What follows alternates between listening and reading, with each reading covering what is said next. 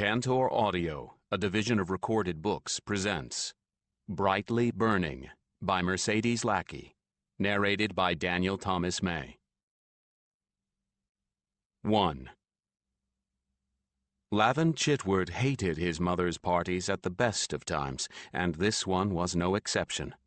When the guildmaster of the Cloth Merchants Guild beckoned to him, he unconsciously hunched his shoulders, assuming he was about to receive yet another homily on hard work, his third for this particular party.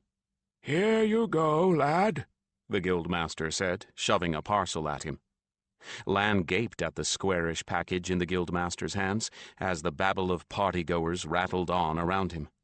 Words stuck in Lavan's throat, uncomfortable and sharp-edged. Oh, gods, now what am I supposed to say? He was already nervous enough before this guest of his parents singled him out. This only made him more self-conscious.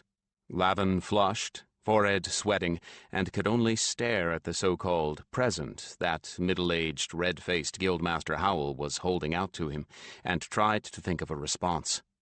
Any response. Well, maybe not any response. If he said what he really thought, his father would skin him. You really shouldn't have gone to so much trouble, Guildmaster," he managed, his stomach churning, as the older man thrust the package at him with hands from which traces of dye would never disappear as long as he lived. The skin was faintly blue, but the nail bed was indigo, giving Lan the unsettling impression he was taking a package from a corpse. The guildmaster shoved the packet into Lavan's reluctant fingers and let it go, forcing Lan to take it or let it fall. And much as he would have liked to let it fall, he knew he would never hear the end of it if he did. He fumbled for it and tried not to show how little he wanted it. His hands closed around it convulsively, and the cloth package fell open, revealing a set of cloth merchant's tools. There was a lens for examining fabric closely, a rule to determine thread count, a small pair of scissors, other things, exactly what he'd dreaded seeing. "It was no trouble at all," the guildmaster said heartily, the corners of his eyes wrinkling as he smiled. "I've outfitted 6 of my own youngsters for the cloth trade, after all, and I can't think how many others I'm not even related to." He clapped Lavan heartily on the back, and Lan tried not to wince. "I'll be seeing you in and around the guild house before long, I'll warrant, just like your big brother." Lavan mumbled something and ducked his head, his hair dampening with nervous perspiration. As he'd hoped, the guildmaster took his reluctance for shyness and clapped him on the back again, though a bit gentler this time. The guildmaster moved on then, to socialize with the adults, sparing Lavan the task of trying to thank him for a gift the young man didn't in the least want. A quick glance around the crowd in the drawing room showed him that no one was paying any attention to him at the moment, so he hastily rolled up the bundle of tools and shoved it under the cushions on a settle. With any luck, it wouldn't be found until morning, and the servants would assume it belonged to Lan's older brother. He rubbed his damp palms against the legs of his trews and straightened, looking about him. What would Lavan do with a bundle of cloth merchant's tools anyway? He didn't know what half of them were used for. Nothing, that's what. And I don't want to, either. I don't want to do anything with cloth but wear it. In fact, he intended to escape from this gathering as soon as he dared. All of the first-floor rooms of this townhouse were packed with his parents' guests, all of them important, none of them younger than 30. It was too hot, too claustrophobic, too loud. The cacophony of voices made his ears ring.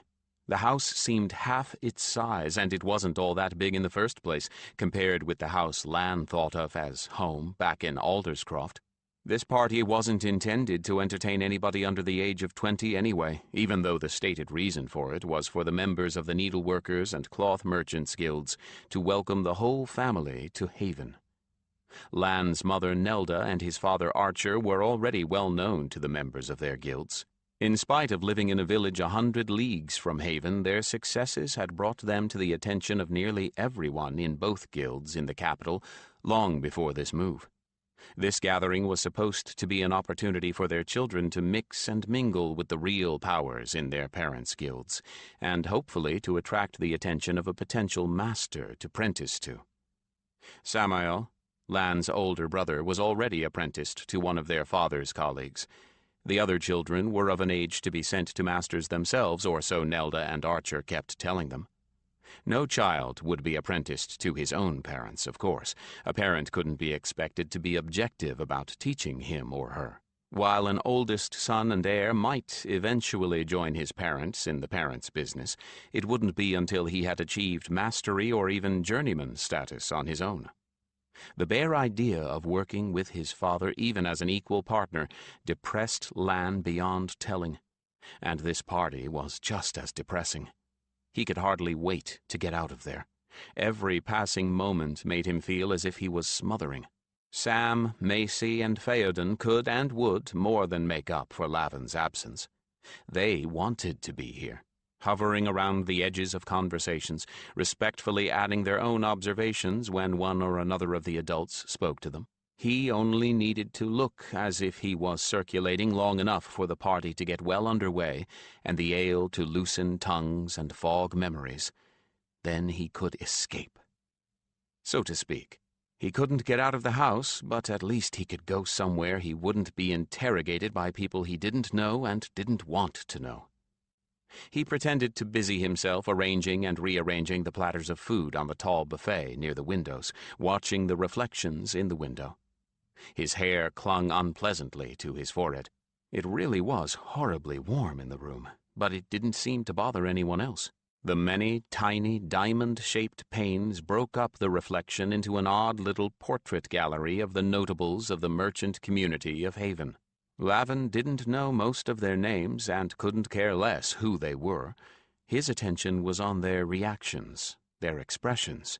He was waiting for the time when things were relaxed and people weren't paying any real attention to anything but having a good time. As the party continued and mulled wine and ale flowed freely, faces grew flushed and less guarded. Voices became a trifle louder, and conversations more animated.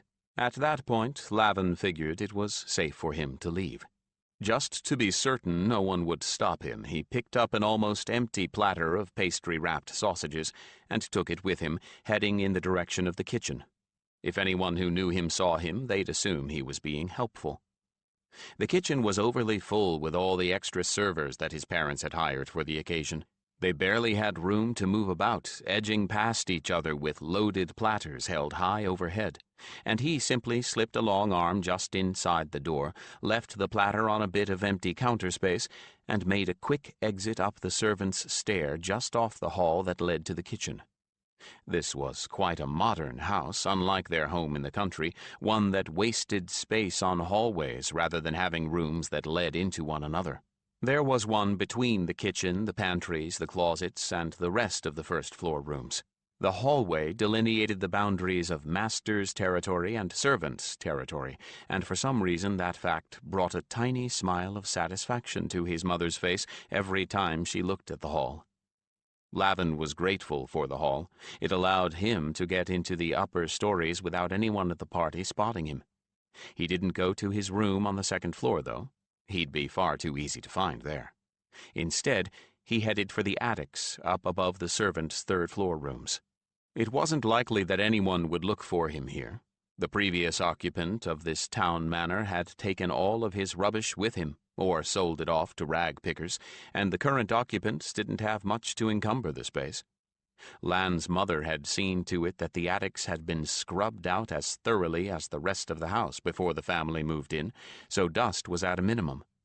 All that was up here was the stuff that had been too good to leave behind, but wasn't immediately useful. Here were the few articles of valuable furniture, as opposed to the country-built stuff they'd left behind, that didn't yet fit anywhere in the house or which needed repairs that hadn't been done. The rest was bales and boxes, the heavy woolen blankets, featherbeds, furs, coats, and clothing packed in lavender and cedar chips, awaiting the cold of winter, and the oddments that had been given to the family by important friends or relatives that were too hideous to display on a daily basis, but no one dared get rid of. Lan opened the attic door and stepped softly in. It was very dark, and he took a moment to let his eyes adjust to the gloom. At last, he had come to a place where the air was comfortably cool, and the sweat quickly dried on his forehead and the back of his neck. The scent of strong soap mixed with herbs still lingered in the air, and the gable windows glowed with the light from the party lanterns in the rear and the street lamp in the front. The sound of the party was a dull drone up here, but the hired musicians in the garden were actually easier to hear than they'd been in the drawing room. Avoiding the dim bulk of the stored furnishings, Lan reached the nearest window without mishap. Once he opened the window and flung himself down on a pile of feather beds and comforters. It was rather pleasant up in the attic. Or, at least, it wasn't as bad as it was downstairs. He could hide out here for as long as it took for the party to end. Although once the noise began to ebb, he knew he'd better sneak back downstairs again and pretend he'd been there all night. I wish I could hide out here forever. He closed his eyes and listened to the music. It wasn't what he would have chosen himself, of course. It was rather old-fashioned and played in a manner that suggested the musicians themselves were well aware that they were only there to provide a kind of pleasant background to conversation. Innocuous, that was the best word for it. Lan didn't much care for innocuous music, but he wasn't the one paying the minstrel's fee. As his father so often repeated, the one who paid the musician had the right to call the tune. However, that old saw was repeated with a sidelong, meaningful glance at his middle son. Lan's stomach knotted up again. As if I would ever forget.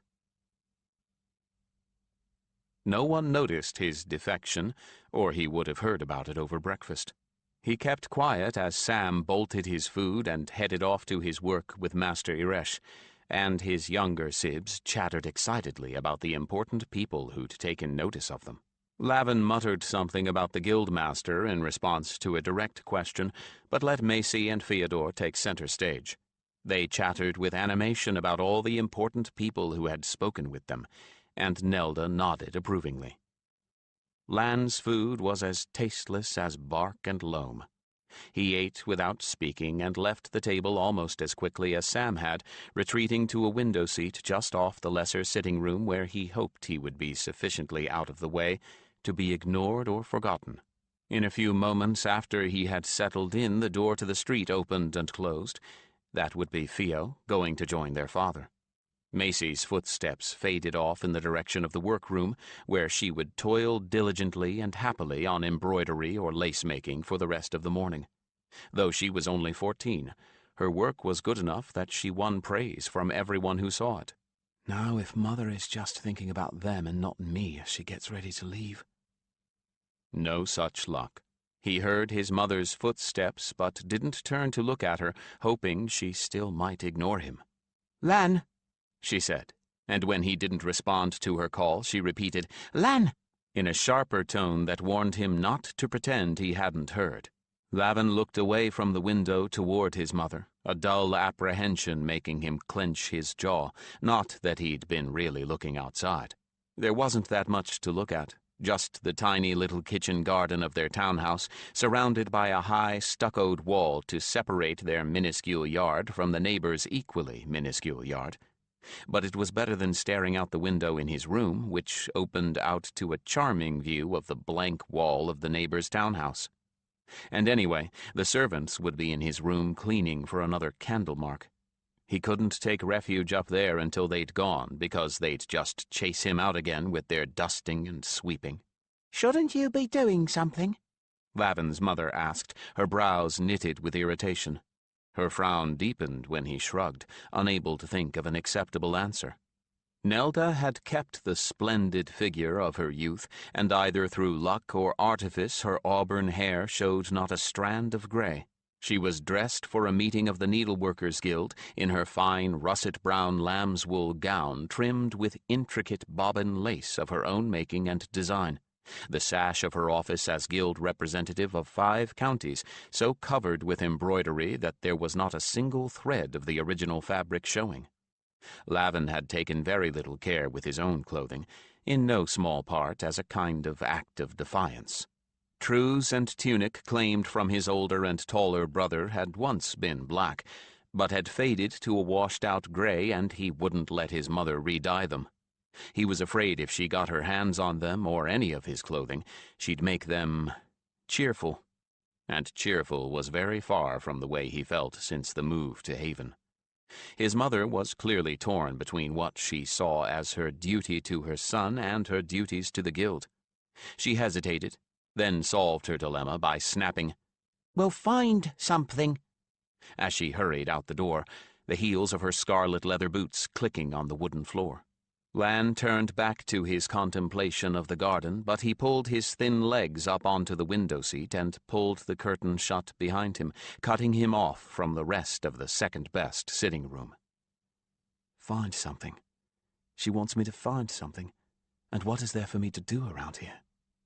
Since moving to the townhouse in Haven, there was nothing to occupy Lan's days.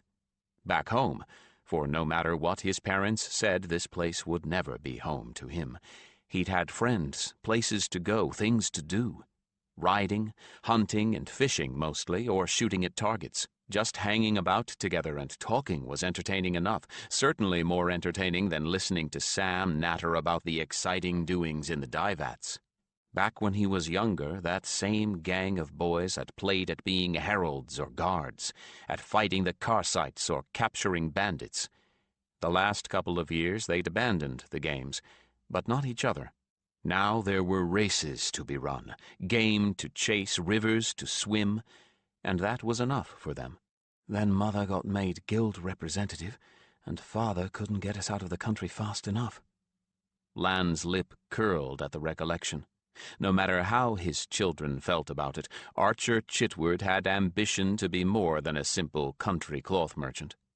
At least in part that was why he had negotiated the marriage with Nelda Hardkreider, the most skillful needlewoman anyone in their area had ever seen. With her skill and his materials, he reckoned she could make herself into a walking advertisement for his goods. Lan knew that was what he'd thought, since he'd said so often enough. His mother didn't seem to resent being thought of as a sort of commodity. In fact, he sometimes wondered if the negotiation and speculation had been as one-sided as his father thought. He stared out the glass window at the sorry substitute for a forest, a stand of 6 dwarf fruit trees, an arbor covered with brambles and roses, which would later yield fruit and rose hips, and gooseberry bushes, all neatly confined in wooden boxes with gravel-covered paths between, for a minimum of work. The rest of the garden was equally utilitarian. Vegetables in boxes, herbs in boxes, grapevines trained against the wall. The only flowers growing there were those that were also edible.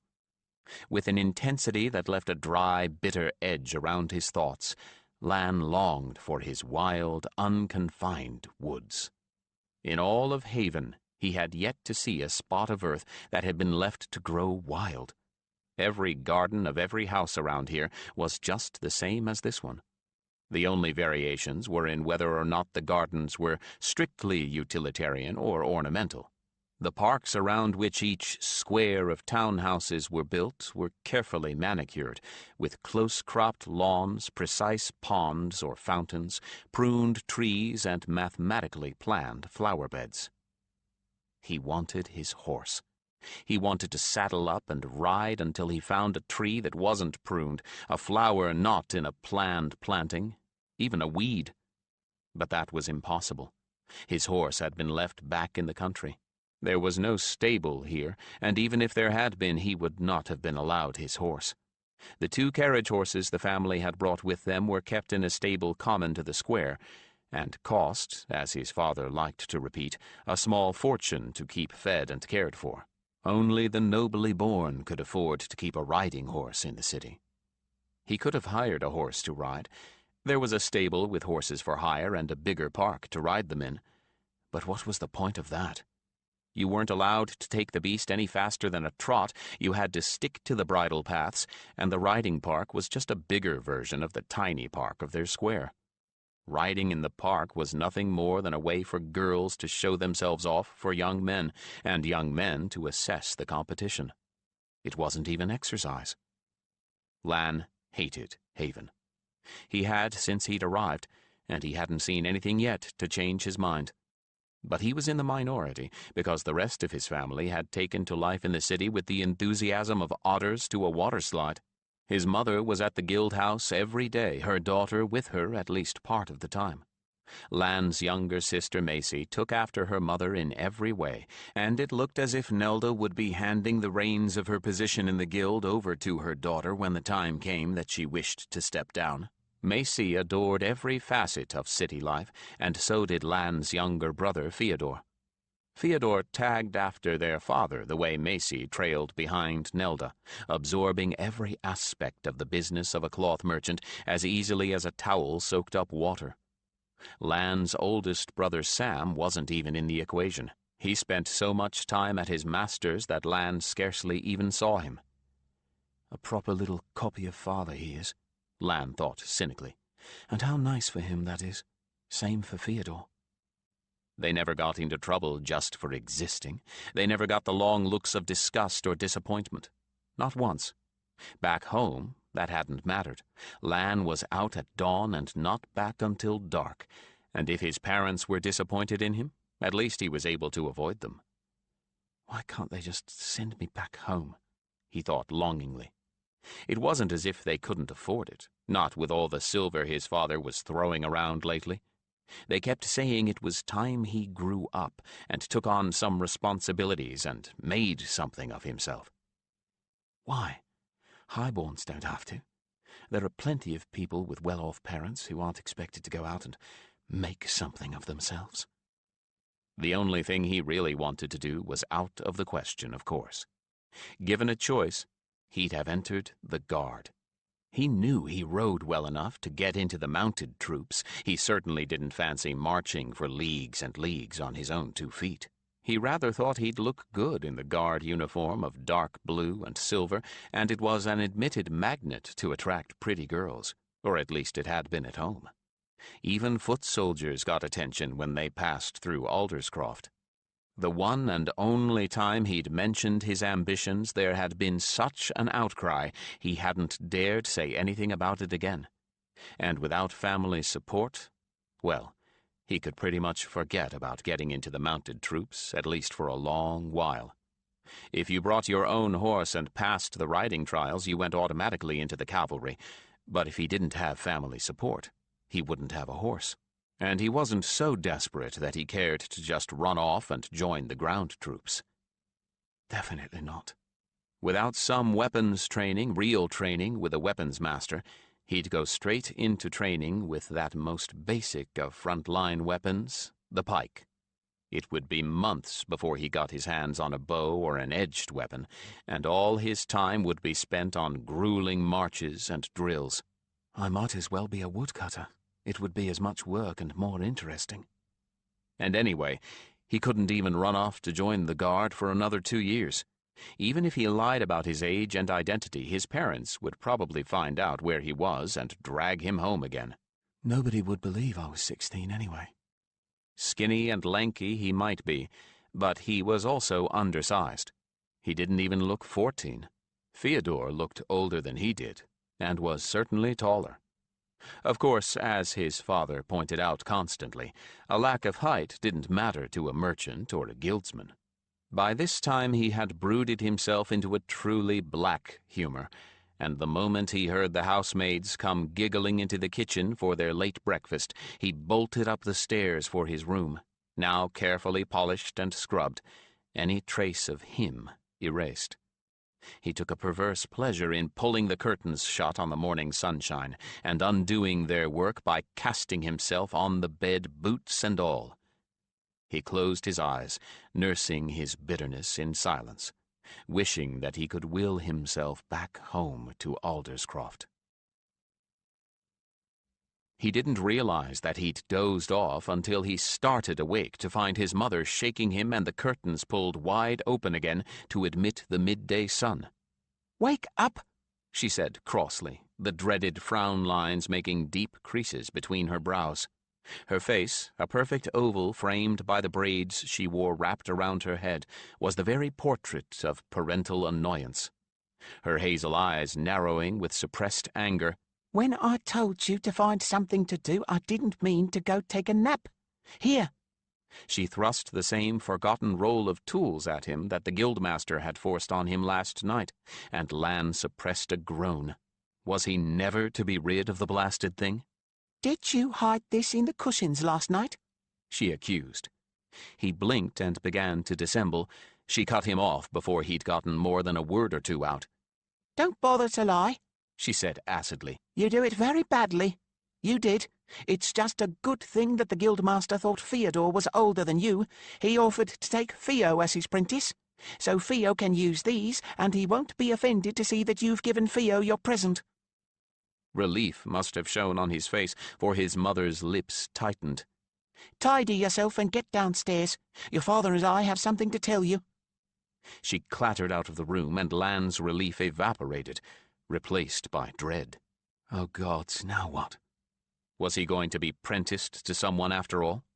His heart plummeted, and with cold hands he straightened his tunic and swept his hair off his forehead. Feeling as if he were going to his doom, he plodded down the stairs and into the lesser sitting room where he could hear his mother and father talking. They both looked up as he entered. His mother still had that tightly closed expression around her mouth, as if her lips were the opening to a miser's purse. But his father looked less grim. Archer had a milder temper to go with his gray-threaded, tidy chestnut hair, but today there was a sense of sadness around his calm brown eyes, and his square jaw was set in a way that suggested it would not do Lan any good to argue with the fate planned for him. Lan took deep breaths, but still felt starved for air. "Sir?" he said, suppressing the feeling that he ought to bob like a servant, but keeping his eyes down. "Ma'am, you wanted me?" "Sit down, Lavan." That was his father. Lan took a seat on the nearest chair, a hard, awkward thing that was all angles and a little too tall for his feet to lie flat on the floor. That was the signal for his father to rise and tower over him. Lan's chest tightened, and he truly felt as if he couldn't breathe. "I was hoping for all of my sons to follow in my trade." "Yes, sir," Lan replied in a subdued tone of voice, going alternately cold and hot, a feeling of nausea in the pit of his stomach. "I'm going to be sick. I know it." He looked up through his lashes as his father looked down at him and sighed. "Well, having two of my offspring take to the trade is more than any man should expect, I suppose." Archer shook his head. "Lan, have you any idea what you propose to do with yourself with the rest of your life?" His feeling of sickness ebbed, but he started to sweat. Don't say that you want to go into the guard," he cautioned himself before he blurted out the truth.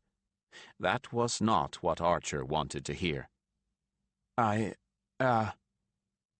what I thought." Archer looked back at his wife, who grimaced. "You know, in my day, you'd have found yourself packed off to whatever master I chose to send you to. You wouldn't have a choice. You'd do what I told you to do, as I did what my father wished for me." "Yes, sir." A tiny spark of hope rose in him. Did his father have some other plan?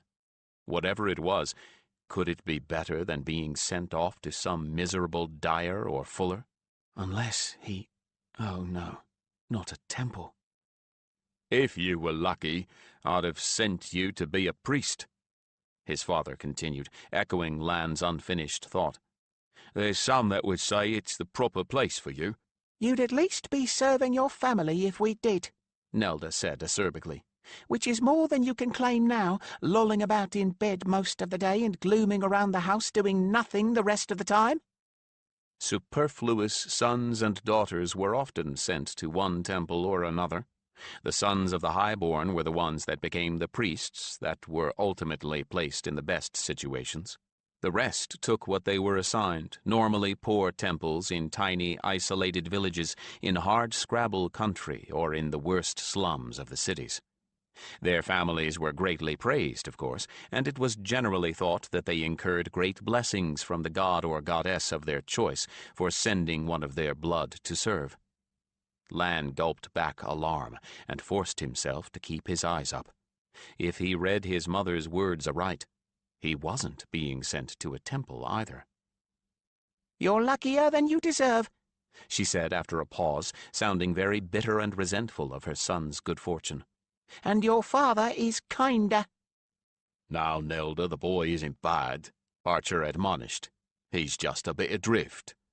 "You aren't home enough to see," his mother replied, "or you weren't back in Alderscroft, running off with those ne'er-do-well friends of his, never coming back until all hours, and the gods only know what he was up to with them." "Nothing that anyone ever complained about," Archer retorted, a sharpness in his tone showing that he was getting weary of his wife's complaints. "No one ever said anything to me about Lan getting into mischief." "Well, they wouldn't, would they?" Nelda muttered, but there wasn't much else she could say beyond that. No one had ever complained to her about Lavan's behavior either, as Lan well knew, because no matter what he and his friends got into, they always made sure it wasn't where anyone would see them. Archer turned back to his son and rewarded his wary hope with a faint smile. "Times change, more so here in Haven, maybe. We've got another place for you, and you can thank the Collegia for it." "I'm going to the Collegium, but I'm not—" He wasn't a bard or a healer, and he certainly wasn't a herald. But his father laughed and shook his head. Nah, not to the Collegia. That's for the highborn, not for the likes of you. Or at least not unless you show some kind of genius, my boy, and since you've not shown anything so far, I rather doubt you're going to start now. But it's the Collegia and the way the highborn send their younger sons and sometimes daughters there for extra learning that made the Haven guilds think something of the kind was a good place for our younglings. He cocked his head to the side and took in Lan's baffled expression. "You're going to school, lad." School? Now he was more confused, not less. He knew how to read, write, and cipher, so what more could he possibly learn? I've already been to school. "Not like this, you haven't." Archer settled back on his heels and tucked his thumbs into his belt, looking as proud as if he had thought of the idea of this school himself. "This is a school of all the trade guilds in Haven put together. You'll be going beyond what the priest at Alderscroft could teach you. History, fancy figuring, oh, I don't know what all else. And the schoolmasters will be testing you, seeing what it is you're good at. When they've got you figured, they'll be finding a master for you to prentice to. Something you'll fancy more than cloth work, I reckon." "You'll start tomorrow," Nelda stated, narrowing her eyes. "and you should be thanking your kind father for such a blessed opportunity." I am. Thank you, sir," Lan replied, still in a daze and not quite certain if this was something to be glad about or otherwise. More schooling? He hadn't been particularly brilliant at bookwork before. But as he continued to stammer his thanks, he evidently sounded sincere enough to satisfy both his mother and father. They dismissed him, and made no objection when he went back to his room.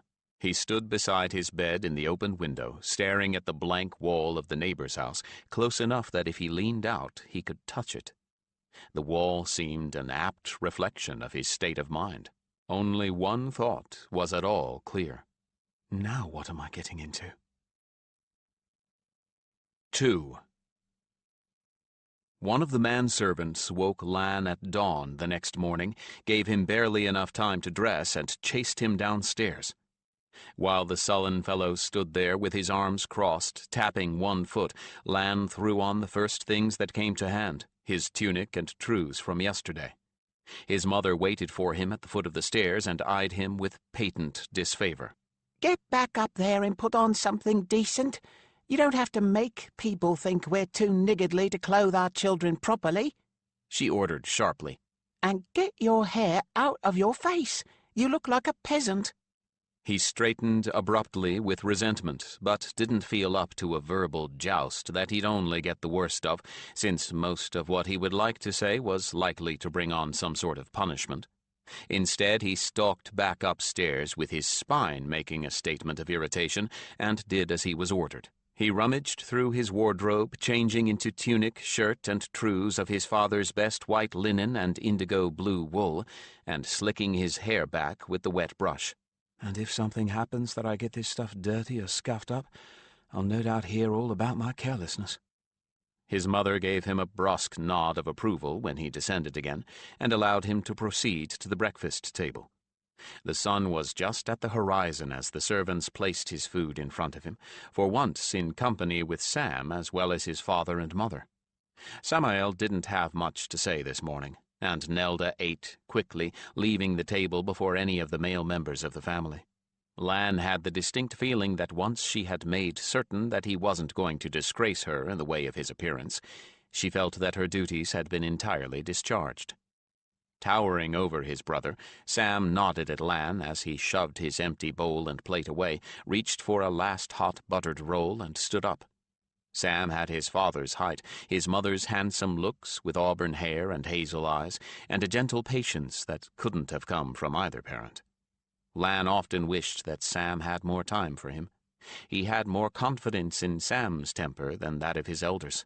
"Good luck today, little brother," he said as he headed for the door himself, giving a quick shake of his head to get his own red-brown hair out of his eyes and a sympathetic grin at his sibling. Sam's clothing was a utilitarian dark gray, so as not to show dye stains, and it was a bit worn at the hems. Lan couldn't help notice that he and Sam had been dressed almost identically before Nelda had made Lan change. But Mother never says anything about him looking like a peasant. "Get another helping while I finish," Archer ordered, his long face wearing an expression of solemn satisfaction with his meal.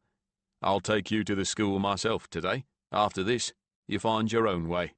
So Lan took an unwanted roll and slowly picked it to pieces while his father worked his way through porridge and eggs and bacon, hot rolls and small ale.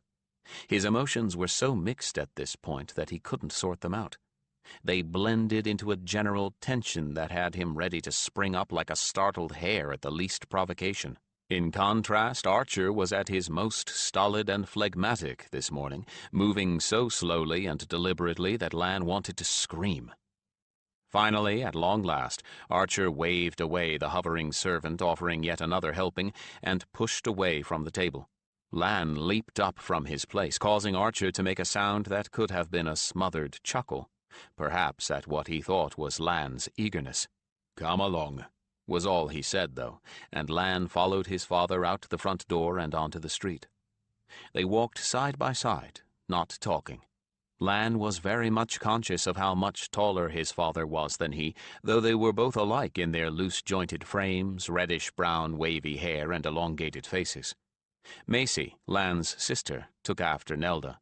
She was pretty rather than beautiful, and square-jawed like her father. And Nelda's features were masculinized in Sam to a much better effect. But all three of Archer's sons resembled their father to a greater or lesser degree, at least externally. Lan couldn't get over the idea that his father was disappointed in his short stature and turned his eyes self-consciously away. It was earlier than Lan was usually about, but there were plenty of people on the street, most walking in the direction of the manufacturing and trade quarters. There was a general buzz of noise in the background that never stopped until well after sundown. It was one of the many things Lan hated about the city, and after several weeks he still wasn't used to it. The cool, still air had nothing in the way of what Lan would have called a scent. Most of the autumn flowers growing in and around the houses were scentless, purely decorative. Fallen leaves got swept up immediately by servants, and there wasn't so much as a single weed or blade of grass to be seen. So there weren't any of the aromas that Lan associated with fall. The street was paved with cobblestones, the doorsteps were slabs of stone, and the cobbles went right up to the bases of the houses, for even the fenced front yards were, for the most part, paved over. The townhouses themselves were statements of the inhabitants' wealth, with a great deal of attention paid to the street facade. Some were of stone, like a great manor in the country, roofed with slate and ornamented with fantastical animal-shaped spouts at the corner of each gutter. Others were brick, with the brick laid in ornamental patterns, and the roof laid in an imitation of thatch. There were no thatched roofs in this quarter. With the houses so close together, thatch would have been a terrible fire hazard. There were homes with huge, heavy black beams and white plaster between, the plaster painted with fanciful designs. There were wooden manses roofed with tile, and there was even one wooden house completely covered in lacy carvings. This was nothing at all like Alderscroft, where most of the houses were modest, thatched cottages, where there was plenty of room between each house, where everyone had flowers growing at the foundations and little gravel paths led from each cottage, through patchwork gardens to the fences and gates leading onto the dirt street.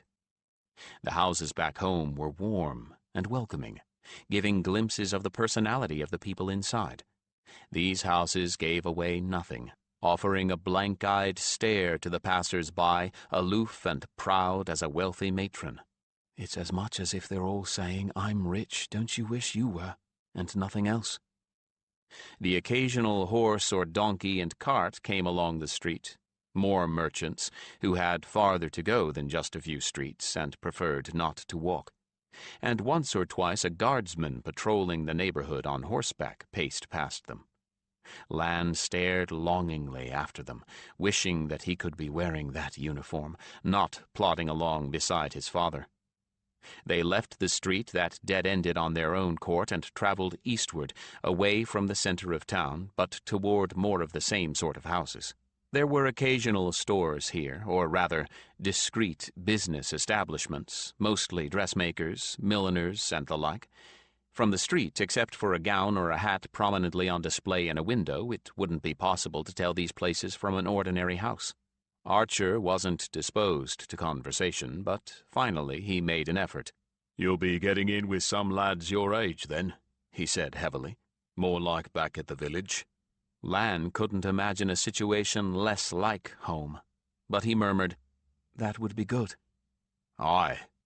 That sentence seemed to exhaust Archer's store of conversation, and the rest of the walk continued in silence.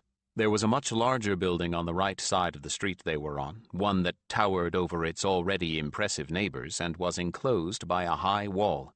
Where the townhouses were 2 and 3 stories tall, this was 6, and it occupied a lot that was easily 5 or 6 times the size of any of that of the magnificent homes around it. Lan had never been this far on any of his reluctant walks.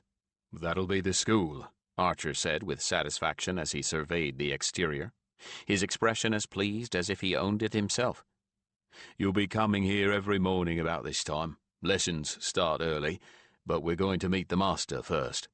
Lan still couldn't comprehend what sort of lessons could be taught here, and thought for certain that his father must be mistaken. But the nearer they came to the building, the less certain he became. His father showed no evidence of hesitation. He led Lan along the high wall, easily a story tall itself, until they came to the wooden gate. It must not have been locked, for Archer pushed it partly open and motioned Lan to precede him. Lan moved hesitantly past his father and into a mathematically precise courtyard. Most of it was paved. Along the base of the building were pruned evergreen bushes, cone-shaped ones alternating with bushes of 3 spheres, one atop another. Defining a pathway toward the door were long flower boxes containing neat stands of greenery. Ivy planted in similar boxes climbed the inside of the fence. "Come along then, master's waiting," Archer said, pulling the gate closed behind him. He led Lan to the front door of the building, a surprisingly small door for such an edifice. It appeared no larger than the door of their own home.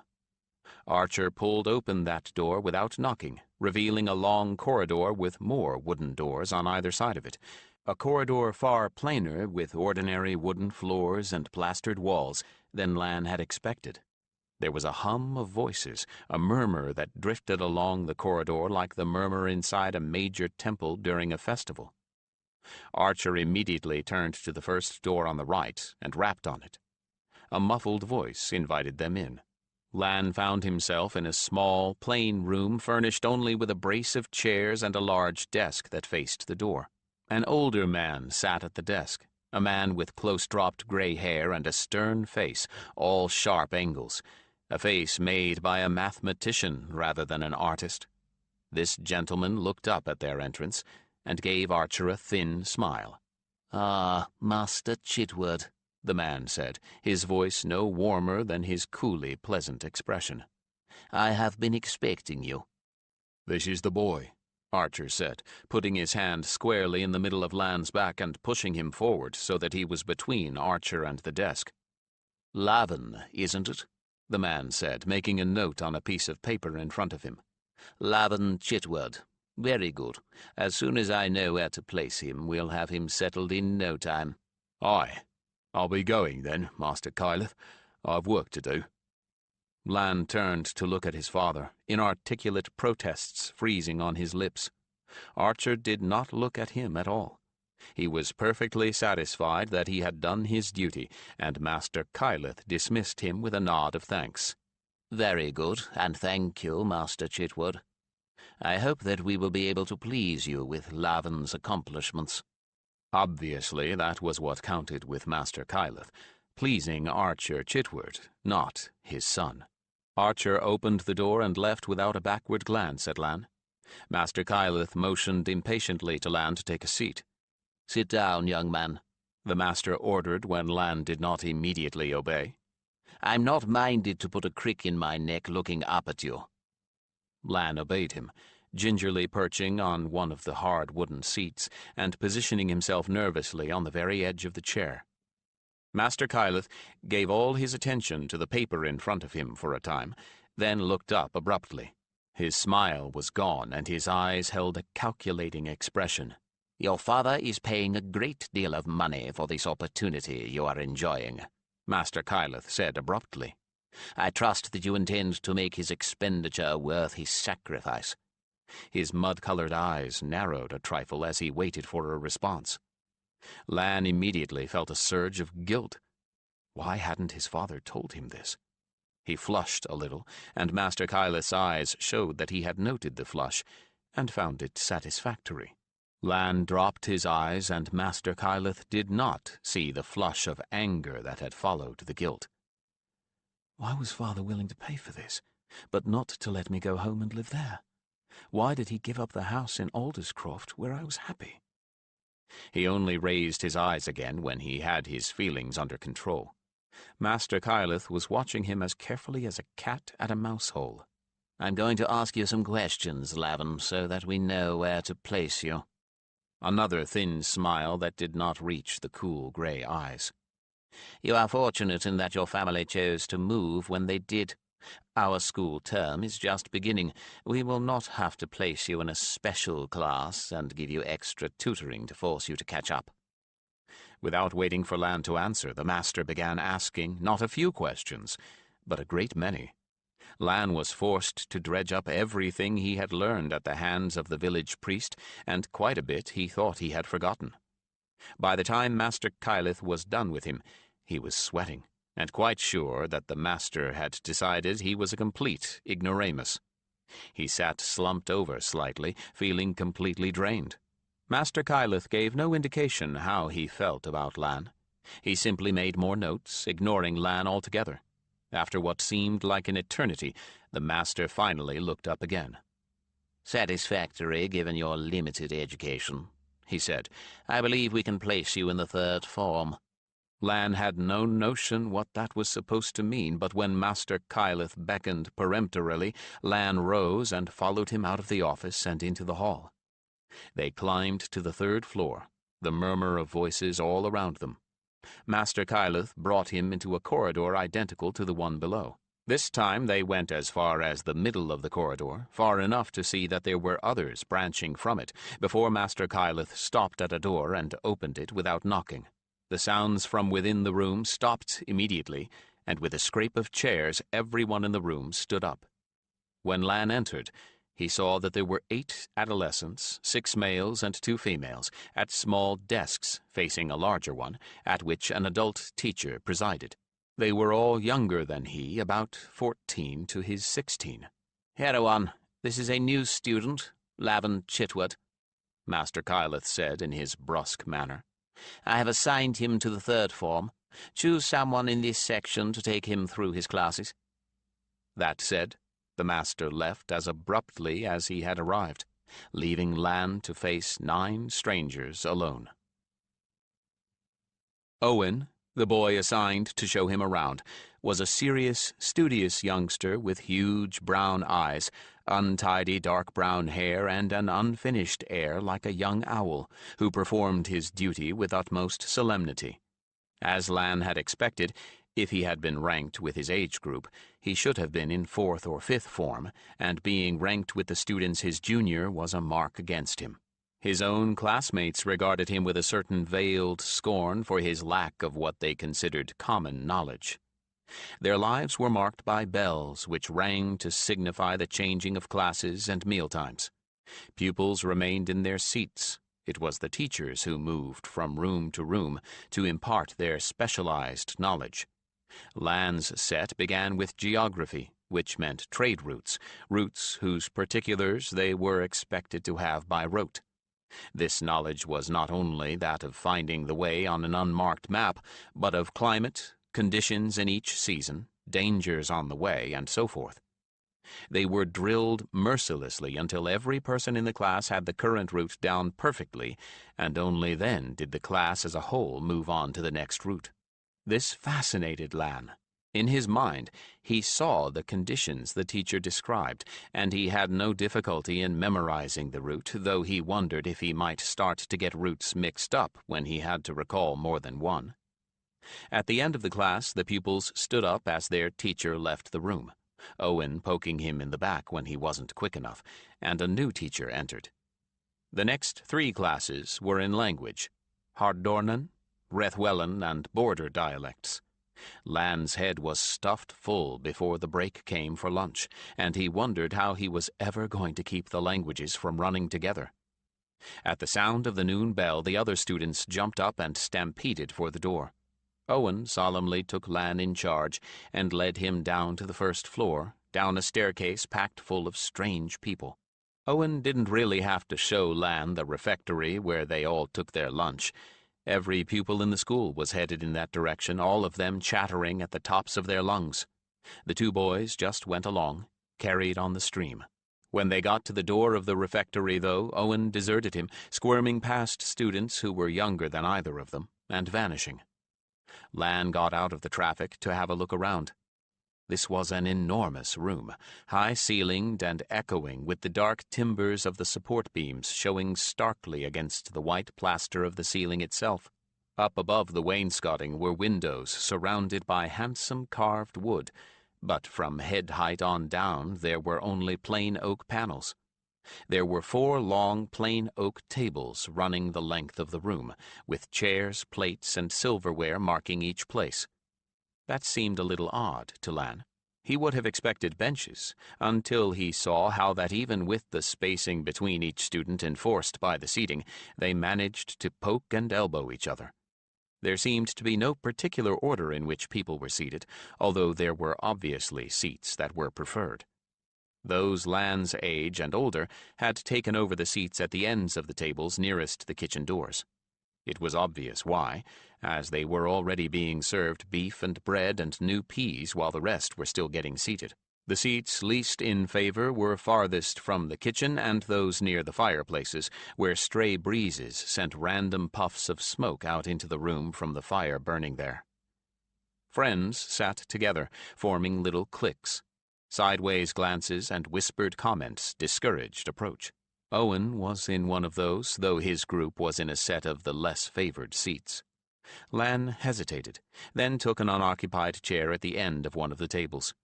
By the time he got started on his lukewarm meal, the students at the head of the table were already devouring their 2nd and 3rd portions.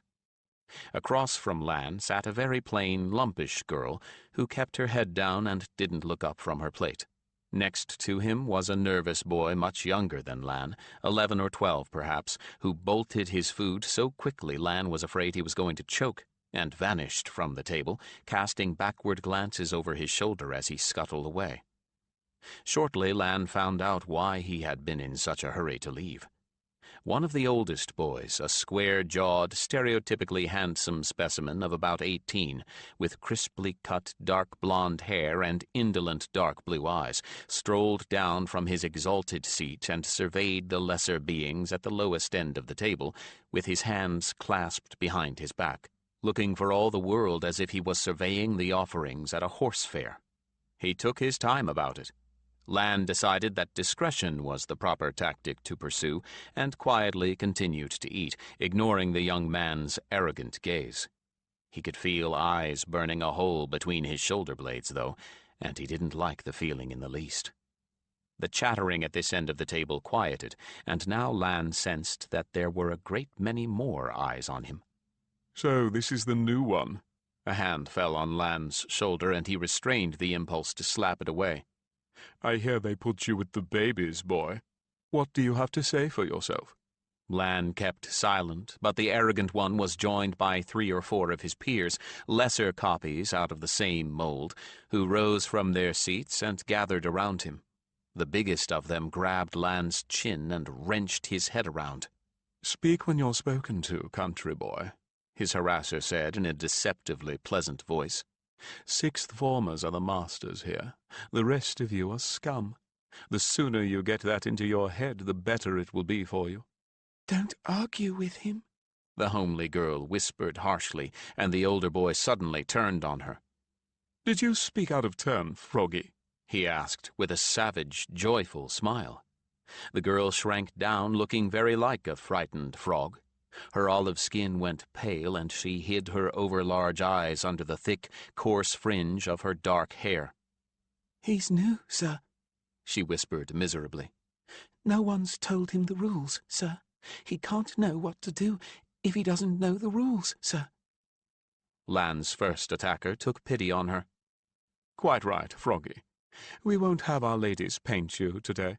Must tell the new one the rules. Then we can flog him if he disobeys." The second one pulled Lan up out of his seat by his collar, then knocked his feet out from under him with a sweep of his leg. The rest of the oldest students had gathered around by then, and they howled with laughter as Lan went to his hands and knees. Lan bit back a yelp of pain, but his eyes watered.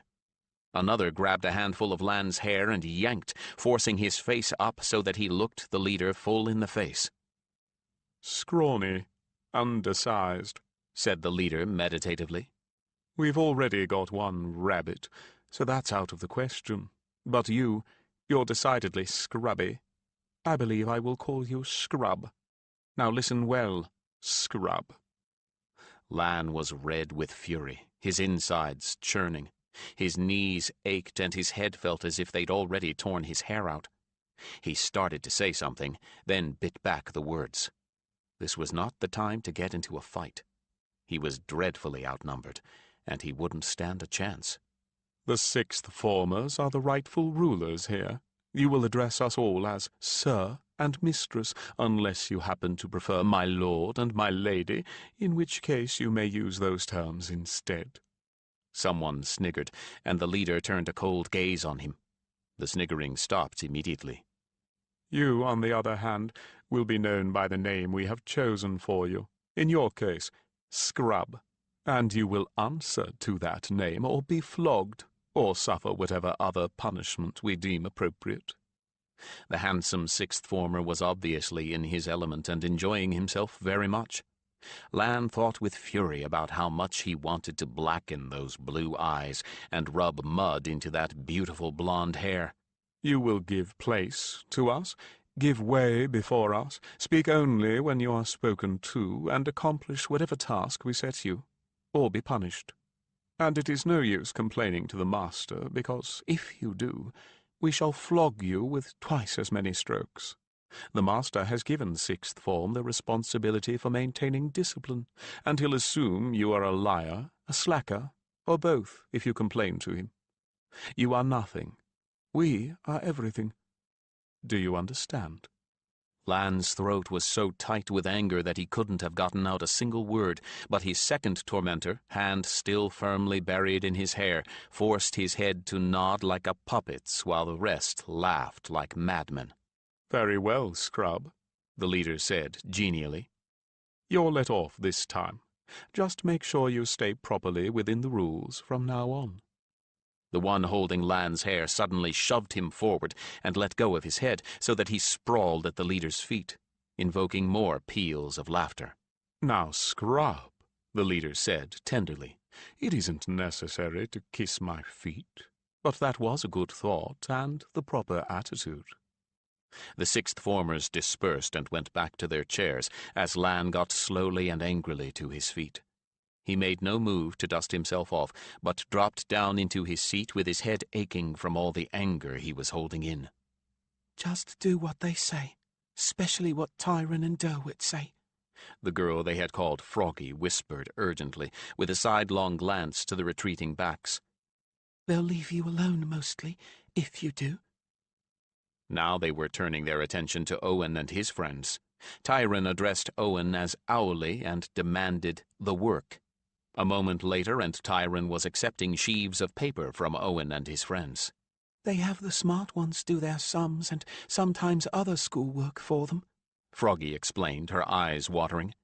"But if you aren't smart, they make you do other things for them." The sixth formers had returned to their seats, where they distributed the papers among themselves and sipped small ale poured by the servants, who ignored the rest of the table. Froggy's eyes burned as she gazed on them. "Just 2 more years," she said, as if to herself, with the longing of a starving man in her voice. "Just 2 more years, then it will be my turn." But Lan, as he looked more closely at the sixth form group, saw that there was a central core of the group, who were the true masters of the rest. These numbered about 20, enough to give them enough muscle to have their way, so long as the less fortunate remained disorganized. The rest hung about the periphery of the group, ignored for the most part, but occasionally tendered an abusive or scornful comment, occasioning much laughter among the rest. When Tyron or one of the others of his clique gave a careless order, it was one of these hangers-on who jumped to execute it just as quickly as if they were not of the sixth form themselves. Somehow Lan doubted it would ever be Froggy's turn to be one of the select few. Lan had the sense to finish his now cold lunch and retreat to his classroom as soon as the sixth form turned their attention elsewhere. He did notice that there were several more girls besides the 2 in his class, and poor downtrodden Froggy among the students. There were even some among the ruling elite, and not all of them looked old enough to properly qualify as being in the sixth form. All the girls sitting with Tyron and his clique were among the prettiest in the room, which seemed to be their qualification for belonging there. The girls weren't any better than their boyfriends, though. They didn't initiate any cruel jokes, but they laughed just as hard as any of the boys, and were perfectly willing to participate once something was begun. The rest of the afternoon passed without incident, much to Lan's relief. 4 more classes in mathematics, reading comprehension, writing and calligraphy, and accounting. Once or twice one of the boldest of his class addressed him as scrub, but he felt safe in ignoring the insult. When class was dismissed for the end of the day, however, Lan faced another problem: how to get out without being singled out for more abuse. He felt instinctively that after having been identified by Tyron, others of the sixth form would try to impress their superiority on him. When the final bell rang for dismissal and the rest of the class ran for the door, Lan stayed behind, pretending to read. The teacher said nothing as he left, so Lan supposed such an action was permissible. It would be easier for someone who lived in a large, busy household to study in a quiet room at the school than at home. So since reading comprehension was clearly one of his weaker points, and it was a great deal easier to feign reading than any other subject, he remained at his desk, slowly turning pages as the noise from the hall faded and died away. Only then did he rise and move cautiously to the window, which gave a limited view of the courtyard within the school walls. He saw at once that his guess was correct. As Tyron and his closest friends lounged and watched critically, others of the sixth form intercepted selected students and belabored them with insults, shoves, and kicks. Owen's group was allowed to slip by relatively unmolested, except for a chorus of catcalls, but others were not so fortunate. As the stream of students exiting the building thinned, Tyron laughed and stood up.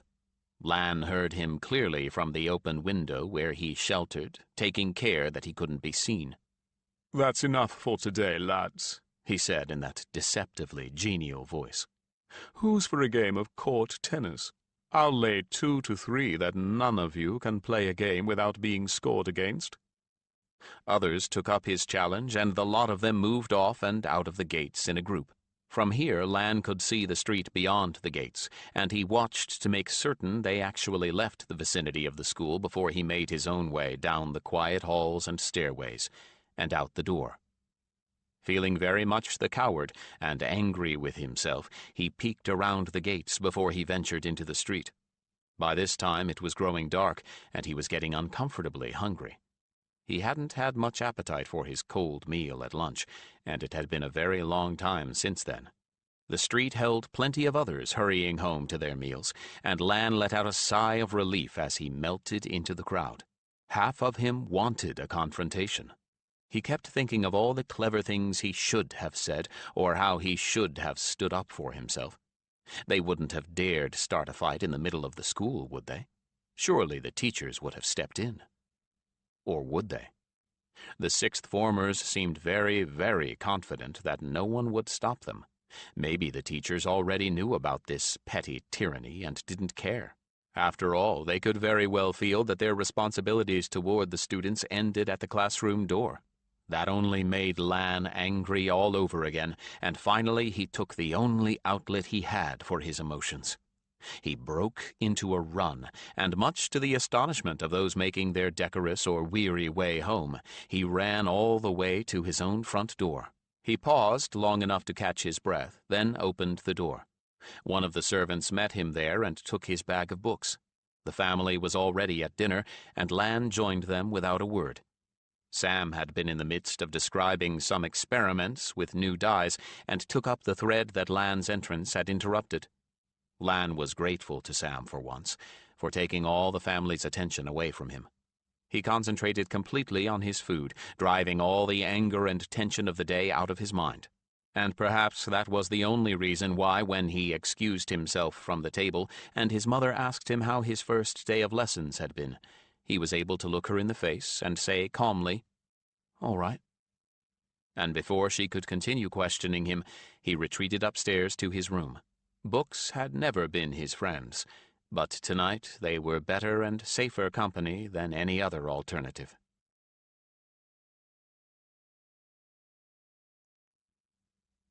"3. Lan wondered if high-born children were as arrogant as Tyron and his coterie. The sixth formers certainly couldn't possibly be any more arrogant. Now, in the second week of his attendance at the school, Lan's strategy of avoiding his tormentors was having mixed success. By slipping into the hall behind a clot of taller boys and keeping his head hunched over his food, he had managed to keep from being spotted at meals while the sixth form was busy stuffing their own faces. But in order to get out before they got bored and started really looking for amusement, he had to bolt his own lunch like a starving badger, which made for an uneasy stomach during the next class. They usually got bored with hanging about and left the entrance before he ventured out to go home, but he couldn't avoid them on coming in without taking the risk of being seriously late. Tardiness brought its own set of problems, not the least of which was the humiliation and pain of having his hand caned by the teacher. Lavan had made another major mistake in his first week. He'd tried, shyly, to make up to one of the pretty girls in fifth form. How was he to know that she was the girlfriend of one of Tyron's hangers-on? She'd rejected him quite out of hand, and he'd overreacted by withdrawing from all the girls. Now the sixth formers had another name for him. Shach. When he'd found out what it meant, he'd tried to disprove it, but of course by then it was too late. Now there was another reason for Tyron and his friends to bully him. After being shoved around like a game ball and then thrown sprawling for 3 mornings in a row, he decided that his best protection was the presence of the other persecuted. So for the past week he'd waited for a group of the underdogs to arrive for classes and ducked into their midst. With so many available targets, no one person got excessive abuse. At least, that was the case so far. But the whole situation made him so angry he sometimes thought he was going to choke. It didn't help that he always turned a brilliant scarlet with suppressed rage whenever one of the bullies so much as looked at him. They seemed to find that terribly amusing, and went out of their way to put him in that state. This very morning he had arrived at his desk with his face still flaming, his skin feeling slightly sunburned and tender, and all from his own anger. "You looked like you were going to have an apoplectic fit this morning, Lavan," Owen whispered as they took their seats for the first class of the morning. "Is that why you got between me and Loathsome?" He whispered back. Owen had begun to warm up to him, since he had never once called him by the hated name of Owlie, and since the one piece of cleverness he had managed was to come up with names of his own for their tormentors. Loathsome for Loman Strecker, Tyrant for Tyron Jelnak, that was really too easy, Dimwit for Derwit, and so forth. It gave the younger students a crumb of comfort to have contemptuous titles for their persecutors, though they took care that the sixth formers never heard those names. Owen nodded solemnly. "You went purple almost, and your eyes had a funny look to them, like you weren't there anymore." Lan didn't have to reply to that, because just then the teacher entered the room and all discussion stopped.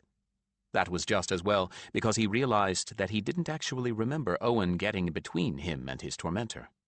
He just didn't remember anything from the time that Loathsome had started shoving him repeatedly into the wall, and then to his partner, Dimwit. Only that someone had taken his arm and was pulling him out of harm's way while Owen distracted the sixth former with some questions about the work he'd been ordered to do. Between the moment that Loathsome and Dimwit began shoving him back and forth between them and the moment that he found his feet on the stair, there was a blank. Or, not precisely a blank, but a passage of time filled with such fiery rage that he couldn't even see or hear, much less think. Whatever had come over him had turned him briefly into something less than an animal, into pure anger and hatred. Not that it made any difference, except that he suffered for it for half the morning with an aching head and irritated eyes, though the sensitivity of his skin faded as the morning passed. And for once at lunch the attention of the sixth form was off him.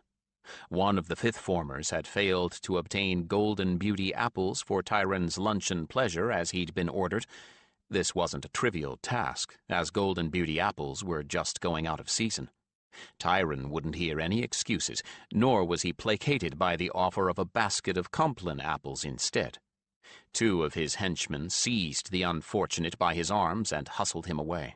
Lan was now welcome to sit with Owen and his friends, and he turned his head just enough that he could whisper to the younger boy. "Where are they going with him?" Owen's eyes were as big and round as those of his namesake, and his face was pale. "They're going to flog him." Lan felt his own face and hands grow cold. When Tyron threatened him with flogging that first day, he hadn't really thought they would actually do such a thing. It was one thing for the teachers to flog a disobedient pupil, but this? "They can't do that, can they?" He whispered back desperately, hoping that something or someone might intervene. Owen just shook his head. "You ought to know by now they can do anything they want." Lan lost his appetite all at once, and as soon as he thought he could slip away unnoticed, he retreated to the classroom and buried his nose in his book. He stared at the same page without bothering to turn it, since there was no one there to see him. What he wanted, with the purest desperation he had ever yet felt, was to be out of this place, to walk out now and never return. But that was an impossibility. His mother had made it even clearer than Master Kyleth that this year's tuition had cost a very great deal, and it would be forfeit if he left. "If I were to run off, I'd better run all the way to Hardorn. If Mother ever caught up with me, I would be turning a spit in the kitchen of the worst inn in Haven for the rest of my life. And that would be if she was feeling generous." His head began to throb again, the headache growing worse with every passing heartbeat. And in fact, by the time the next teacher, a bored, middle-aged, balding scholar, arrived after lunch for the class, he felt and looked so miserable that even the teacher noticed. "Lavan," he said sharply, and Lan's head snapped up. That only made the headache worsen, and he winced. The teacher shook his head, and his bored brown eyes gazed critically at Lan. "You look as if you're sickening with something," the man stated, a combination of irritation and concern on his face. I certainly am, Lan thought, but said nothing. The teacher studied him a moment more. I'm sending you home early. There's no point in having you here if you're too ill to learn. Lan privately thought that the teacher was more concerned he might catch whatever it was that Lan was allegedly coming down with, but he kept his mouth shut and accepted the hastily scribbled note to give to his parents. All he could think of, other than the pounding pain in his head and an increasing nausea, was that at least today he wouldn't have to run the gauntlet of sixth formers to get home. Maybe I am getting sick. He gathered up his books and plodded out into the empty hall, trying to walk softly so his footsteps didn't echo. As he exited the building and then passed the gates, he felt the relief of temporary escape, at least. He made his way through the uncrowded streets with no more than a single wistful glance at a passing guardsman. It was chilly today, and overcast. The few ornamental plants in front of houses were evergreens and wouldn't be touched by frost, but back in Alderscroft, people would be waiting for the first hard frost to turn the leaves to red and gold. Here, the grey sky, grey streets, and the unfriendly houses left an overpowering impression of bleakness. There was no one home but the servants, who would certainly be surprised and taken aback by his return. He didn't bother to knock, but the housekeeper heard the door open and came running. "Lavan?" she exclaimed, looking at him in shock, with her frilly cap slightly askew, and there was more than an edge of suspicion in her voice. "What are you doing here?" I'm sick, he mumbled. They sent me home. Here, this is for Mother. He just didn't feel up to making any more of an explanation. He just thrust the note at the housekeeper to give to his mother and plodded upstairs to the sanctuary of his room, one slow step at a time. Unfortunately, the relief of escaping from the sixth form for a day didn't bring an end to the pounding in his head. He dropped down onto his bed, his head buried in his hands, wishing for an end to the pain. The housekeeper tapped on his open door, and he looked up. She wiped her hands on her coarse linen apron as she examined him.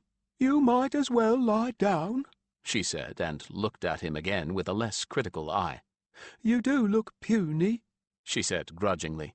"I'll send one of the maids up with a hot bag and willow tea." He didn't grimace at the idea of bitter tea. At this point he would drink down oak gall if it would help his head. Evidently the housekeeper considered his ailment serious enough to warrant the household's attention. One of the giggly little maidservants brought him the tea almost immediately, and he drank it down gratefully. It took a bit longer for the hot bag, a linen pillow filled with buckwheat husks and herbs which had to be put into the bread oven to absorb heat. About the time that the tea took the worst edge off the pounding in his skull, the girl brought him the hot bag wrapped in a towel to put on his forehead. She closed the door after herself, leaving him alone in his room, sprawled, still clothed on the coverlet, though he had taken off his boots. His mother would kill him if she caught him on the bed with his boots still on. With the hot bag a comforting, warm weight on his face, he tried not to think at all, just to try and relax and wait for the pain to go away. The herbs in the bag gave off a pleasant scent. He didn't know enough about them to identify them, but they were nice. The sounds of the servants going about their business came up to him, muffled by the closed door. One of the girls sang to herself as she swept, a simple-minded love song that was very popular just now. Lan would have preferred something bleaker, to match his mood, but he wasn't about to get up to make a request. Down in the distant kitchen, the cook bellowed and pots and pans clattered, distant enough not to be irritating. Outside, the occasional horse or mule passing by was all he heard of the sparse traffic this time of day. Later, as supper time neared, there would be more noise outside, sometimes even a great deal of noise if one of the neighbors got a very large delivery. His head responded to the heat. It lessened to a dull ache just behind his eyes and in the back of his head. As the pain faded, he wished he could sleep, but his thoughts were too restless and wouldn't be still. There was more trouble ahead of him. Every day was colder and shorter. How long would it be before the sixth formers could no longer pursue their after-school entertainments? He'd heard them speak of court tennis, of fencing lessons, of riding in the fashionable Leaside Park, before they all went off in a mob. None of those things would be comfortable or possible in a bitter rain or with snow on the ground. And then what would they do for sport? As if I need to think about it. They'll go hunting for sport at school, of course. The subject made him feel sick all over again and strengthened his headache. I hate them, I hate them, I hate them, he thought fiercely, his hands clenching in the coverlet. If they keep on coming at me, I'll kill them. I will. Really? Asked a dry voice in his mind. You, undersized and outnumbered, you're no threat to them. You can't even stop them from pushing you around. How do you propose even to impress them enough to leave you alone? He couldn't. He knew he couldn't, and that frustration was as bad or worse than the anger. Why couldn't they leave him alone? He was nothing to them. He was less than nothing. He wanted so badly to batter those smug faces, to pound Tyron until his fists hurt. Not a chance in the world that it would happen. Even if he could get Tyron alone, he wouldn't stand a chance against someone so much bigger and stronger than Lan was. Not someone who was so fit and athletic. No matter what sort of fighting Lan learned or practiced, Tyron would always be ahead of him by virtue of his inches and muscles. Footsteps outside the door warned him someone was coming, so when the door opened, he pulled the hot bag off his eyes and turned his head to see who it was.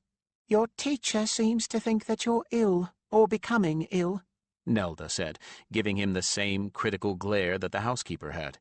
Today she was gowned in an amber brown with bands of her own embroidery around the hems.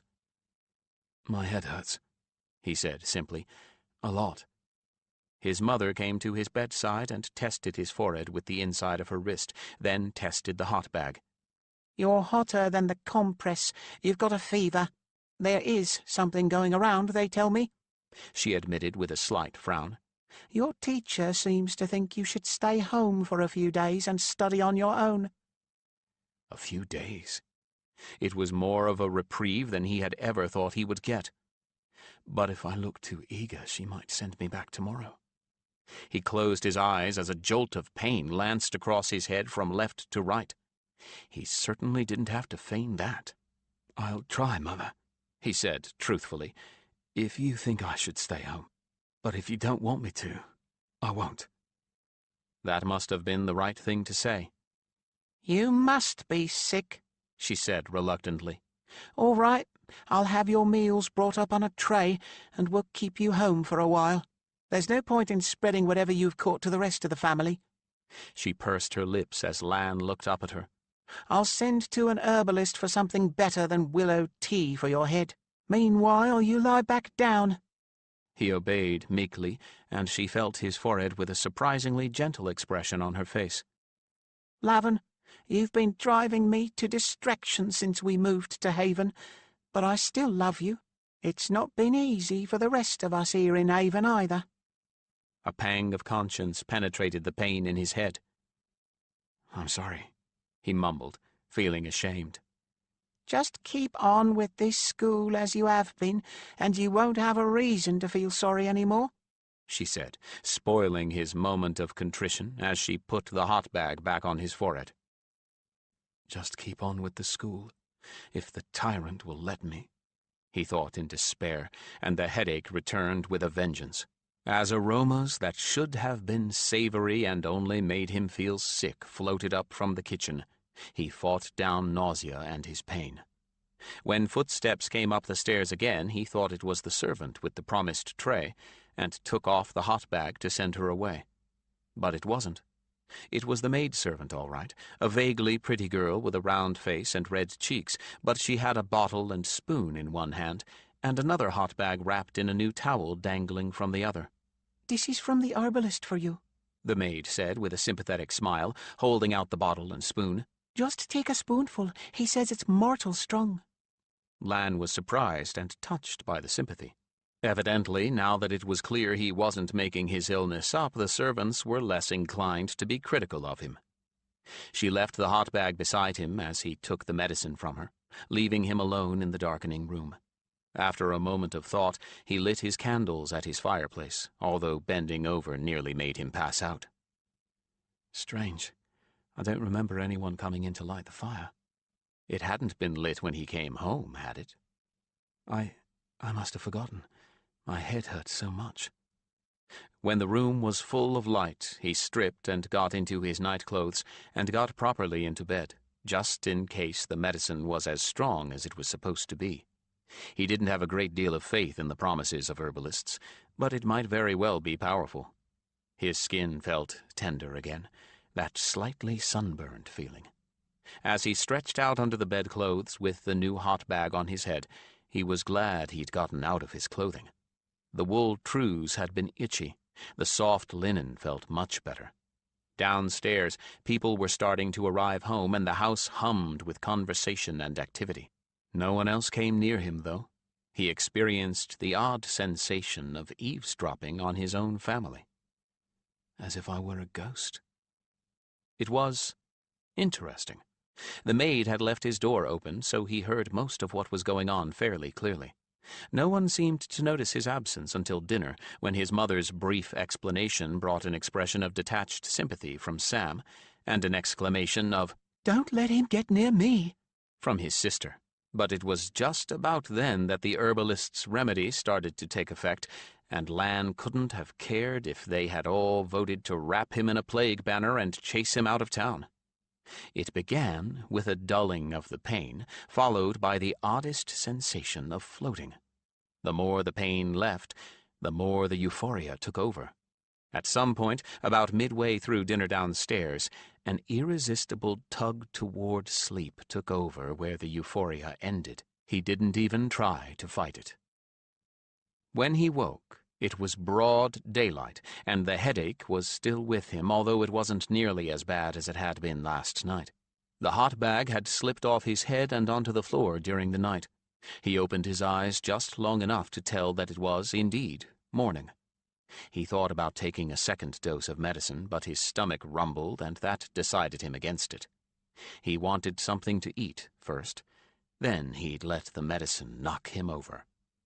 He smelled the frying ham and bacon of breakfast cooking downstairs, and his stomach rumbled again, insistently. Should I get up and go downstairs? He wondered. But Mother wanted me to stay in bed, so I wouldn't spread this to the rest of the family. He didn't have to make that decision, for a bump at his door made him open his eyes again. The maid stood there with a tray. She grinned when she saw his eyes open, and now he finally remembered her name. Kelsey.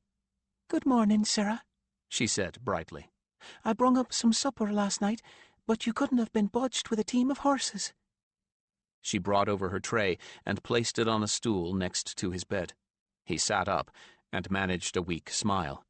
I guess that medicine was as strong as you said. "They say he's healer trained, is Master Veth, so I suppose he knows his medicines." Kelsey dismissed the herbalist and his remedies with a shrug. "I brought a bell on the tray there. You need something, you ring it, and I'll come up." Thank you, was all he had a chance to say. She just grinned again and was gone. Then again, given the housekeeper's firm hand on the household reins, lingering might get her in trouble. On the tray was typical invalid fare: tea and buttered toast, soft-boiled eggs. No ham, no bacon, no jam or jelly. He sighed, but tackled the food anyway. Hungry as he was, it all tasted good. Only then did he take a second dose, slightly smaller this time, of the medicine, and it wasn't long before he was dreaming again. This time he woke, it was some time in the afternoon, and his headache was measurably better, though still with him. More persistent was his hunger. He rang the bell, and within moments Kelsey was at his door with another tray, brown eyes dancing merrily at him from beneath her frilled cap. "Cooks figured you'd be ready for this," she said, putting it down beside him. He eyed the contents. Bread and broth. More tea. I am, but I could eat a whole loaf of bread, not just a couple of slices, he said ruefully. His stomach made an audible growl, and he blushed as she laughed. Well, the saying is to feed a fever, and you got a fever. You eat that up. I'll run down and tell cook and see what she figures is good for you. She turned in a swirl of grey and cream woolen skirts and linen apron and vanished, while he made short work of the invalid's lunch they'd given him. It only just took the edge off his hunger. When Kelsey labored back to his door under the weight of a heavier tray, he'd already eaten every crumb. Here, she laughed, setting down the heavier tray, then tucking a stray curl of brown hair back under her cap. Fever, cook. I told her, not stomach troubles. I should think you could hear his stomach grumbling down here. So she laughs and fixes you this. Kelsey dusted off her hands. Now, I got sweeping to do, so I'll hear you if you need aught else. I'll be fine, he replied, but she was already gone. This is more like it, he thought. It was real food, not invalid's food, and not the leftovers from everyone else's lunch either. It was twice what he normally ate, but he devoured every bite before he finally felt satisfied. As he turned away from the tray, his eye fell on his book bag. He weighed the ache in his head against the promise to study. If I keep up, maybe I can get a bad headache again. No one would be angry at him for being sick, and Tyron and his gang of bullies couldn't touch him here. He didn't know what had caused the headache and fever, but it could happen again. And if it happens often enough, maybe they'll think there's something at school that's making me sick, he thought, with a tinge of hope. In a sense, perhaps that was the case. I didn't get that headache until I got so angry. If rage was the cause, he'd be getting headaches and fevers as long as he went to school. Well, the only way I'll be able to stay home is to prove I can keep up without actually being in the classes. With a sigh, he pulled his book bag onto the bed and took out the textbook for his first class of the day. Without the distraction of knowing that the sixth form was waiting for him at lunch, he got through the work for the first 4 classes in half the time it usually took him. He got out of bed a time or two to feed his fire and take care of necessary things. He was very pleased that this house had indoor facilities. It was the one improvement over the home in Alderscroft. It was still early afternoon when he finished, and heartened by his progress, he tackled the next 4 subjects. By the time Kelsey appeared with his supper, he was able to put his last book aside with a feeling that he had accomplished something. Bringing your supper early, or cook says you're like to be forgot in the bustle, the maid told him brightly. She whisked off, and Lan got up to stretch and light his candles, replacing the stubs in his candlesticks. Once again, the increasing traffic sounds outside and the smells and noise of cooking told him that supper time for the family was nearing. He took a 3rd dose of the medicine and went back to bed, this time with the euphoria of having spent a peaceful and productive day added to the euphoria of the medicine. Last night he had slept dreamlessly. This night was the same. Given that he fought the sixth formers virtually every night in his dreams, this, too, was a welcome relief. His 2nd day as a patient was similar to the first, although a different servant brought him his meals. But his 3rd night was different. His headache was almost gone, so he hadn't bothered to take the medicine. In the middle of the night, he woke, unable to move, feeling that there was something, some heavy weight sitting on his chest and smothering him, and something else standing at the foot of his bed, watching him with amusement. He didn't so much think as feel, and his feeling of helpless anger made him label the presence at his feet as his worst enemy. Tyron. Terror and rage drove out any coherent thought, filling Lan's mind with an explosion of white heat. He tried to scream, but nothing came out, tried to flail at the unseen weight, but couldn't move so much as a finger. Then, suddenly, the fire in his fireplace flared up with a roar. The room lit up, as if the noon sun shone at midnight. A flare of heat washed over him, snapping the paralysis holding him. The weight left his chest. He sat bolt upright as the flames died down to mere flickers and coals again. He took a shocked breath, and the headache knocked him flat on his back, spasming in pain and near blindness. For a very long time he couldn't even move, and hardly dared breathe. Where a moment before his entire universe had been terror and rage, now it was filled with pain. A solid bar of agony ran between his temples, and from the base of his neck to his eyes, his head throbbed. Finally, between one breath and another, it ebbed just enough that he could grope his hand to the bedside table. He didn't trust himself enough to reach for the spoon. He pulled the cork from the bottle and took a full mouthful, gagging down the thick, bitter-sweet liquid and putting the bottle back on the table before the pain washed over him again. Then, after what felt like 100,000 years, came oblivion. When he woke again in mid-morning, it was the pain that woke him, but this time it was more like the level of headache that had sent him home from school. He reached for the bottle and took a measured half-dose, which relieved enough of the anguish that he could eat, drink, and take care of himself. Then he took a second half-dose and retreated into slumber. He missed lunch altogether, and evidently even sleeping he had looked as miserable as he felt, for when he woke at last, one of the scruffy little kitchen boys was sitting on a stool at his bedside. When he opened his eyes and started to sit up, the boy leaped to his feet and ran off down the hall and the stairs. It was Nelda who brought up his supper tray herself, as he slowly levered himself up into a sitting position. "Your fever came back," his mother stated as she set the tray down and sat on the edge of the bed. "Cook came to check on you herself this morning and sent me a message that you were asleep and as hot as an oven." She measured his temperature with her wrist, which felt pleasantly cool on his forehead. "It came back last night, I guess," he replied, speaking slowly and carefully to keep from jarring his head. "I took some medicine right away." This time, the medicine had worked its magic more quickly, but there was still an ache throbbing in both temples and the back of his head. He eyed the bottle with misgivings. There was just about a quarter of the stuff remaining.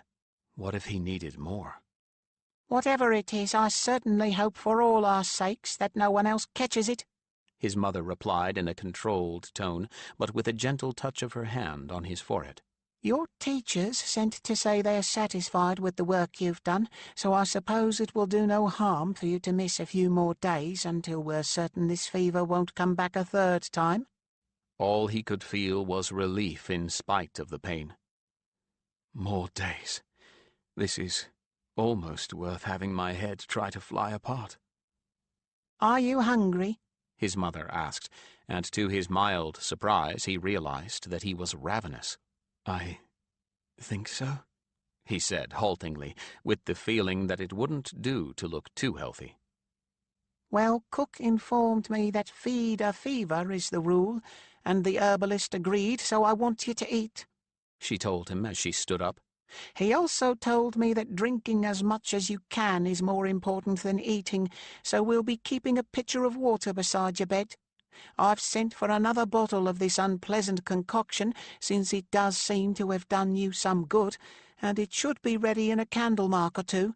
He'd have had it ready sooner, but it started raining last night, and it seems everyone in the city is coming down with a cold or the grip." She looked at the window, though nothing could have been visible but the reflection, and sighed. "It's a nasty, filthy, cold rain, and it's just pouring down. I won't let you go back as long as it lasts, even if it lasts a week." He sighed, and felt another measure of relief. "Mother." Nelda paused and turned back at the door. "What if this doesn't go away?" he ventured. "What if I stay sick for a month? I could live with that." At that she laughed, much to his surprise. "Lavan, we're in Haven, not back in Alderscroft. The Healers' Collegium is on the other side of the city. If this mysterious illness of yours doesn't pass on its own in a few more days, have no fear. I'll have one of the Collegium healers in to see you. The only reason I haven't had one here before is that this fever doesn't seem to be doing you any harm." With that, she left, not pausing long enough to see Lan's face plummet with his heart. His appetite had vanished, but he dutifully pulled the tray to him and ate anyway. I should have known better than to hope that this was anything more than a reprieve. He sighed to himself. Chewing was an ordeal. Every movement of his jaw increased the ache, and he was glad when he'd finished enough that his mother and cook would be satisfied. He poured himself another generous dose of his medicine, wanting to sleep as long as possible. Sleep seemed to be the one certain cure, and he wanted sleep and relief from the pain more than he wanted anything else at that moment. But sleep seemed long in coming this time. He tried to soothe himself by reminding himself that he had a few more days of peace, if nothing else. For a few more days, he need not even think of Tyron. At least when sleep did come, it brought no dreams. 4. Wrapped in a heavy brown wool cloak, a sheepskin hat jammed down on his head, Lan plodded unhappily down the gray, cheerless streets under a leaden sky to his first class since his illness. Cold air numbed his nose, and even through his woolen gloves his fingers were getting chilled. It wasn't quite cold enough for snow. Icy rain had been falling for the last 3 days, and the skies threatened to make it 4 days in a row. The headache had not returned for a third time, perhaps because the herbalist had suggested the use of an ongoing sleeping aid. It was a much, much milder potion than the medicine he'd sent to cure the headache. There had been no more night horrors, at any rate, and when Lan had no more symptoms for a week, his mother had ordered him out of bed and back to school. He just knew, that his worst fears were about to be confirmed. By this time, the rotten weather had kept the sixth formers from their after-school pleasures for at least a week, and they were surely exercising their wits at the expense of their schoolmates by now. He saw ample evidence of that as soon as he entered the gate and stepped into the front court of the school. The sixth formers had gathered in a group around some hapless victim, while the other possible targets took advantage of their preoccupation to slink past them and into the front door. Lan did the same, but couldn't help glancing at the group as he slipped past, when a burst of laughter followed Loman's command of, "Jump, Froggy!" In the middle of the circle stood the unfortunate Froggy, her eyes bulging more than ever, her face smeared with a bright green cosmetic that almost matched her woolen cloak. Lan averted his eyes before she could catch his gaze, and scuttled for the safety of the door. If the others saw her looking imploringly at someone, they would probably turn to see who she was looking at and seize on him as a fresh source of amusement. Another evidence that the sixth formers had gotten bored enough to increase their persecution sat in the desk right in front of Lan. Owen sported a sour expression and a pair of feathers in his curly hair, one over each ear. They did indeed resemble the false ear tufts of an owl. Lan resolved to take no notice of the unorthodox ornaments. Their teachers certainly seemed oblivious. The lessons went on as normal, with perhaps a little more attention paid to Lan to make sure that he had kept up with the rest of the class. No one commented on Owen's feathers. Lan not only proved he had kept up to the satisfaction of the teachers, he was actually able to relax a little, as he had read a trifle ahead of the rest. Confined to bed as he'd been, with the only possible amusement being his books, he'd begun to find them more interesting than he'd thought. He still would rather be roaming the woods around Alderscroft, but reading was better than doing nothing. "Well, if this is the effect of your little fever, Lavan, I could wish that the entire class would catch it," one of the teachers said dryly. As a nervous chuckle ghosted up from another part of the room, the teacher glared in that direction and added, "Perhaps some of you might consider following your classmates' example and actually study when you are at home." But as the lunch hour neared, Lan felt more and more nervous. The sixth formers had surely noticed that he'd been gone. Had someone told them why? What had they been planning for him? How could he possibly anticipate what Tyron would demand? He might not demand anything. He might actually feel sorry for me. I have been sick. He might be afraid he'll catch whatever I have. Or maybe the schoolmaster told him to leave me alone until they know I'm well. There was nothing for it. When the bell rang for lunch, he left with the rest, and did his best to slip in unobtrusively. He avoided Froggy's company as if she had plague, but so did everyone else. The girl sat all by herself with a ring of empty seats around her, her bright green face hidden by her hair as she kept her head bowed. Lan could only feel relief that it was Froggy sitting there alone, and not him. He embedded himself in a group of 5th and 4th formers and ate quietly, with one ear on the 6th form table. I'm not here, he thought fiercely at them. Don't even think of me. I don't exist. He tried to eat at the same rate as the others, though tension made it difficult to swallow.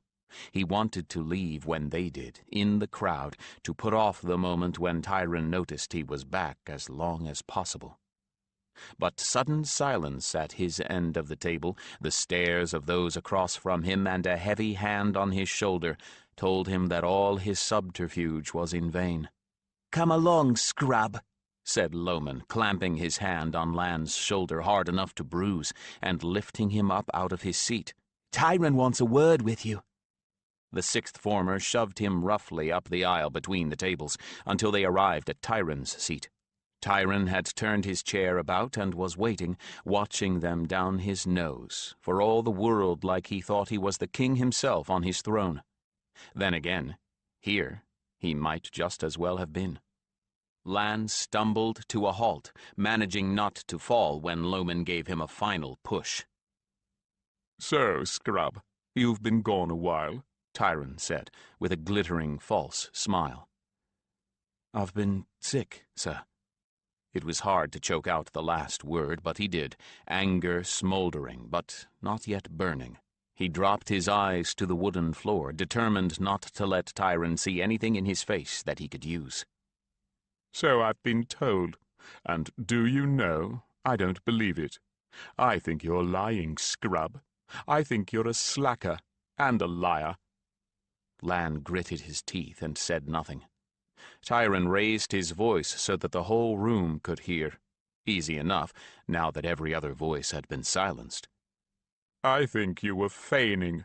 You just wanted to slack off, wanted a little holiday for yourself. You might have fooled your mummy, but you can't fool me. Now what have you got to say for yourself?" "No one fools my mother, least of all me, sir. Especially not when it costs her money for the services of the herbalist." He managed not to throw Tyrone's accusation back in his teeth, and to keep his tone level, though every muscle in his body strained. And, thank the gods, Tyrone laughed at that. "And when I wasn't drinking the herbalist's wretched medicines, she saw to it I got no holiday from books." "Owly," Tyrone called. "Is that true?" "He's ahead of the rest of us, sir," Owly replied sullenly. Tyrone laughed again. "And that's one in your eye, isn't it, little bookworm? That's one in your eye?"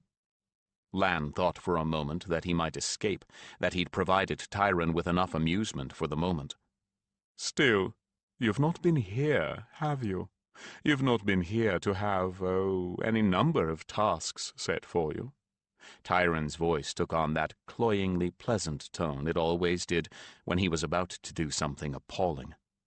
"So I believe I'll have to set you something that will make up for your absence. Your father is a cloth merchant, is he not?" Lan couldn't imagine what his father would have to do with this, but he nodded, rather than trust his tone not to betray him. "Good. I need a new wardrobe for midwinter, and my parents are being stubborn about expenses. Bring me a tunic length of scarlet velvet tomorrow. Silk velvet, mind, not wool plush. I have appearances to keep up." At that, Lan's head snapped up as his mouth dropped open. "How am I supposed to do that?" he squeaked incredulously. Silk velvet was worth a gold piece an ell, and scarlet was worth twice that. He couldn't just waltz up to his father and ask for 2 ells of the stuff.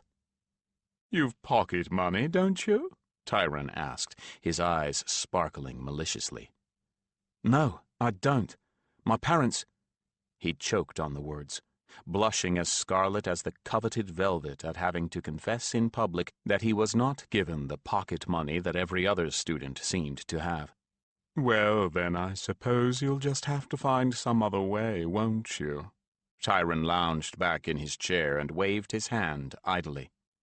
"I'm sure you'll think of something. Remember, 2 ells of scarlet silk velvet by tomorrow. I'm sure you know what will happen," The greedy eyes gloated at him. "if you were to fail to get it for me." He stumbled back down the aisle, now as much of a pariah as Froggy. People actually drew back from him, as if afraid his misfortune would contaminate them. He didn't even try to take his seat. He had no more appetite anyway. Instead, he went straight to the classroom, waiting in a dull fog for the rest to return. As he sat there, hands clenched in a knot in front of him, the others filed in wordlessly, casting odd glances at him. He still felt hot, and that smoldering anger had made such a red-hot coal in his chest he didn't feel able to speak. Not that any of them said a word to him. Maybe his expression warned them away. But when the teacher came in, he didn't look as if Lan appeared any different. The teacher looked over the whole class, then rested his gaze on Lan and said only, "Lavan, can you recite yesterday's lesson for us?" as if Lan hadn't been away at all. "I hope you've been as diligent for this class as you seem to have been for the others." Lan stood up with some difficulty, for there was a sort of roaring in his ears and his knees felt wobbly. He opened his mouth to speak, and the next thing he knew he was lying on the floor, with Owen's anxious face leaning over him and the teacher saying sharply, "Clear back, all of you." As he tried to sit up, he gasped with pain and fell back again. The headache was back, with a vengeance, and he could have wept with relief instead of pain. He welcomed the agony, every throb, every lancing blow through his temples, as the teacher assisted him to his feet and helped him out of the classroom. The gods had granted him a reprieve once again, and redemption. Not even Tyrone would dare accuse him of fakery after this. He only got halfway down the hall before he blacked out a second time. When he woke again, it was to find himself lying on a couch in Master Kyleth's office, with an old man in healer greens examining him. He looked up into the old man's aged face to see warm blue eyes, half hidden in wrinkles, regarding him with compassion. The old man was speaking, he realized vaguely, but not to him. "Not an illness. My guess would be dazzle headaches, though they don't usually come with fever like this," the old man was saying. Then he noticed Lan's open eyes, and he passed his hand over his bald head. "Ah, awake, are you? How do you feel?" "Awful," Lan croaked. The pain hadn't abated one bit, and the light hurt his eyes. The old man nodded, helping him sit up enough that he could drink a potion he recognized by its taste. "Send him home, Master Kyleth, until this attack's past. That's all we can do for such things once they're well started like this one. I'll take him home in my carriage, talk with his parents, and leave another medicine at his house that should help prevent them in the future." Master Kyleth gave a sigh that was half exasperation and half relief. As the pain potion took hold, the healer helped Lan to his feet and got him out the door, down the stairs in the chill air and into the carriage. He was amazingly strong for such a wizened old fellow. Once there, safely outside the walls of the school, Lan's relief was so profound that the medicine worked even faster, and Lan let himself fall into induced slumber. His last coherent thought was that Master Kyleth was undoubtedly annoyed at the inconvenience of having a pupil pass out in his school, but probably relieved that he couldn't be held responsible. Nor would he have to refund all that tuition money. He roused when they arrived at the house, and the servants brought him up to his room with a great deal of unnecessary fuss. 3 of them descended on the carriage, the housekeeper and 2 of the manservants. The housekeeper directed the operation like a shrill-voiced general, as the 2 manservants each draped an arm over their shoulders, and with Lan dangling between them, took him up the stairs and dropped him onto his bed, where he sat, blinking owlishly, too fogged to think of what to do next. The manservants stripped him to his skin and threw a nightshirt over him, then bundled him into bed with brisk and impersonal efficiency. His mother was home already for some reason, and followed them up, right behind the old healer. When Lan was settled into bed, she faced the healer with a tight-lipped expression, waiting for an explanation. The healer was not at all cowed by her, which Lan thought was incredibly brave of him. "Madam, your son is not seriously ill," he began, "although I can tell you that what he suffers from is not in the least feigned, and although his pain is in his head, so to speak, it is not in his mind." I'd better try to stay awake for this, Lan thought. Neither the healer nor his mother paid any attention to him, but that was hardly an unusual occurrence. They conducted their conversation over his head as he fought the medicine to try and listen. But struggle as he might, his eyelids closed on their own, and all he managed was to hear a few words of the healer's explanation. "Often come on in adolescence. Not common, no, but not abnormal. Girls more often than boys. Stress, upset." It was on that last word that the medicine overcame Lan's determination to stay awake, and he lost his hold on consciousness. He slept, woke in darkness to gulp down more medicine to kill the pain, and slept again. He woke again and repeated the dose, as much to avoid having to talk with anyone as to numb his head. If he was asleep, no one would bother him, and right now he didn't want to have to explain himself. But by the next evening, the time for the inevitable interview with his mother arrived. He woke clear-headed, though apprehensive, for at some point during his slumbers he had managed to form a decision. Tyrann's suggestion, practically a demand, that he steal the velvet had been the final pebble that starts an avalanche. He had to at least try to reveal what the sixth formers were doing to the rest of the school, himself included. After the scullery maid took his supper tray away, he heard his mother's footsteps on the stairs and braced himself. Nelda entered the room and took her seat on a chair that had been placed beside his bed, and folded her hands in her lap, looking at him gravely. The candles arranged around the room gave a soft and wavering light that was very flattering to her, making her seem not much older than her son. "Well," she said after a lengthy pause, "the healer tells us that this illness of yours is something he calls dazzle headaches. He has a medicine that will help prevent them, although he tells me it can't be counted on to work all the time." Dazzle headaches? Lan replied. It seemed an innocuous name for something that hurt so much. But why did I get them in the first place? His mother frowned. "He says that it is probably stress or emotional strain that brought them on, though what you have to be stressed about merely going to school I can't imagine." I could stay home and study, Lan exclaimed hopefully, taking advantage of her momentary pause. The teachers said I did so well that I was ahead of the— "Out of the question," Nelda said sharply, interrupting him with a frown. "That might work for a few days' absence, but under no circumstances will that do as a permanent solution. You're going to have to decide not to allow your emotions to get away from you. That's all." That's all? Is she insane? How does she think I'm supposed to do that?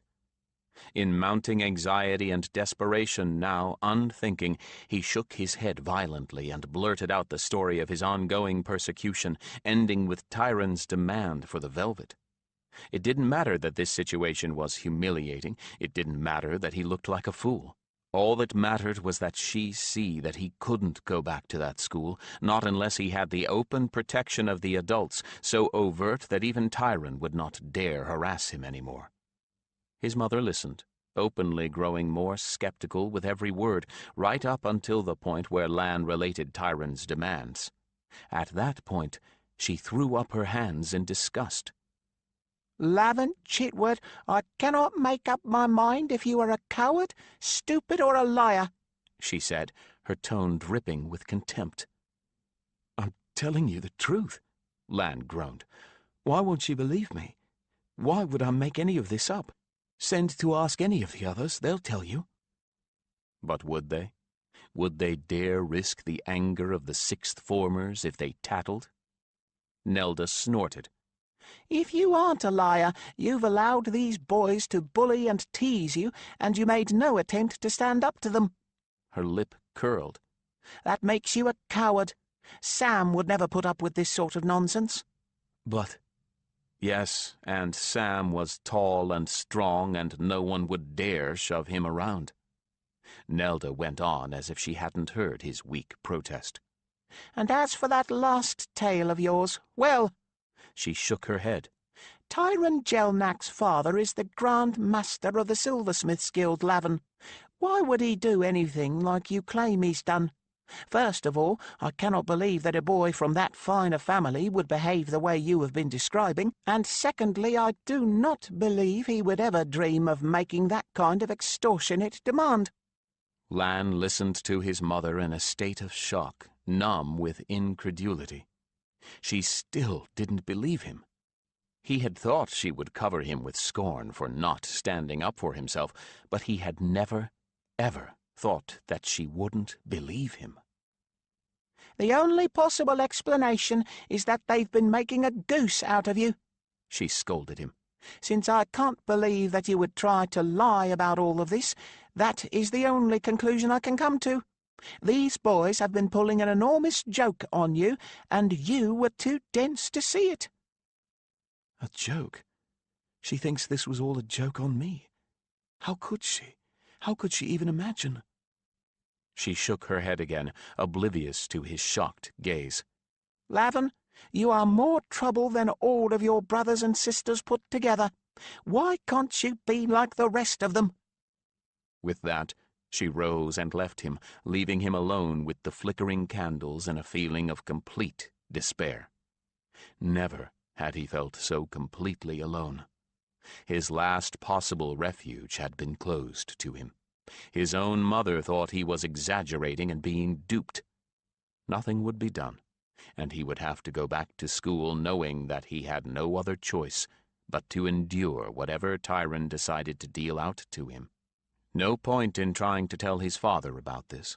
Nelda would give him her own interpretation, and that would be that. Archer would hear no further appeals from Lan. As for the velvet, if Tyrone didn't forget, the velvet might as well be on the moon. Lan could never get it for him. He had no money to buy it, and his father would never let him have it. As for stealing it, out of the question. Velvet was kept in a locked room at the warehouse, every thumb's length of it measured and accounted for. Tyrone didn't want the velvet. He just wanted another excuse to bully Lan. He'll just flog me, he tried to tell himself. What's a few stripes? He won't kill me. No, but the pain and the humiliation, and worse than that, the certain knowledge that every student in the school would look down on him the way his mother did now. How could he bear that? And there would be years more of this, of being beaten and humiliated, of being bullied and treated as less than the lowest rag-picker. What he wanted to do was to howl his anguish like an animal, but what came out of his throat was a strangled whimper. If only he could just drink enough of the potion to sleep forever. He lay flat on his back as the candles burned out, one by one, a bleak cloud of depression weighing him down. Slowly, silently, tears ran down his temples, leaving behind cold trails on the skin and soaking into his hair. Finally, the last of his candles guttered in a pool of its own wax, and he reached despondently for his medicine.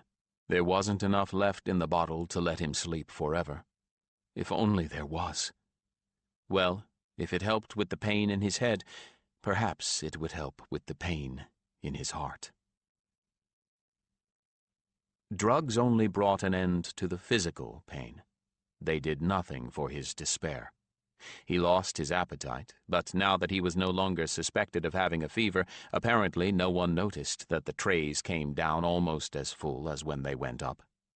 He took his medicines in apathetic silence and found a strange refuge in the books he used to despise.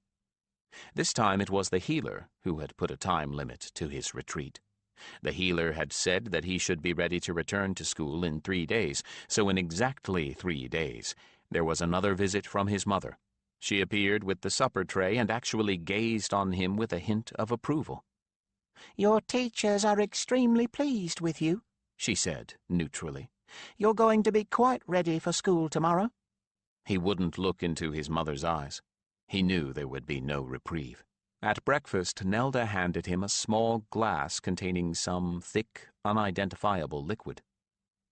"What's this?" he asked, staring at it dully. "The medicine that will keep you from having those headaches from now on," Nelda replied, with a tart edge to her voice. Now that was not what Lan remembered. As he recalled, the healer had not put things with such certainty. It will help prevent them, was what Lan remembered. But it was obvious that Nelda was determined that the inconvenience of the headaches would no longer be occurring to disrupt the household schedule. "And if they do, obviously it will be because I did something wrong, that I didn't take enough of the medicine, or didn't take it at the right time," he thought bitterly, his throat closing with a painful lump. "Or because I'm faking it." The medicine was nowhere near as bitter as his thoughts, and he swallowed it down without a grimace for the taste. Then he gathered up his books, wrapped himself in his depression as well as his cloak, and trudged off through the bleak half-light of a gathering storm to what he could not help but feel was his doom. He didn't try to hide in a crowd this morning. Why bother? Tyrone would find him no matter where he was. Bundled in his cloak with the hood pulled over his head, perhaps they didn't recognize him. He didn't make his usual sprint. He walked, or rather plodded, straight to the door. And no one stopped him, or even interfered with him. But this did nothing to give him his lost hopes back again. In fact, all it did was increase his feeling of impending doom. With leaden steps he climbed the staircase to his floor. He's waiting. He's sitting like a spider in the middle of his web. He knows he can have me any time he wants, and he's just waiting for the perfect time, with the biggest audience. Silence fell over the classroom as he entered, took off his cloak, and hung it on his peg near the door with the rest. He sat down at his desk without a word to any of the others. He didn't think it was his imagination that painted expressions of pity in their eyes, mingled with a kind of gloating relief. "He's going to be picked on, not me."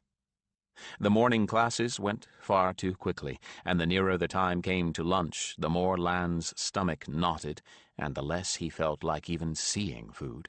But it wasn't until the rest filed out of the room and he put his aching forehead down on the cool wooden surface of his desk that the answer to his unspoken prayers broke into his mind. "I don't have to go down to lunch. There is no reason why I can't just stay here." It was so simple, and so perfect, he could hardly believe no one had ever thought of that solution before. Perhaps it was only because hunger overcame fear around lunchtime, but more likely it was because the students were used to following routine. The students had always gone down to lunch in the hall at noon. Hence, students always would. He had no appetite anyway. If he didn't go down to the hall, there was no way that Tyrone and his cronies could reach him. It was strictly forbidden for any student to be on any floor that was not that of his own form during the school day, and not even Tyrone was immune to that rule. He did have a sanctuary after all. "I don't care about today," he thought with a sigh, putting both arms up on his desk, closing his eyes and resting his head on his crossed arms. "My stomach's in knots anyway. Tomorrow I'll bring some bread in my book bag." There was always water to drink in an urn in the back of the classroom, and although bread and water was supposed to be punishment fare, not even all Lan's favorite dishes lined up in a row in the hall would be superior to plain bread in peace. And if anyone asked why he stayed here, well, He could just plead an uneasy stomach and a fascination with something he was reading. Illness combined with scholarship would be equal to any adult objections. As his head eased, he got himself a drink and then went back to his desk to pillow his head on his arms. It was so peaceful in the quiet classroom that Lan actually dozed a little and started awake at the sounds of the others returning to class. He sat up and opened his book as the rest of his class came in, and he noticed that his classmates eyed him with curiosity. There was no doubt that his absence in the hall had been noted. As the next class proceeded, more ideas for escape came to him, for after all there was still dismissal time to worry about this afternoon and arrival in the morning. I can wait as long as I have to for them to leave, he decided, and I'll really study. I won't just pretend to. Although he still didn't care much for his classes, studying was preferable to bullying. And there was one thing he did like: the reserved approval of his teachers for his progress. Reports were sent to parents at weekly intervals, and Lan's parents had been much better pleased with him of late. If I do well enough, maybe they'll let me go back to Alderscroft for the summer. Better not to hope for that. It was enough if Tyrone and the others would leave him alone. This ploy might make him late for dinner, but that was no problem. As long as he was safely at school and not running wild with friends, as if he had any, his parents wouldn't care where he was. At the end of the last class, the third idea came to him, another flash of revelation that answered his final problem. Sixth form never gets here much earlier than anyone else. In fact, he had occasionally gotten in past them because he had arrived before any of them did. No one at home is going to pay any attention to how early I get up. It would be a sacrifice, because of all things he loved best, one of them was to lie abed in the morning. Getting up early was torture. But if he could avoid the far worse torture the sixth formers meted out, it would be worth it. I'll ask Cook to send one of the boys to wake me as soon as she starts work, he decided. That would be a good time. Cook was up at her duties a good 2 candle marks before any of the family. She might not like it, but he could mollify her by not demanding anything for breakfast that she didn't have already done by the time he got downstairs. Yesterday's bread and butter and jam would be good enough for him. She always cooked up more than anyone could eat. He could pocket the leftovers to serve for his lunch, and if his parents wondered why he was going in early and staying late, his weekly reports would be all the answer they needed. The sixth formers would never get up early enough to catch him. Abusing the rest was an amusement for them, and things cease to be amusing if you have to make a personal sacrifice in order to attain them. They're lazy. Even if Tyrone manages to bully the rest into promising to come early or stay very late, they'll forget to have someone wake them, or they'll get cold and tired of waiting for me. Tyrone himself might stay, but Tyrone by himself was just a single, large, strong bully. He'd have to catch Lan, and he'd have to do it before Lan reached the street, while Lan was inside the school walls. Lan, on the other hand, had the distinct advantage of a good lookout spot. He could wait until he saw one of the guard coming toward the school on his regular patrol. If the guardsman heard a commotion, he'd seek out the source, whether or not it was behind a private wall. A guardsman wouldn't care who Tyrone's father was. He'd see a bigger boy abusing a smaller one, and he'd drag Tyrone off and at least give him an ear-blistering lecture. At worst, so far as Tyrone would be concerned, he might even haul Tyrone in front of a justice. I'd like to see Tyrone explain himself then, he thought vengefully. It would be painfully clear just who was bullying whom, given Lan's stature and Tyrone's, and that was something that could not be explained away. If Tyrone claimed he was administering punishment on the orders of the schoolmaster, there would be inquiries. A justice might not take kindly to the notion of the master of this school permitting the sixth form to adjudicate and administer all punishments. But that was too much to hope for. Quickly, he stifled any rising elation and visions of revenge, or at least justice, at the hands of the guard. It would be enough merely to vanish from the minds and memories of the sixth form. Let them think his illness still kept him at home. So when the rest of the class left the classroom, He remained behind, as usual. He took one of the desks in the back of the room, nearest the inside wall, so that if anyone glanced inside they wouldn't see him, just in case one or another of the teachers looked in. There he applied himself to his book with determination, if not enthusiasm, until the light had faded so much that the words danced in front of his eyes. Only then did he slowly and cautiously rise and make his way to the window, peeking out carefully to see if anyone was still waiting for stragglers. The yard was empty. So was the street outside. Already the lamplighters had finished one side of the street and were working their way up the opposite side. It was very late. He'd have to run if he didn't want to be too late for supper. He gathered his books and flew down the stairs and out into the gathering room. For the first time in a very long time, his heart felt as light as his feet. 5. Stretching, aching muscles, Harold Paul pulled the blue leather saddle off of Satyron's muscular back and regarded his companion Satyron with a lifted brow. "Did you have to take that obstacle course quite so fast?"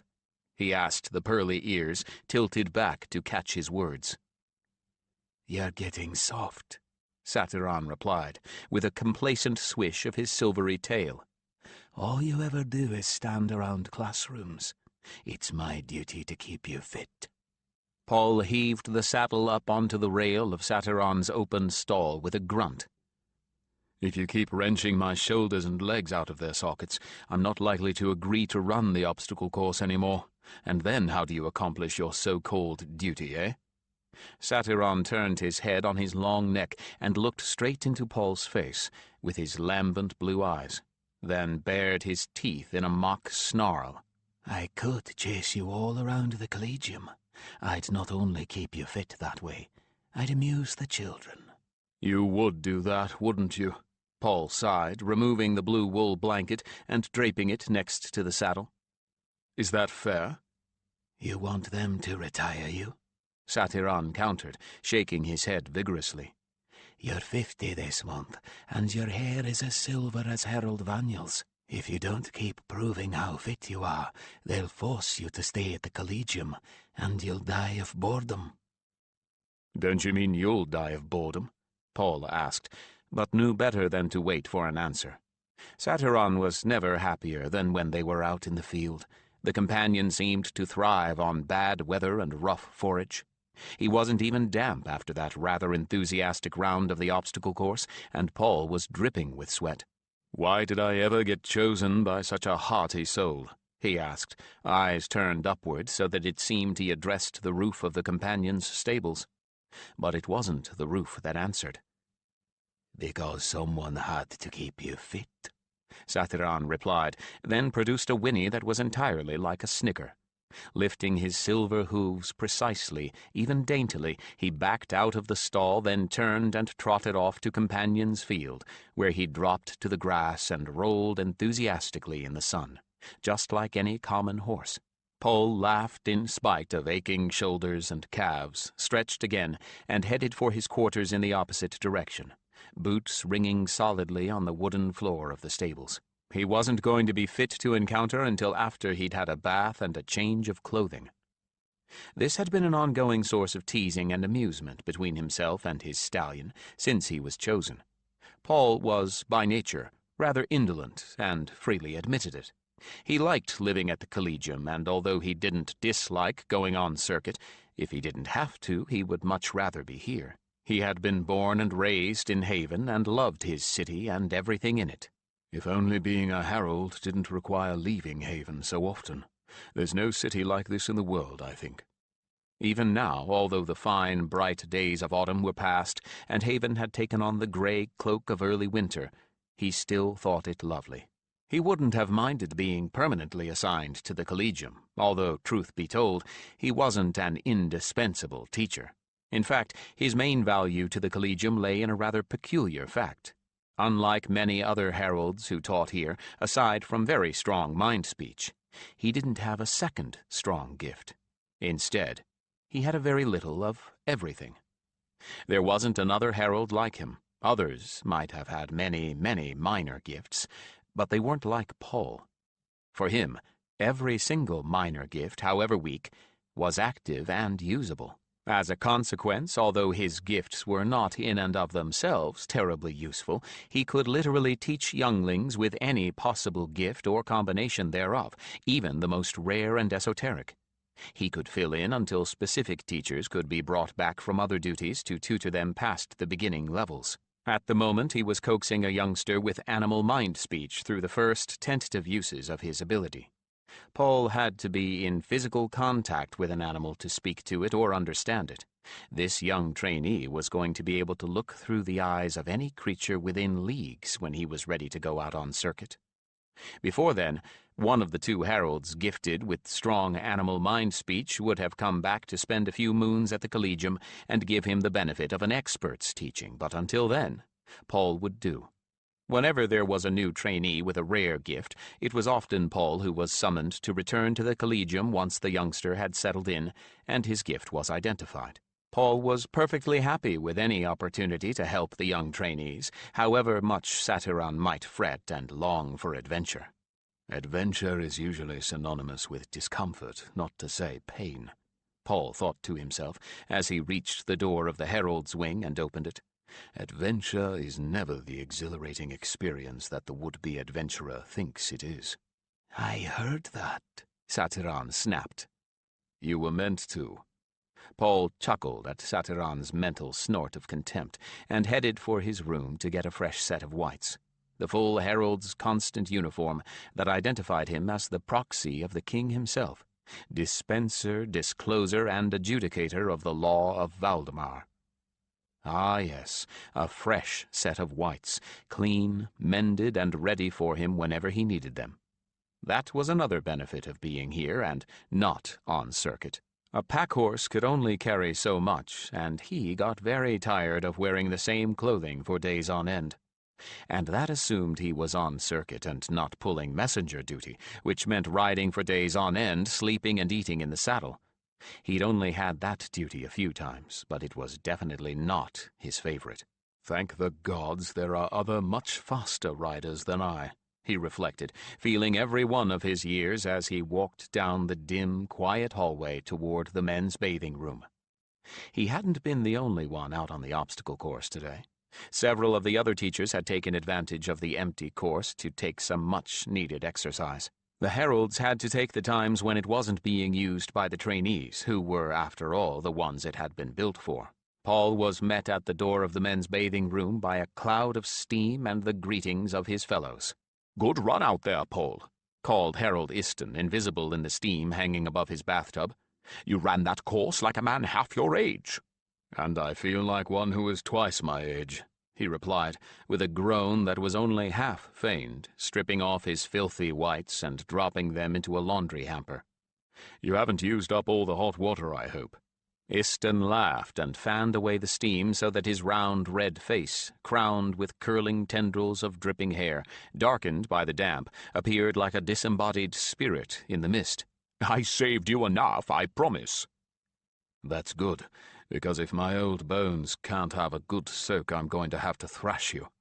Paul eyed his colleague sternly. Iston chuckled, knowing the bluff for what it was, and let the fog hide him again as Paul took a free tub and ran water into it from the copper boiler that served this bathing room. He checked the fire beneath the boiler and added a stick or two of firewood while the tub filled. The boiler's supply of water was topped off from a reservoir on the roof of their wing, the same reservoir that supplied cold water directly. Paul added some herbs and salts to his bathwater and climbed in with a sigh of utter content as the hot water soothed his aches. And that is another thing entirely missing on the circuit. Give me a hot bath, and I am a happy man. Deprive you of one, and you are intolerable. That's because I care if I offend people with my odor, Paul retorted. You might not mind smelling like a horse, but I do. He was rewarded by Satyron's mental snicker. There was, after all, another and equally compelling reason for Paul to spend at least half his time here at the Collegium, and her name was Eleanor. His youngest daughter, Eleanor. He smiled at the thought of her, as he always smiled, as anyone who ever encountered Eleanor smiled. She was a child who seemed to have been created to bring happiness to everyone around her. She was neither pretty nor plain, but her personality sparkled so that no one ever thought her anything but lovely. Her sunny disposition brightened the gloomiest day. No one bent on a quarrel could sustain anger in her presence. As a mind healer, she was fulfilling every expectation of her teachers at Healer's Collegium. Her mother Ilia was every bit as proud of her as her father was. Her mother, however, was needed elsewhere at the moment. Like heralds, healers had duties that superseded their own personal preferences, and the need for healers to tend the wounded on the border with Kars was of prime importance at the moment. Although the conflict between Kars and Valdemar had not erupted into open warfare lately, there was constant skirmishing and a constant stream of wounded. All the healers of the Collegium took that duty in turn. Ilia had been excused as long as her youngest child was below the age of 13, but once Eleanor was well into puberty, the duty could be put off no longer. Neither Paul nor Ilia wanted to leave Eleanor totally without a parent's presence, so Paul had been very glad when he was called back to Haven. He wondered now and again, though, if she really needed him. Eleanor at 14 was as cool and level-headed a girl as many twice her age. She seemed to have another gift, that of good sense, and never got into the tangles and trials that the trainees of all three collegia of heralds, healers, and bards often found themselves embroiled in. In fact, Eleanor was often found in the midst of their trouble, patiently sorting it before any of the adults realized that there was a problem. My little girl is not so little anymore. Maybe when his last pupil was thoroughly grounded and it was time to hand him off, Paul ought to volunteer for field duty again. There were never enough heralds for all the work, and eventually Ilia would be back again. Time never stood still. Both of Eleanor's sisters had grown up and gone off on their own after all. Kaika was somewhere north of Haven, a bard making the same sort of rounds that a herald did, but with the difference that she was the collector and disseminator of information and entertainment. Or rather, information disguised as entertainment. She'd gotten her bardic reds a good 3 years ago. Her sister Amelie had gotten her greens 3 years before that, and a husband to boot. She and Ranulf were raising their own brood and tending to the hurts of a fairly sizable village in the southwest. Both of them had their own lives now, and in the not-too-distant future, so would Eleanor. He couldn't guide and protect her forever, no matter how much he wanted to. You'd think that after 2 of them growing up and flying away, I'd have gotten used to the idea that children never remain that way, he thought with a physical pang. He bit his lip to still the quiet ache in his heart. But oh, how I wish they did. It's never easy to see them go, Chosen, came the soft words in the back of his mind. We both have reason to know that. Paul sighed and wordlessly agreed. Satyron had more reason to worry and grieve over his own offspring than Paul did. His eldest had come to a premature end, with his herald, at the hands of the Karsites. He turned his mind out of that path before he started to worry about Ilia. The Karsites didn't kill healers, they weren't that barbaric, but they made major efforts to capture them, and Paul knew Ilia. She had a heart like a warrior, and never let danger keep her from rushing to the aid of the injured. He only hoped that Eleanor's good sense was inherited from Ilia's side of the family as well as his, and that Ilia would know she would cause more harm than good by going into danger. The water was cooling, and he thought briefly about running more hot water in, but that would be slothful, and he pried himself up out of the tub, feeling unaccountably much heavier than when he'd gone in, and got himself dried, clothed, and presentable. It was nearly time for dinner. He'd have just about enough time to dry his hair before he had to join the courtiers. And after dinner, provided his pupils left him in peace, he did have responsibility for more than just his little animal mind-speaker, Ked. He wanted to see if he could follow up some odd indications he'd felt over the past few weeks. It had felt like the first stirrings of a gift, but if it was a gift unlike anything he had encountered before. Paul was the one herald who was at all sensitive to the odder gifts, thanks to his own abilities, but since his strength was minimal, he couldn't reach much outside the walls of Haven, and about half the time, nothing much came of these vague sensations. Just because a gift began to stir, it didn't follow that it would actually wake to full flower. Children often lost the use of mind gifts as they entered puberty. The owner might successfully repress it and wall it off. Life changes might send a gift into limbo again, particularly tragedy. Still, Paul felt he had to follow up where he could, identify what the gift he sensed was, if possible, and even find the owner. Usually, though, the companions beat him to the last. Paul sat in the open window of his room and combed his hair dry in the waning sunlight. He had a fastidious dislike of going out in public with wet hair. It was a comfortable little room, neat and well-ordered, shared most of the time with Ilya. With so much of white and blue surrounding him, with so much of green surrounding Ilya, Paul's personal tastes broke out in a certain peculiar rebellion in his furnishings. He preferred what Ilya called earth colors, which were warm browns, wheat, golds, and smoldering oranges. Fortunately, so did she. Geometrically patterned weavings softened the white walls and served as curtains. Heavier pieces carpeted the floor from wall to wall. His blankets, collected over the years from the most skillful craftspeople he encountered, were splendidly patterned and as soft as swan's down, made from the silky hair of chiras and the wool of lambs. An enormous coverlet, pieced together from the skins of brown, black, and white sheep, could have decked the bed of the king himself. In fact, one very like it did. Paul had brought it as a gift from his last foray into the field. Ilya's touch was present in the fragrant wreaths of grapevine and dried herbs, the knitted wraps folded neatly atop one of the chests, waiting to be snuggled into on a chill evening. Needlework pieces on the walls, the embroidery basket in the corner, and hidden behind the doors of the wardrobe, her store of a healer's green robes were keeping his herald's whites company. He smiled a little at that. At least if they couldn't be together, their uniforms could. When the sun faded into twilight, he moved to a stool in front of the fire. When his hair was finally dry, he bound it into a thick tail at the nape of his neck with a plain silver clasp, and went on to dinner. All heralds present at the Collegium automatically had a place at the uppermost table of the court, directly below the high table itself. Not all of them availed themselves of that privilege, though. Some preferred to dine with the Collegium, trainees and teachers together. Some preferred a solitary or not-so-solitary tray in their rooms. Paul enjoyed dining with the court, however. His gifts were not so sensitive that being with so many ungifted rubbed him raw, and he derived a certain amusement watching the little dramas that went on around him.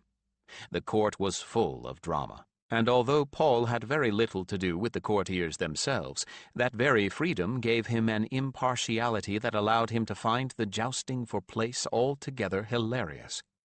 He had a knack for spotting a piece of trouble a-brewing. Sometimes all he could do was to alert others to potential difficulties, but at least they had that warning. He was in good time. People were just now filing into the great hall, and Paul joined the traffic with a nod to one or two of the courtiers he did know, and a smile for a couple of the other heralds who were either high-born themselves or for their own reasons preferred to dine here. He took his place at the herald's table with the rest, settling into his chair with a glance at the high table. King Theron and his young son Clevis were laughing at something that King's own herald Jedin had just said. Queen Phyllis wasn't in her chair, but that was hardly surprising since she was still suffering from the nausea that always plagued her in the first 2 months of a pregnancy. Poor Phyllis, Paul thought with sympathy. He knew the Queen quite well, better than most. The King and Queen both had been chosen when Theron was still the heir. At the time she, herald trainee, the third daughter of the Duke of Brendan, met and fell in love with Theron, everyone had agreed that the marriage was the best possible match Theron could make. It created a strong bond of blood between the throne and a dukedom right on the far southeastern border. She had been a pupil of Paul's. Her odd gift, was empathy. It was a very useful gift for a monarch, but unfortunately, when she was in the first throes of pregnancy, sometimes she inadvertently projected her nausea to those nearest her, to the discomfort of her friends and family, and to the utter ruin of one formal dinner reception for the heads of the craft guilds, back when she'd first been with child. That had been years ago. After that single disaster, she wisely absented herself from meals when pregnant. She drank most of her meals during the touchy months, soothing, smooth concoctions of milk, vegetables, fruits, and nuts, with a healer nearby to help repress the nausea and make sure she actually got a well-balanced diet. Phyllis claimed it was a small price to pay, considering that the rest of her pregnancy was always a joy to her. Being with child made her positively bloom with health and happiness. The rest of her offspring weren't fit for the high table yet. One was in the terrible 2s, and the other was still a baby. Clevis was a mere 5, but was a very well-behaved boy as long as his father's eye was on him. When it wasn't, well, bread rolls and pickles had been known to mysteriously acquire the power of flight, aimed unerringly at other children he'd been quarreling with earlier in the day. The young mischief-maker was firmly sandwiched between his father and the King's Own today, however, so it was unlikely there would be any food flights at this meal. Court meals were slow and deliberate affairs, with each course punctuated and announced by musicians or other entertainments. This was part of what made coming to court such an exciting and much-anticipated event for the nobles and achievers of Valdemar. Even the meals were grand affairs for those who didn't often see professional entertainers. And as for major festivals, well, when those who spent a season or two at court went home again, they generally talked about it for the rest of their lives. It was costly for those who came here, in expenses for the elaborate garments considered appropriate, in lodging, and in the meals not taken in the great hall. Some, but by no means all, of the highborn had their own houses outside the palace grounds, and a very few rated lodging in the palace itself. But for the rest, suitable houses had to be found and leased, servants hired, and furnishings supplied for the few months of attendance at court. This was an expensive proposition, multiplied many-fold when there was more than one female in the family, for women seemed to require more in the way of elaborate clothing than men. For instance, to Paul's right sat the many-daughtered Lord Vertelace, with all of his offspring lined up on their stools beside him like one of those sets of dolls that fit one inside the other. It was a good thing that he had a ready source of income from his wool and mutton. He'd need it, dowering 6 daughters. Lady Vertelace, a wise and clever woman, made a virtue out of necessity.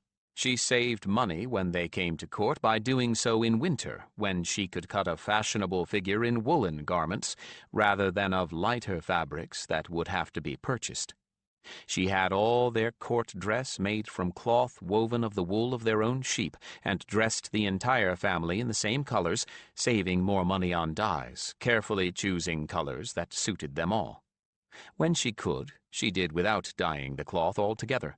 They had a set of garments in white, in a heathered gray, in brown, and in black. Instead of velvet, their heavier gear was made of wool plush, an equally lush fabric, but one that could also be home-woven. Instead of silk, they wore knitted lace, made of thread-like yarn of lamb's wool. All of the embroidery was done by the clever hands of the lady and her daughters, and together they made quite a fine showing. Paul might be the only person present who knew of her clever shifts, since he had once ridden a circuit that included their holdings. They came to court for the purpose of getting the daughters acquainted with some of the young men they might be betrothed to one day. The lady felt it was better to wed someone you at least liked, rather than a total stranger. That was more than many parents felt. To Paul's left was a potential source of trouble, and he wondered when it would break out. Young Lady Lyanna's rigid posture betrayed what her pleasant face did not: the contempt that her husband of a year held her in. He was engaged in a torrid affair with someone out in the city. Paul didn't know who it was, although he would bet his last penny that the King's Own did. She seethed with frustration and jealousy, and from some of the heated glances he'd seen her exchange with one of the young rakes of the lesser nobility, her frustration was likely to break out into a full-blown affair of her own very soon. She would probably flaunt her conquest in her husband's face. A bad idea, since he was hot-tempered as well as hot-blooded, and altogether too likely to either punish his wife or challenge her lover. Probably both. That would have repercussions of its own, since the marriage was a political one. Paul didn't envy the king. He'd have to sort it all out somehow. A more amusing feud was currently on display on the persons of Lady Isend and Duchess Abel. If they piled on much more in the way of jewelry and begemmed trimmings to their gowns, they might not be able to get up again if they fell over. Each of the ladies considered herself the sole authority on fashion, and spent most of her time trying to outdo her rival. The previous manifestation of the feud had been hats, tall pointy ones, dripping veils, and gold chains, which imperiled everyone around them and forced them to walk with a peculiar backward-bent posture with the stomach thrust out. That had ended when someone new to court had kindly inquired when they were expecting their babies to be born. At least the feud had taken a useful turn this past summer, erupting in gowns made of the thinnest, gauziest possible materials. Costly, of course, since that meant gossamer linen and silk, and each gown had to be made of 3 or more layers if the lady who wore it didn't want to reveal every possible bodily secret to the world. Gauze was cool, comfortable, and looked particularly lovely on slim, young bodies. That inspired the other ladies to copy them. Perhaps not every lady looked as ethereal and graceful in such gowns as the youngest and most lithe of the maidens, but at least they were all comfortable and less quarrelsome with the heat. Anything that made the ladies of the court less quarrelsome was worth a few less-than-lovely sights, in Paul's opinion. He detected no other problems during the course of the meal, and when the sweets came around, he caught the eye of King's own Harold Jedden and made a brief but significant nod of his head towards Lady Lyanna. Jedden nodded and shrugged a little. The interchange hadn't taken more than a few seconds, but Paul was satisfied that Jedden was aware of the situation. Jedden could always come talk to him later if need be. That was all he could do for now, and since he didn't particularly care for sweets, he excused himself to his fellow heralds and, with a bow to the king, withdrew from the hall. As soon as he left the palace and got into the collegium, he cocked an ear toward the collegium dining hall. A subdued hum came from it, indicating that the trainees were still stuffing their growing bodies. For all of the formality of court meals, the trainees took as long or longer to eat than the courtiers, for they devoured a prodigious amount of food. "Satiron, old friend, can you give me a bit of a boost while I look for those traces I touched last night?" he asked as he opened the door to his room. Servants had already been and gone. The fire had been refreshed and the lamps lit. Paul hoped that tonight none of the youngsters would decide to have an emotional crisis. It would be nice to spend a peaceful evening for a change. Emotional crisis is the constant state of the young, Chosen. Satiron chuckled. That's why they can eat so much. They burn it up with emoting. Of course I can give you a boost. I'm as curious as you. Paul laughed a little, settling into his favorite chair and focusing his gaze on one of the lamp flames to bring himself easily and automatically into a trance where it would be easier to work.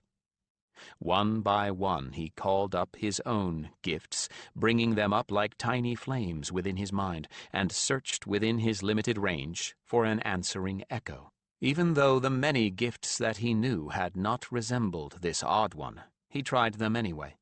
It did no harm, and might awaken echoes from another nascent talent out there in his city. One by one he worked his way through them all, down to the most obscure, the kind of gift that allowed one to see the living energy produced by even the humblest of creatures. Nothing. Not so much as a hint. Whatever it was that had awakened him out of his sleep last night, it did not answer his call tonight. When he had exhausted his repertoire, he came up out of his self-induced trance with a little grunt of frustration. As his trance state faded, he became aware that he had sat in one position for far too long. He felt as stiff as a wooden doll, his right shoulder hurt and his mouth was dry. "I know how you feel," Satiran said, as he opened his eyes to see more than a thumb length of candle gone. "There was something about that stirring last night. I don't know what it was. It bothered me then, and it still bothers me." "Emotion is what it was," Paul replied, getting up to stretch and walking slowly toward his fire. "Very raw emotion, and a great deal of it, with no control to speak of." "Adolescent," Satiran confirmed. "Yes, that's it. A gift waking under pressure of emotion. That's not a comfortable thought, and gods, I do hope it isn't empathy." "I can't think of anything worse than an empathetic gift bubbling up under such circumstances," Paul agreed and yawned. "On the other hand, if that's what it is, there isn't a better place than Haven for someone like that to appear. We've an entire collegium full of experienced healers prepared to deal with that sort of thing." Satiran absented himself briefly from the close conference with Paul. He was probably conferring with the other companions for a moment. Paul took advantage of the free moment to check his time candle and decided that it was late enough that he wouldn't get any visitors tonight. Using all of his gifts in sequence like that was tiring, especially calling up things he didn't often have an occasion to invoke. He blew out all but his bedside candle, unclasped his hair and stripped for bed, wistfully regarding the empty half of the bed where Ilya should have been. He was under the covers and reaching for his bedtime reading before Satiran got back to him. "No one else has any more idea of what it was than we do," the companion told him. "And no one else but you felt it. So that means that whatever else it isn't empathy." "So it's something really odd." Paul cheered up a little at that. If there wasn't a herald here at the Collegium that had felt the surge last night, that meant that there wasn't anyone here who could teach whatever it was. So if this gift manifested rather than being repressed, Paul was guaranteed at least another few months within Collegium walls. That meant more time with Ilya when she returned. Of course, it was even odds which it would do, manifest or submerge. "Are any of the companions feeling restless?" he asked Satiran. That would be one indication. If the nascent gift belonged to a presumptive herald, the companion due to choose him would start sensing that his or her time was near, or at least nearing. "Not that I've noticed, and nobody has volunteered that information, but whoever it is might not. No one likes to be disappointed in public." Satiran himself had experienced 2 false alarms before he was drawn to Paul, and the companions often felt a certain guilt when an expected call didn't come. Paul had a good idea why that should be. There was always the feeling that there was something that one should have done, that if just perhaps a vague urging had been followed, there might be one more badly needed herald. "Well, you might as well get some sleep, or whatever," Paul replied lightly, and was rewarded by a mental chuckle. "Whatever, not that it's your business," came the taunting reply. "Oh, thank you. When you know that Ilya is hundreds of leagues away from me, twist the dagger, why don't you?" he taunted back. "Chastity is good for you. Think how much more you'll appreciate her when she comes back," was the retort, and Satiran dropped out of the front of his mind. Paul laughed and opened his book. He had decided to stay awake a little longer than usual, just in case that unknown with the odd gift was only manifesting in sleep himself. That might be the case, and might account for why he hadn't touched off an echo when he looked for it. That would also account for the raw emotions, the sort of uncontrolled feelings that occurred in dream sleep when all the inhibitions of the day were gone. But he was nodding over his book in short order and finally decided to give up and call it over for the night. Whatever it was would appear again. Or not. But if it did, he wouldn't be caught unaware the second time. 6. The next day brought the start of the autumn rains. There had been occasional showers before, but Paul woke up to the kind of steady downpour emerging from solid gray skies that meant there would be day after day of rain for the next several weeks. There would be breaks in the rain, but the sun would have to fight its way through the overcast and, for the most part, would lose the fight. By now the fields outside were getting soggy, which meant that there would be no more grueling circuits of the obstacle course for some time. Satyron didn't care about rain, but he hated mud, and the obstacle course would be a morass until the rains ended. Back when Paul had been a trainee, they hadn't had any chance but to run the course when they were ordered to. Now that they had that choice, by common consent they avoided the place during the autumn rains. Sadly, the rains also brought the cool, crisp days full of brilliant colors to an end as well. A quick glance out his window told Paul that the damage had already begun, with leaves dropping as steadily as raindrops. This was the time of year when the leaves quickly faded to brown and dropped from the trees, leaving skeletal fingers silhouetted against a uniformly gray sky. Right now, the trainees in their own gray uniforms trudged about the collegium grounds, hooded heads hunched against the rain, covered by the waxed cloth of their gray raincapes. At the moment, they looked like bits of scudding rain cloud themselves. Paul rarely had to leave the collegium wing himself when he taught here. The classrooms where the heraldic classes were held were all within the wing. He greatly appreciated the warm fires in every classroom, though every time an outside door opened, a cold, damp wind whipped through the halls. The classrooms were just a bit bigger than his bedroom and had a friendly warmth to them. His particular specialty was in geography. Herald trainees needed to learn first how to read maps, then needed to memorize those maps, for one day they might have to find their way without the benefit of a map. Many things could happen to a herald on circuit. The loss of supplies should never mean becoming lost. This lot evidently had cleanup duty at breakfast today. They came into the classroom heat-flushed and scrubbed, with cheerful faces and suppressed giggles. The collegium cook was a huge woman without an ounce of fat on her body, who looked as if she ought to be wielding a sword, not brandishing a ladle. She also had a bottomless fund of jokes and a finely honed sense of humor that made kitchen duty prized above all other chores. Trainees got the benefit of some servants, but for the most part they had to pitch in to keep the collegium running. It was good for all of them. Trainees from the farms and cottages discovered leisure and servants, and the highborn learned what it was like for those not fortunate enough to have been born with a title. Trainees took turns at all the chores, from working in the kitchen to waiting at table, from helping in the laundry to stocking the closets, from chopping wood to making certain every room had a filled wood carrier, from mending uniforms to making them. The only thing they didn't do was cleaning. They had to keep their own rooms clean and tidy, but the classrooms, bathing rooms, and hallways were cleaned by the collegium servants. The same discipline held in healers and bards collegia. It made all students equal, as did the uniforms all trainees wore. Everyone in the collegia wore uniforms that identified their status as students. In the case of healer trainees, the uniforms were a pale green. The bardic trainees wore a rusty color.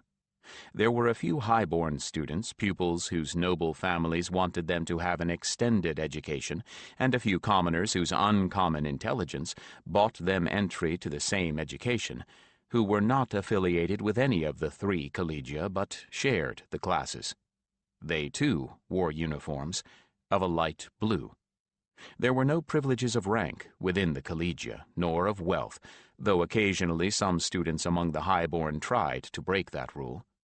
The king himself usually dealt with such a situation. He was hardly an autocratic man, but there was one thing he wouldn't tolerate, and that was any interference in the running of the collegia. The 3 collegia ran on much the same schedules and often shared classes.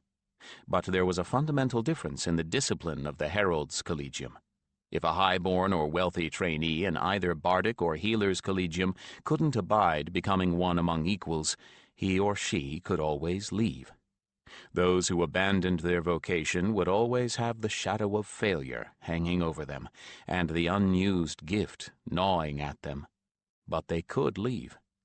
Not so for a heraldic trainee. The bond of herald and companion was not a thing that could be abandoned. Not that any trainee had ever seriously tried. There was always a trainee or two who had troubles, but with help, they always worked through those troubles and adjusted.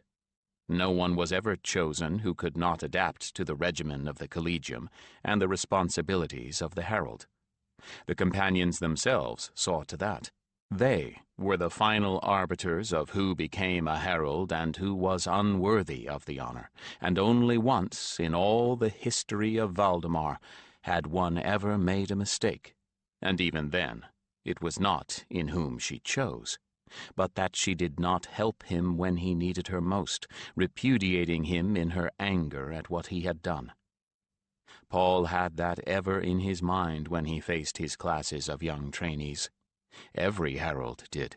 Never again would there be another Tillendel. But there was no sign of any trouble in the younglings he was teaching this year. Most of them were the offspring of farmers, craftsmen, and small traders. The 2 or 3 highborn had adapted cheerfully and even eagerly to their new duties. There were conflicts of personality, of course, and love affairs, broken hearts and quarrels, mistakes, misunderstandings, and adolescent rebellion, but no tragedies a-brewing. The next class came in dripping, smelling of wet wool. Before Paul's class, this lot took archery practice, even in the pouring rain. They chattered among themselves much more cheerfully than he would have, given that they'd gone straight from breakfast into the cold rain. Classes were small, no more than 6 pupils at a time, so that teachers could give each student individual attention. In Paul's case, he taught a total of 5 geography classes over the course of the day, and sometimes filled in for a teacher who was ill. There were 2 classes in the lowest level of difficulty, 2 in the second and 1 in the third. After a trainee finished 3rd-level geography, he or she went on to orienteering, the skill of dead reckoning in completely unknown territory. "Well, Darien," Paul asked the first one to sit down, "how did you manage this morning?" Darien grinned impishly. "We did all right," he said with a hint of a smirk on his freckled face. "My pa would have skinned me alive if I'd been too stupid to learn to keep my bowstring dry by now. Derry showed us all what to do," the smallest and youngest of the class piped up, with a worshipful glance at Darien. "Weapon Master actually smiled." "Good for you, Darien," Paul applauded. "Good for all of you, and well done." He turned and drew a map symbol on the slate board behind him with a chunk of chalk. "Now, since you've been so clever, Darien, perhaps you can remember what this symbol means?" By the time the class was over, the trainees had thoroughly dried out and the room no longer smelled of wool. The 3rd class hadn't undertaken anything out in the wet, and after that class came the break for lunch. Paul habitually met with 3 other teachers for a card game over lunch. Today it was his turn to host, so he sent a page down to the kitchen for provisions and set up the chairs and the table at the back of the room for a game. The players were a mixed bag, and he reflected as he arranged the cold meat, sliced breads, and the rest on his desk, that they would never have met, much less become friends, if they hadn't been heralds. Damina was the eldest of the group, a tough old woman with a perfectly unreadable face and a wicked sense of irony. Like Paul, she was a native of Haven. Tivar was highborn, the highest, in fact, since he was the king's youngest brother, but you would never have known it from the company he preferred to keep and the subjects that interested him. In point of fact, he was the specialist in wilderness survival and flora and fauna.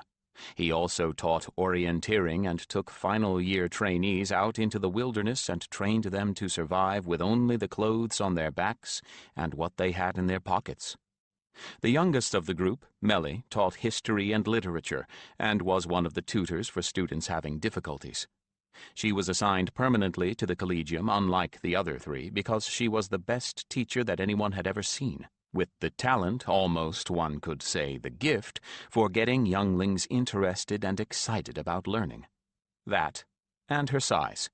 She couldn't have been any taller than the average 13-year-old. Riding circuit required physical abilities that she didn't have, but that didn't matter. She could and did ride messenger service during any emergency. She could and did take her turn out on circuit within Haven itself. She had dodged Carsite arrows and bandits, had come into Haven reeling in the saddle with exhaustion. Melly might not take the most arduous of duties, but no one could say that she didn't take the most hazardous. And she was a deadly card player. Melly was the first to arrive, with the other two right behind her. "Phooey," Tevar said, knitting black brows as the wind drove a gust of rain against the window glass. "I hate this time of year." He pulled his chair back with a scrape and dropped into it, pulling his tail of sable hair to the side so he wouldn't get it caught between his back and the back of the chair. Melly cast a glance at the window herself, peering from beneath a thick brown fringe of bangs that made her look like a cheerful little pony. "I don't know. I rather like it, as long as the weather's out there and I'm in here." "Makes you feel sorry for the ones out there, though, doesn't it?" Damina asked as she helped herself to food, then settled into her chair. "Then again, it isn't like this everywhere." "It's still fine down in the south, and in the north the rains are over by now," Paul agreed. "For that matter, it isn't everywhere that gets these autumnal downpours either, so you could be wasting your pity, Damina."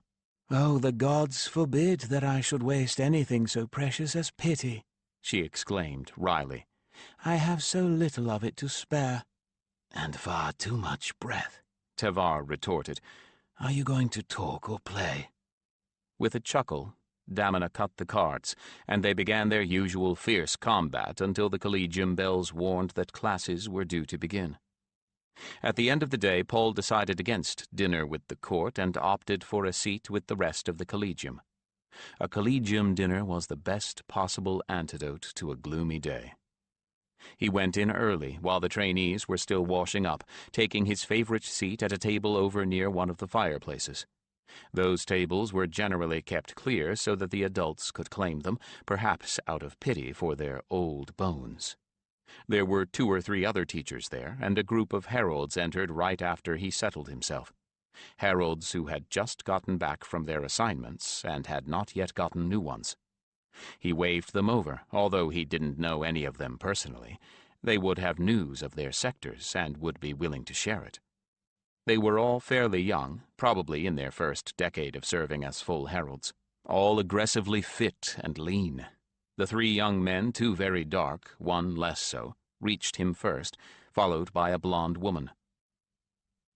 "Jonathan, Lake Evandon," said the first to sit down, shaking Paul's extended hand, giving his name and the circuit he'd been on, just as a 5th herald, an older woman, entered, looked about, and headed for his table. "Kayla, Staghorn Forest," the young blonde woman told him with a nod. The broadly smiling dark man introduced himself next as "Laris, the Fells," followed by a shorter but equally dark fellow who was "Werner, Torgate." The last was another woman, middle-aged, with grey streaking her mousy hair, that Paul knew very slightly. "Caris, good to see you," he welcomed her. "What sector this time?" She settled into place with a weary sigh. "Carsite border," she said, and got the immediate attention of the others. "And?" Paul asked, assuming the duty of the questioner as host. One of the trainees came by about then with a platter of hot bread and a bowl of butter, and Caris made an unmistakable gesture toward him with her eyes. They waited in silence for the boy to get out of hearing distance, and in the meantime the hall began to fill with chattering youngsters, making it easier for them to converse without being overheard. "I'll give you the worst news first," Caris told them as they unconsciously bent toward her, all of them with grave expressions. "There's going to be war. Maybe not this year, though I think it will come by midwinter, but next summer at the latest. It's not bandits raiding the borders anymore, and not Carsite outcasts desperately clawing out some sort of life. It's Carsite troopers, little squads of them. We finally caught some of them, and there were uniforms in their saddlebags." She shrugged. The Sun Priests claim they were acting on their own, but we know better, obviously. Not even a Karsite is immune to a truth spell. They all let out their held breath as one. Paul shook his head. So they've started testing us, have they? That's the general assessment. Karis agreed. The current Son of the Sun is cautious. He isn't going to move until he's built up his troops there, built them up slowly, so that we supposedly won't notice, and that is going to take time. At least we're forewarned. Another set of trainees came along with platters and bowls, and the discussion ended for a moment while the heralds helped themselves. When the servers moved on to other tables, Jonathan asked the next question. Is there any good news? He said, mouth twisted in a wry attempt at a smile that was not succeeding very well. We've got warning, and we've got time, Karis pointed out. I just finished reporting to the king and council. Everyone is going to know by tomorrow. We're going to have to build up our own troops, I suppose. Maybe evacuate the villages nearest the border.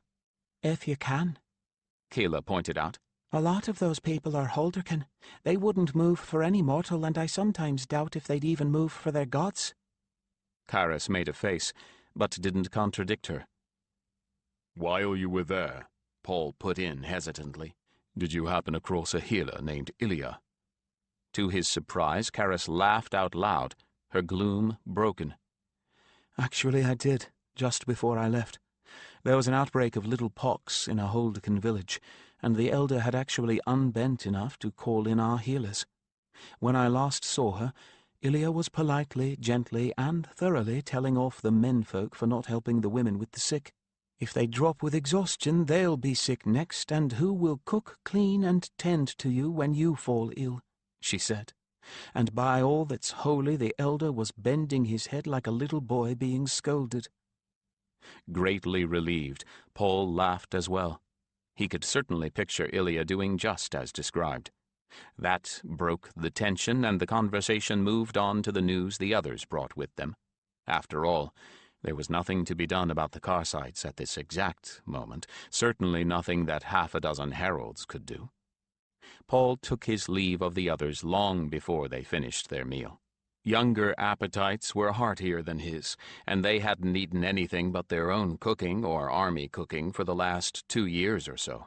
Heralds traveling to and from their assignments stayed in inns along the way, but those on circuit camped, sheltered in way stations, and tended to their own needs. That was so that no one could play host to a herald and then try to exert influence over him, so that no one could claim a herald was playing favorites in judgments. It was certainly a wise policy, even though it was a bit harder on heralds riding circuit. However snug those way stations might be, they were still very spare of comforts, and the provisions stored in them made for simple and tediously similar meals. And if one wasn't a particularly good cook, well, after 2 years, the meals at the Collegium would start to assume the character of gourmet feasts. Paul returned to his quarters to find one of his youngest students waiting for him, with a face so full of woe that he thought immediately that the youngster must have received bad news from home. Malkin was barely 9 years old, and very young to be chosen, but he was by no means the youngest on record to have shown up at the Collegium with a companion. Certainly the king's pages were as young or younger, and with his cherubic features and ingenuous brown eyes, the queen had threatened to steal him for her service more than once. "Malkin, what's the matter?" he exclaimed, as he closed the door to his rooms behind him, indicating that he was not to be disturbed. Malkin burst into tears and attached himself to Paul's legs like an animate burr. Paul held and comforted him. As he patted the child's back, he thought with a twinge of how often he had sat in this very fireside chair, comforting one of his own children for some childish woe. But this was evidently much more than a quarrel with a friend, or one of the high-born children bullying him. Malkin was positively hysterical. It wasn't a case of would not stop weeping. It was could not. While Malkin sobbed, he racked his brain for some idea of what could have the boy in such a state. If there had been a tragedy in the family, the dean of the Collegium would have been notified first, so that someone Malkin trusted could be with him when he heard the bad news. There hadn't been any sign of anything wrong when Malkin had his geography lesson with the first class this morning, and Malkin wasn't the sort to have had a major falling out with a friend that would leave him so broken-hearted. Whatever it was serious. The child wasn't even listening to him. Finally, when nothing Paul could do would serve to comfort him and calm the little boy, he rang for a servant and sent him for a healer. Not surprisingly, it was his own daughter Eleanor who arrived at the door within a few moments, her pale green cloak thrown hastily around her shoulders, little tendrils of her warm brown hair escaping from the hood and dripping onto the floor. "Who is this?" she asked, as she knelt beside her father to take the child in her own arms. Her heart-shaped face was full of concern, her cheeks pink from the cold, raindrops sparkling on her eyelashes. "Malkin, he's about 10, Paul said, as she bent over the sobbing child. He took advantage of her arrival to get a handkerchief to wipe the poor thing's face and nose. Malkin continued to howl, oblivious. "Malkin," she murmured in his ear, holding him close. "Malkin, sweetling, it's all right." Malkin clearly didn't think it was all right, but Paul felt his own faint gift of empathy wake in answer to his daughter's more powerful abilities, and recognized her soothing touch on the child's mind. Slowly, carefully, she insinuated herself between Malkin and his own hysteria. Slowly the child's sobs began to weaken, his howls to fade. It was a mercy that people were used to children in distress seeking Paul out. Otherwise, someone would surely have charged into the room by now, intent on beating whoever was frightening Malkin into a bloody pulp.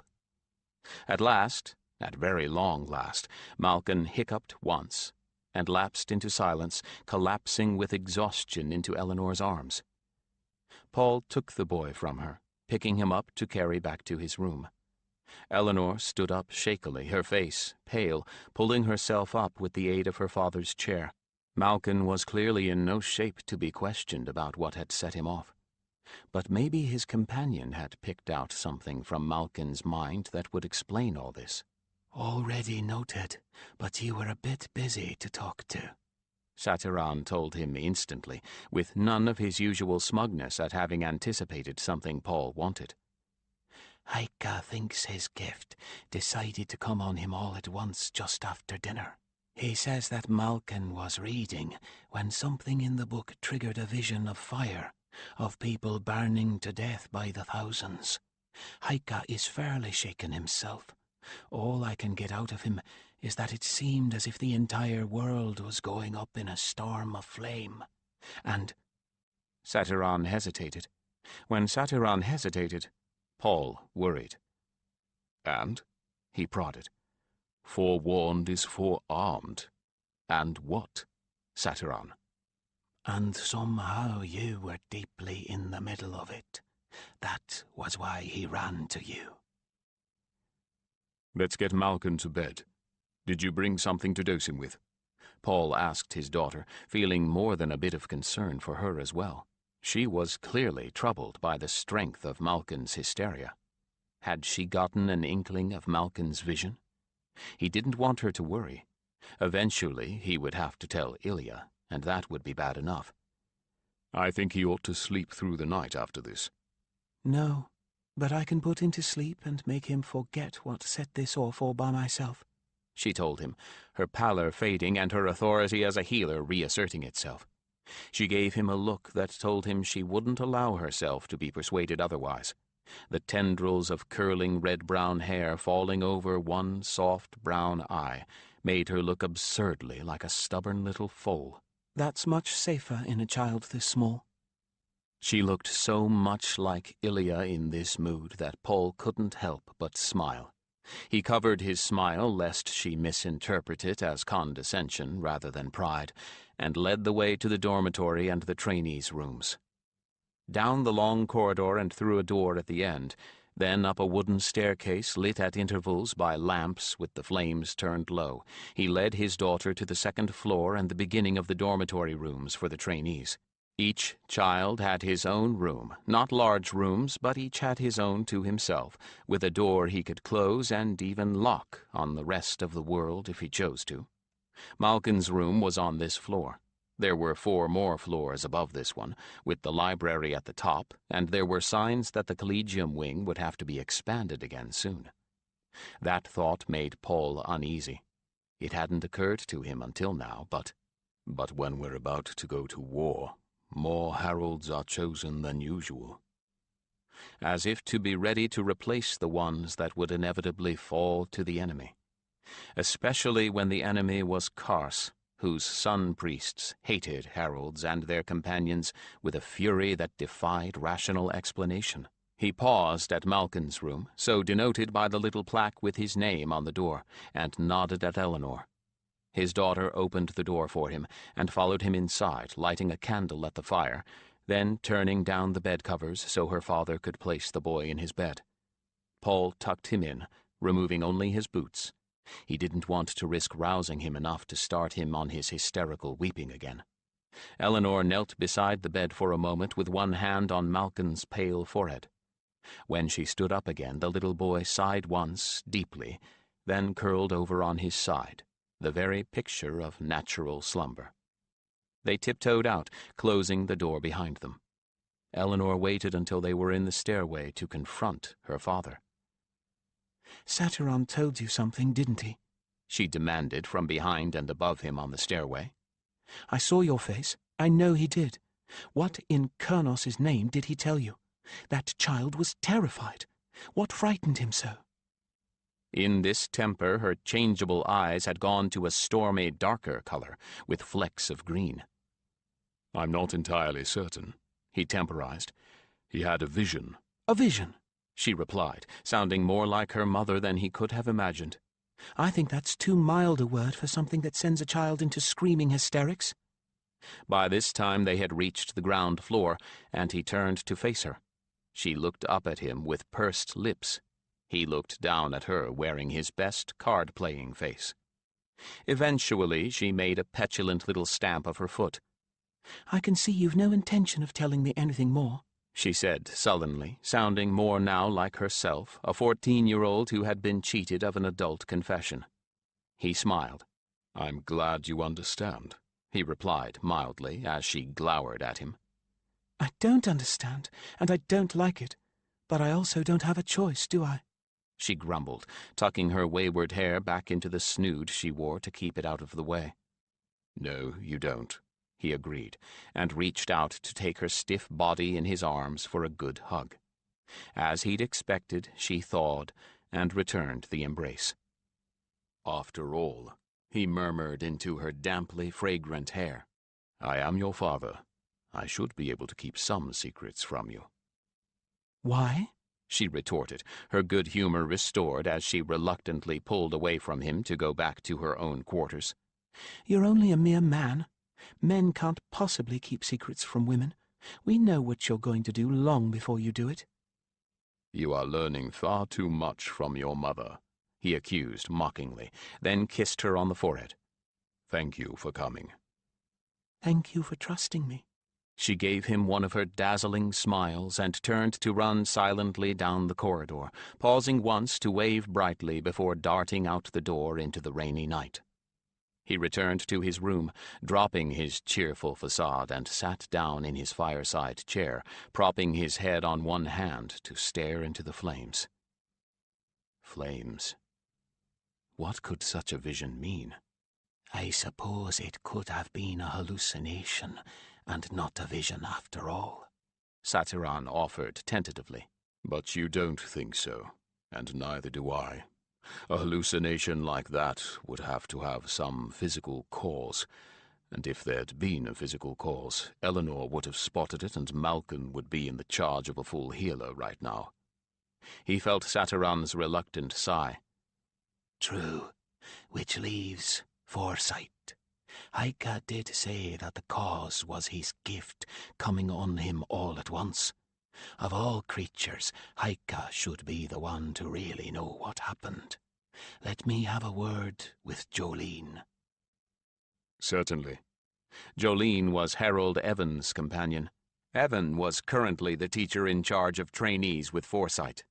Whatever the vision meant, there was one thing certain. Malkin had better be under Evan's tutelage tomorrow. When a gift appeared full-blown, it needed training, and the trainee needed close attention, even protection from his own abilities. And when it appeared that young, the child wasn't at all prepared to deal with it alone. There, taken care of. They'll see to him as soon as he wakes up. Satiran was back. Right then. Flames and the world on fire could be representative of a general condition of war. It was his turn to sigh. Yes, it could. Malkin has never seen warfare. His mind might only be able to grasp the concept as a great conflagration devouring everything it encounters. And given what Karis had to say tonight, that makes perfect sense. You're a senior herald. If there's a war, you are going to be in the middle of it. Satiran observed with gloom. His vision could have been triggered just because I was thinking about a war with Kars. Now that his mind had started down this road, it seemed more and more plausible an explanation. If he happens to be sensitive to me, just from so much contact with me, I'm the nearest thing he's got to his father right now. The timing is right. He went into this just about when Karis was talking to us. Kars, the sun priests, yes. Flame images would certainly be appropriate. He felt Satiran suddenly shudder. They burn their prisoners, you know, especially heralds. The same thought had occurred to him. He faced it resolutely. Forewarned, visions of the future can be changed. That's why foresight is one of our most valuable gifts. We're warned now, Satiran. We can take steps to prevent getting ourselves into trouble. We can try, Satiran replied. There was a long pause. Yes, you're right. And it's a good thing I'm having Heka speak with Jolene tonight and give Jolene all the details. It will be easier to keep you out of trouble if all of us know what's been seen. Unlike certain times in the past, when no one knew but you. Hey, he exclaimed aloud, but Satiran was right this time. All right, spread the word then. After all, if that interpretation is right, I won't be the only herald in danger. No, Satiran agreed grimly. You won't. Paul left it at that.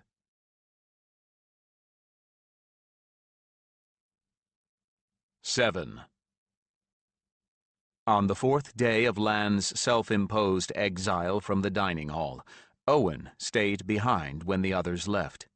The younger boy lingered beside his desk, gazing at Lan with an intensely speculative expression. You're avoiding them, aren't you? He said suddenly. You're hiding out from them up here. There didn't seem to be any condemnation in his tone, but Lan couldn't be absolutely sure. After all, Tyron could be using the boy as a tool to find out what Lan was up to. Lan waited for a moment before answering, using the time it took to unwrap his packet of bread and butter before answering. I suppose you think I'm a coward, he replied bitterly with a shrug. If it's cowardly to avoid getting punished for no reason by people who are big and mean, then I suppose I'm a coward. And, you know, I don't care who says I am. So much for Tyron. He can call me all the names he wants. Why do they let you stay away from lunch? Owen asked curiously, giving no sign that this was what Tyron had sent him to find out. Which they do you mean? Lan answered with a question of his own. If you mean the teachers, no one has said anything to me, and I don't suppose they will. For all they know, I just take a little extra time to go down and hurry through the meal so I can come back up and study. If you mean them, you don't suppose I was going to ask permission of them, do you? A certain apprehension tightened his belly for a moment. Have they figured out what I'm doing? Have they said anything about me? Not yet, Owen told him, and the knot in his gut relaxed. The younger boy fidgeted a little. I was going to ask if you minded if I stayed too. I brought apples. As Owen stared at him, hope naked in his eyes. Lan found his lips stretching into a rare smile. Mind? Why should I mind? And why would it matter if I did? I don't exactly own this room, you know. You have as much right here as I do. But I wouldn't mind trading some of my bread for one of your apples. Owen sat back down with a thud and dug in his book bag, coming up with a really fine red fruit, which he handed to Lan in exchange for a slice of buttered bread. How did you think of staying up here? He asked around a mouthful, gazing at Lan as if he was some sort of wizard for coming up with so cunning a solution. Owen's admiration made him feel smug and embarrassed at the same time. Lan did his best to try to look modest. It was obvious.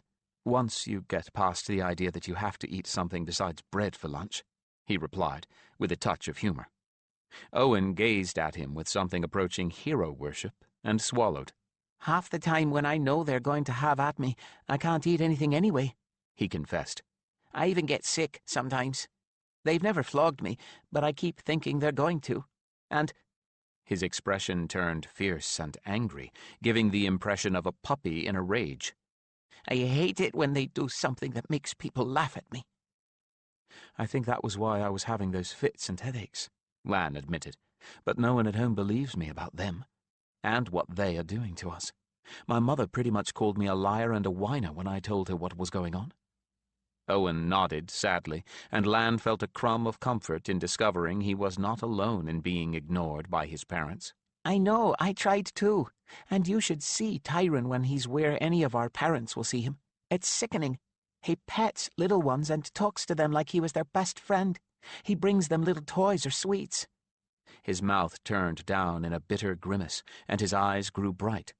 My parents think I'm just trying to get him in trouble because he's supposed to be in charge of discipline, and that I'm jealous of him just because all the parents and teachers think he's so great. He had to stop for a moment as his emotions overcame him. He sniffed angrily and wiped his eyes on the back of his cuff. All I want is for them to leave us alone. Lan looked aside, so as not to embarrass the younger boy by noticing his tears. My mother said that it must have been my fits that made me say such things about them, he told Owen, gazing steadfastly at his desk until the boy got himself together.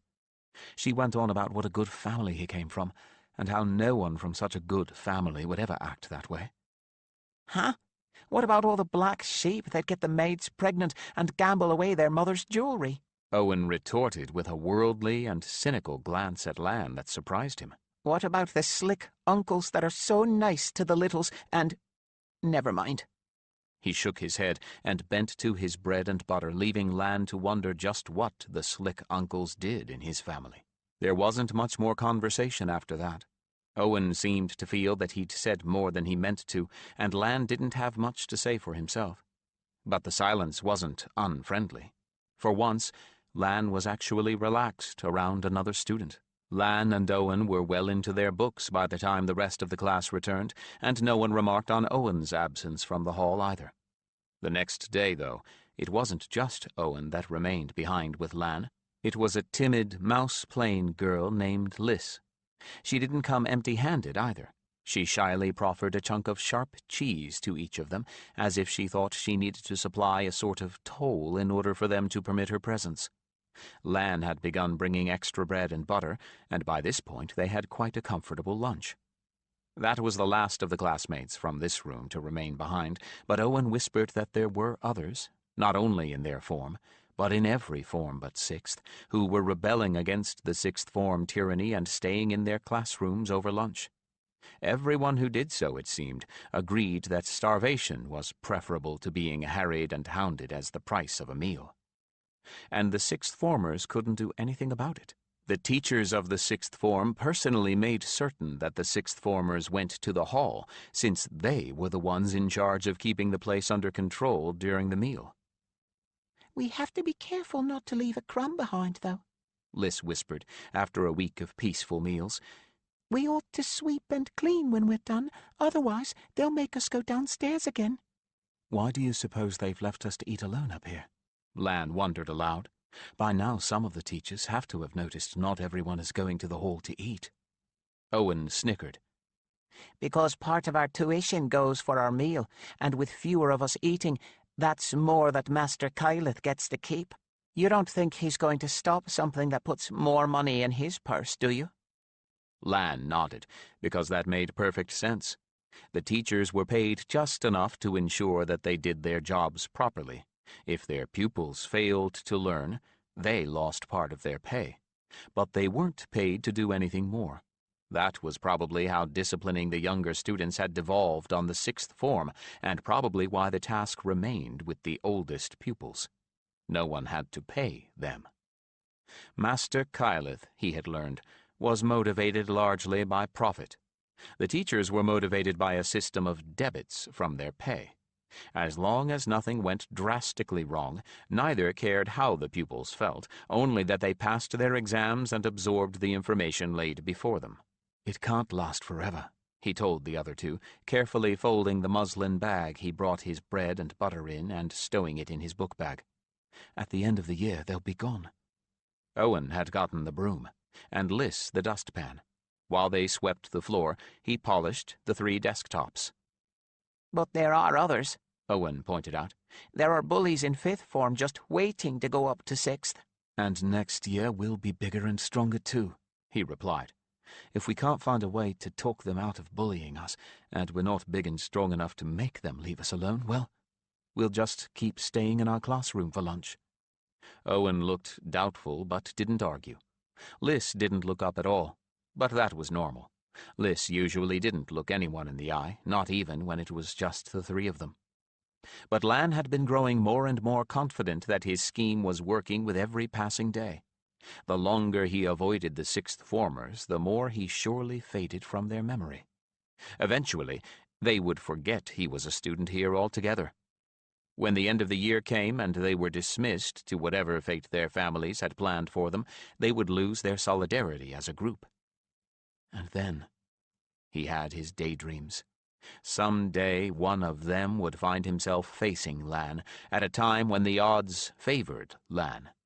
In his fondest, sweetest daydreams, it was Tyrone who groveled at Lan's feet, begging for some favor. The daydreams never went much farther than that, because Lan himself couldn't quite make up his mind about what he wanted to do when the situation came up. Would he be magnanimous, or would he smile politely and let Tyrone hang? Or even give him a little push over the edge of whatever abyss he teetered on? In some ways, being magnanimous would carry the most satisfaction with it. After all, Tyrone would then have to go on with his life, knowing that he owed Lan, and that he would never ever be able to pay off that debt and return things to their former footing. On the other hand, watching Tyrone rot would be awfully satisfying too. Lan's teachers had been cautiously indicating that they thought his talents lay in the direction of becoming a caravan master, the man who was in charge of everything having to do with the transport of goods from one place to another. So far, his parents hadn't said that they were opposed to the idea. Lan's current daydream involved Tyrone as an impoverished caravan guard, begging Lan to hire him. The idea of Tyrone in rags, groveling, was very satisfying. Even more satisfying was the extension of the daydream, where Tyrone got drunk on duty and Lan casually ordered him flogged. Lan was, in fact, in the process of elaborating on that daydream, imagining Tyrone's current girl grown up and even prettier, being conveyed in Lan's caravan from Haven to, say, Hardorn. When the last class was over, the rest of his schoolmates and the teacher cleared out, and the schoolroom fire was left to burn down the coals. He stayed at his desk with a book open, but eyes unfocused. He imagined Angela, as she might be in another 4 years, turned from pretty into stunningly lovely. For good measure, he turned her hair from dark blonde to a golden cascade, subtracted from her waist and added to her chest and hips. She would, of course, be very impressed with Lan, in his suit of silver-washed chain-mail, well-used sword at his side, his weather-tanned face and a few attractive scars showing his courage and experience, and a devil-may-care smile telling of his past conquests among the ladies. "Don't I know you?" she would ask, a little puzzled.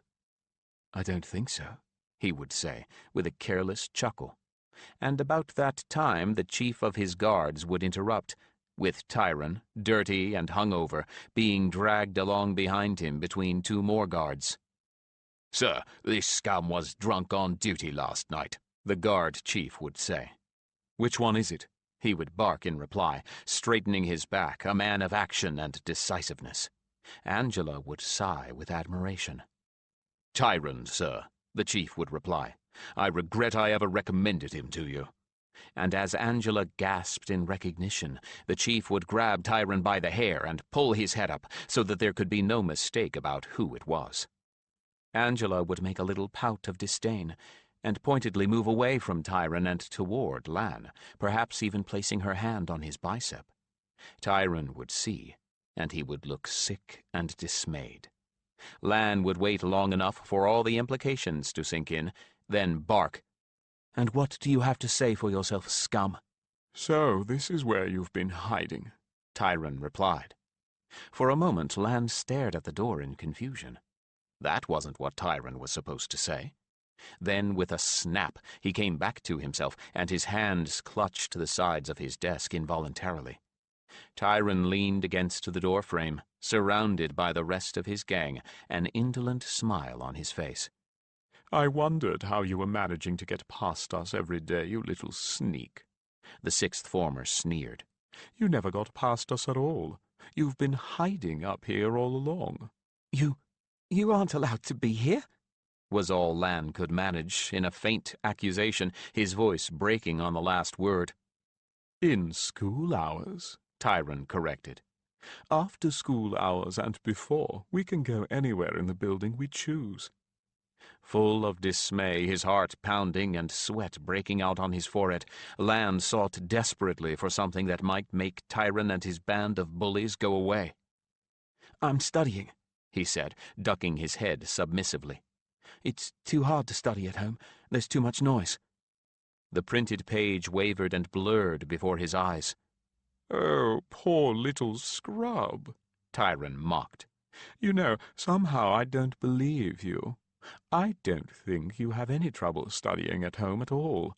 After all, you managed very, very well while you were playing sick, didn't you?" Lan glanced up, feeling sick. Tyrone unfolded his arms, straightened, and moved away from the doorway, followed by the rest of the bullies. "I don't believe that you were studying just now at all. I must have stood there for a quarter a candle mark, and you didn't once turn a page." Lan tried not to cringe as Tyrone stopped right next to him, towering over him. "You, little scrub, are making things very difficult for me. You're eroding my discipline and setting a bad example for others. Why should they obey when they know all they have to do is stay in their classrooms and they can avoid their just punishments?" Lan averted his eyes and stared at his book, hands clenched around the sides of the desk, his knuckles turning white. Tyrone was just starting. "And I believe you have a just punishment coming to you. Doesn't he, Derwit?" "Setting a bad example, 10 strokes," said a cold voice from Lan's other side. "Eroding discipline, 10 strokes. That's 20. 20 strokes. Lan's head reeled and a wave of dizziness overcame him. Not even his father had ever flogged Lan with more than 5 strokes of a cane. "Oh, but that's not all, not by any means," Tyrone purred. "Unless, of course, you happen to have that velvet I told you to bring me squirreled away in your book bag." Lan's head shot up, and he stared at Tyrone in shock, all conscious thought driven out of his mind. "I thought he'd forgotten about that by now." Tyrone smiled tenderly, but his eyes were as cold as a fish's. "I thought not. So what would that be, Derwit?" 20 strokes for refusing to obey. 10 strokes for lying about being sick. 10 for lying about not being able to study at home. And 10 for avoiding punishment by lurking up here," Derwit replied with gloating satisfaction. "That's 70 strokes in all." Something hot and angry began to stir sluggishly down in the darkest depths of Lan's mind, but he still couldn't think, or even move. At the moment it was panic that had control of his body, the same panic a trapped rabbit feels when it freezes. Two of the bullies pried his hands away from the desk and hauled him to his feet by his elbows. "I don't think we ought to deal them out to him all at once," Loman said thoughtfully. "We're not allowed to break the skin, you know. No wounds. Master Kyleth was very forceful on that point." "Oh, really, Loman, when have you ever known me to be so clumsy as to break the skin?" Tyrone chided, leading the way as Lan was hauled bodily out of the classroom and down the stairs. "Still, you have a point. We can't lame him so that his parents would take exception. Perhaps we can spread the punishment out over a few days. Say, 4. We can bring the total up to 80 strokes, just to keep things even. Add another 10 for encouraging the others to avoid us by hiding in the classrooms." Lan dug in his heels and tried to resist, but the others were so much stronger and taller they just hauled him right off his feet altogether. In a nightmarishly short time they had him down all 4 flights of stairs and into an unused classroom on the back of the building far from the street. No matter how much he screamed and yelled, no one would hear him here. "You can fuss all you want, but no one is going to hear you," Tyrone pointed out helpfully, confirming his thought. "I do encourage you to do so, however. It lets me know that I'm doing a good job." Lan gagged as his stomach surged with nausea. There was a single, straight-backed chair in the middle of the room and 4 leather straps on the seat of the chair. It was pretty obvious what they were going to do with that chair. "Want us to strap him down, Tyrone?" asked one of the 2 monsters holding his arms. Tyrone was playing with a willow cane, experimentally bending it and swishing it through the air. "Not yet. Why don't you just play with him for a little until I'm ready?" Lan didn't get much chance to wonder what that meant. The monsters dropped him. He stumbled, not quite falling, and before he could get his balance, the first one shoved him hard. He hit the wall with bruising force, knocking some of the breath out of his body, and another of the bullies grabbed his arm, wrenching him away from the wall, and shoved him at a third. They passed him from one to the other, alternately catching him and knocking him into the walls. And as they did so, that sullen little spark of heat began to grow, driving everything before it and filling him with a white-hot rage that burned away his thoughts and contended with the panic and fear for supremacy. Rain sheeted down, drenching everything in sight, which wasn't much, as the rain curtains obscured most objects farther away than 10 horse lengths. Paul pulled his hood a little closer around his face and kept his eyes fixed on Satiron's neck. Malkin was no longer Paul's pupil. In fact, Malkin was no longer anyone's pupil except Harold Evans. The child's foresight was so very powerful that he'd been pulled out of all his classes to concentrate on getting it under control. Poor Malkin didn't just see the future, he saw many possible futures, and at the moment he couldn't tell which was the more likely.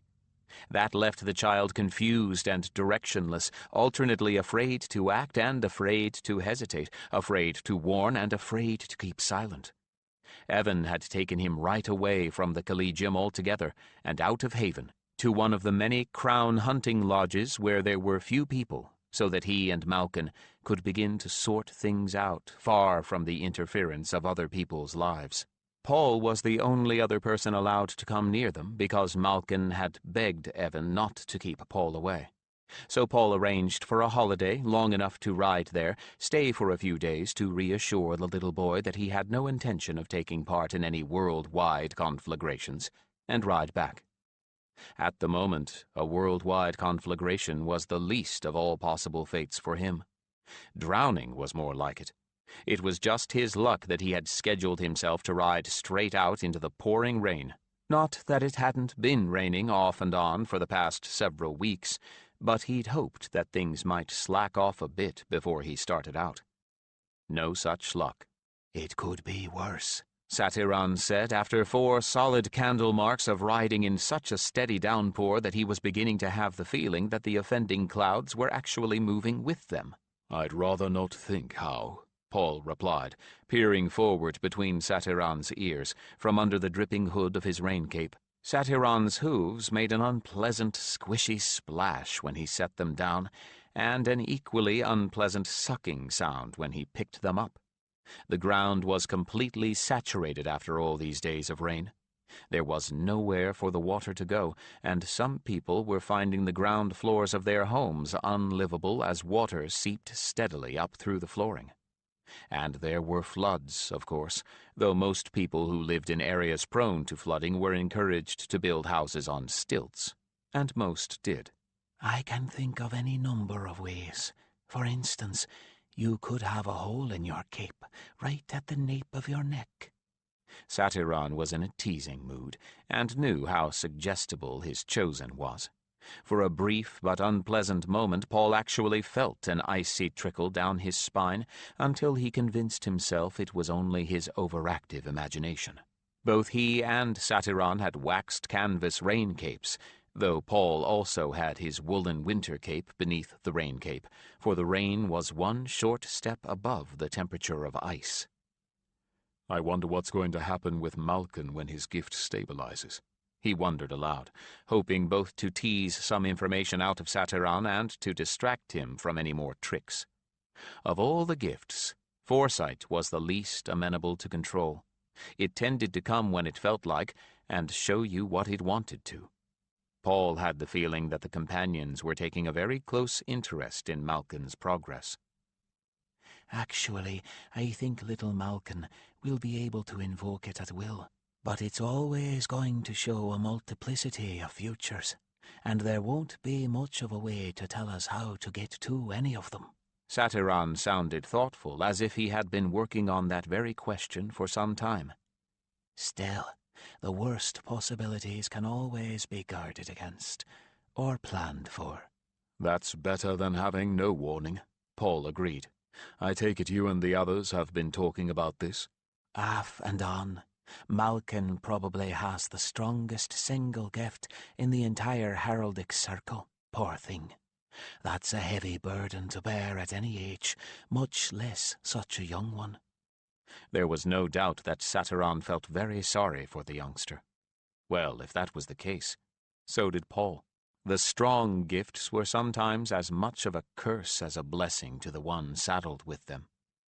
And right now, Satiran continued, what he's seeing is a confused jumble of the worst possible events that anyone could imagine. That's what Heka and Jolene say, anyway. There's no way of telling even where in time those possibilities lie. "Not really useful," Paul remarked. Not really, no, Satiran replied. For instance, if he were able to foresee things like a tree falling on you. Afterward, Paul remembered those words with a sense of heavy irony. At the time, though, all he noticed was an odd creaking sound off to his right, which was quickly followed by Satiran's startled neigh and shy to the left, the confused impression of something very large rushing at him, and then nothing at all. Lan had stopped thinking some time ago. Now all he was doing was feeling. It was pure fear and barely contained rage that consumed him, the ice of panic, the heat of anger contending for his mind. There wasn't much room left over for thought. He struggled to hold in the rage. Somehow he felt dimly that if he couldn't keep control over it, something terrible and irrevocable would happen. But the part of him that tried to hang on to a little rational thought was also the part that hurt.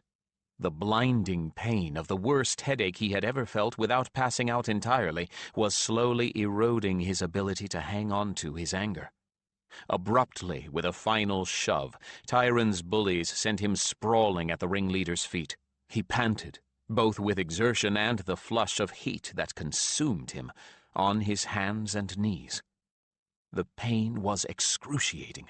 The fear held him paralyzed still, and the anger raged against the bonds containing it. His ears filled with roaring, very like the thunder of a river in full flood. He barely heard Tyrone say, "Strip his shirt off and strap him down."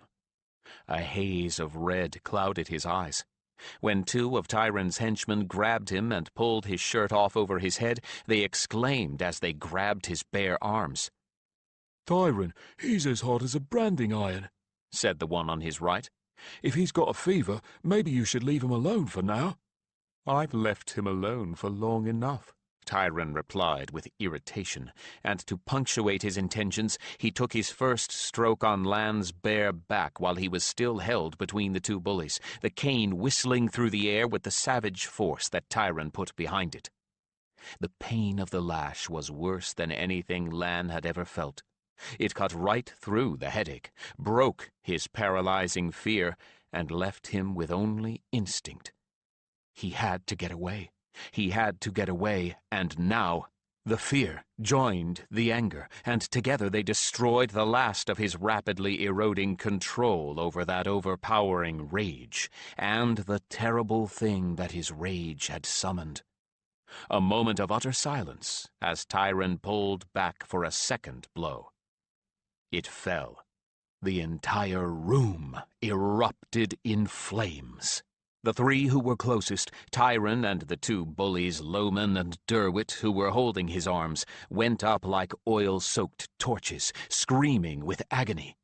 Tyrone blundered backward and into the wall, hitting it and dropping to the floor. The boy to Lan's right howled and whirled in circles aimlessly. The one to his left ran straight into the fireplace.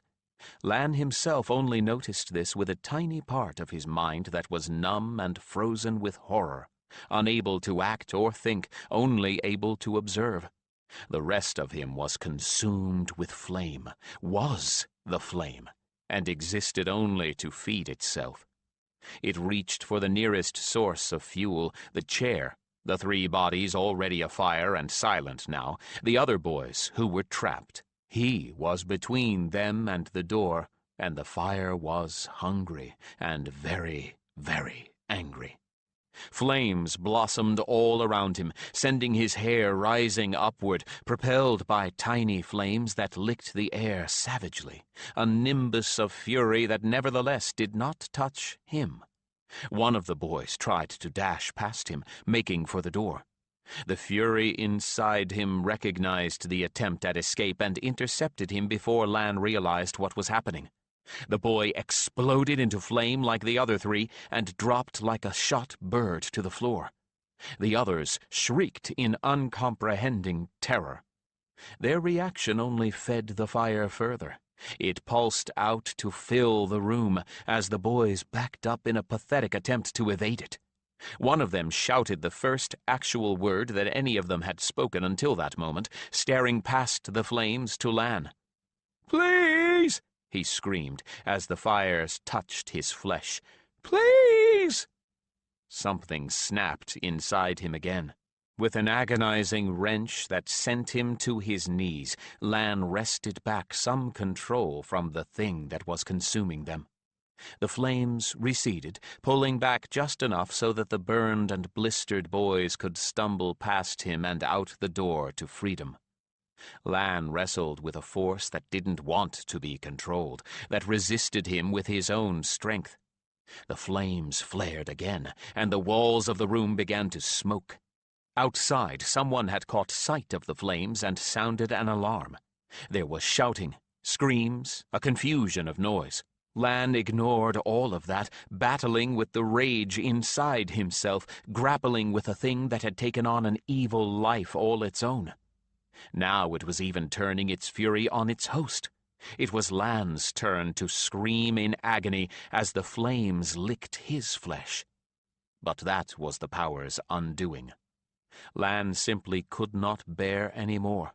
He slumped over as darkness, a cool, welcoming darkness, beckoned to him to fall into it. His eyes cleared once before that final dark, and saw without comprehension the flames around him flickering and dying out leaving only a few spots of sullenly burning fire in the room itself.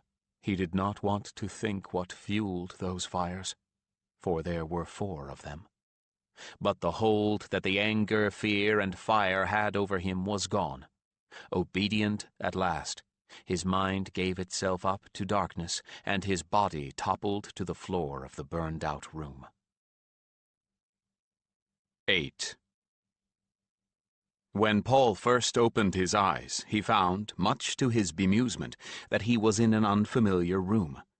That was not necessarily an unusual circumstance, but this wasn't a way station or an inn, which would have made sense. It was a pleasant but rather bare chamber with pale green walls, and that didn't ring any notes of familiarity. Then the healer came in, and he remembered with unnatural clarity the rain, the wind, Satyron's neigh of surprise, and something rushing at him.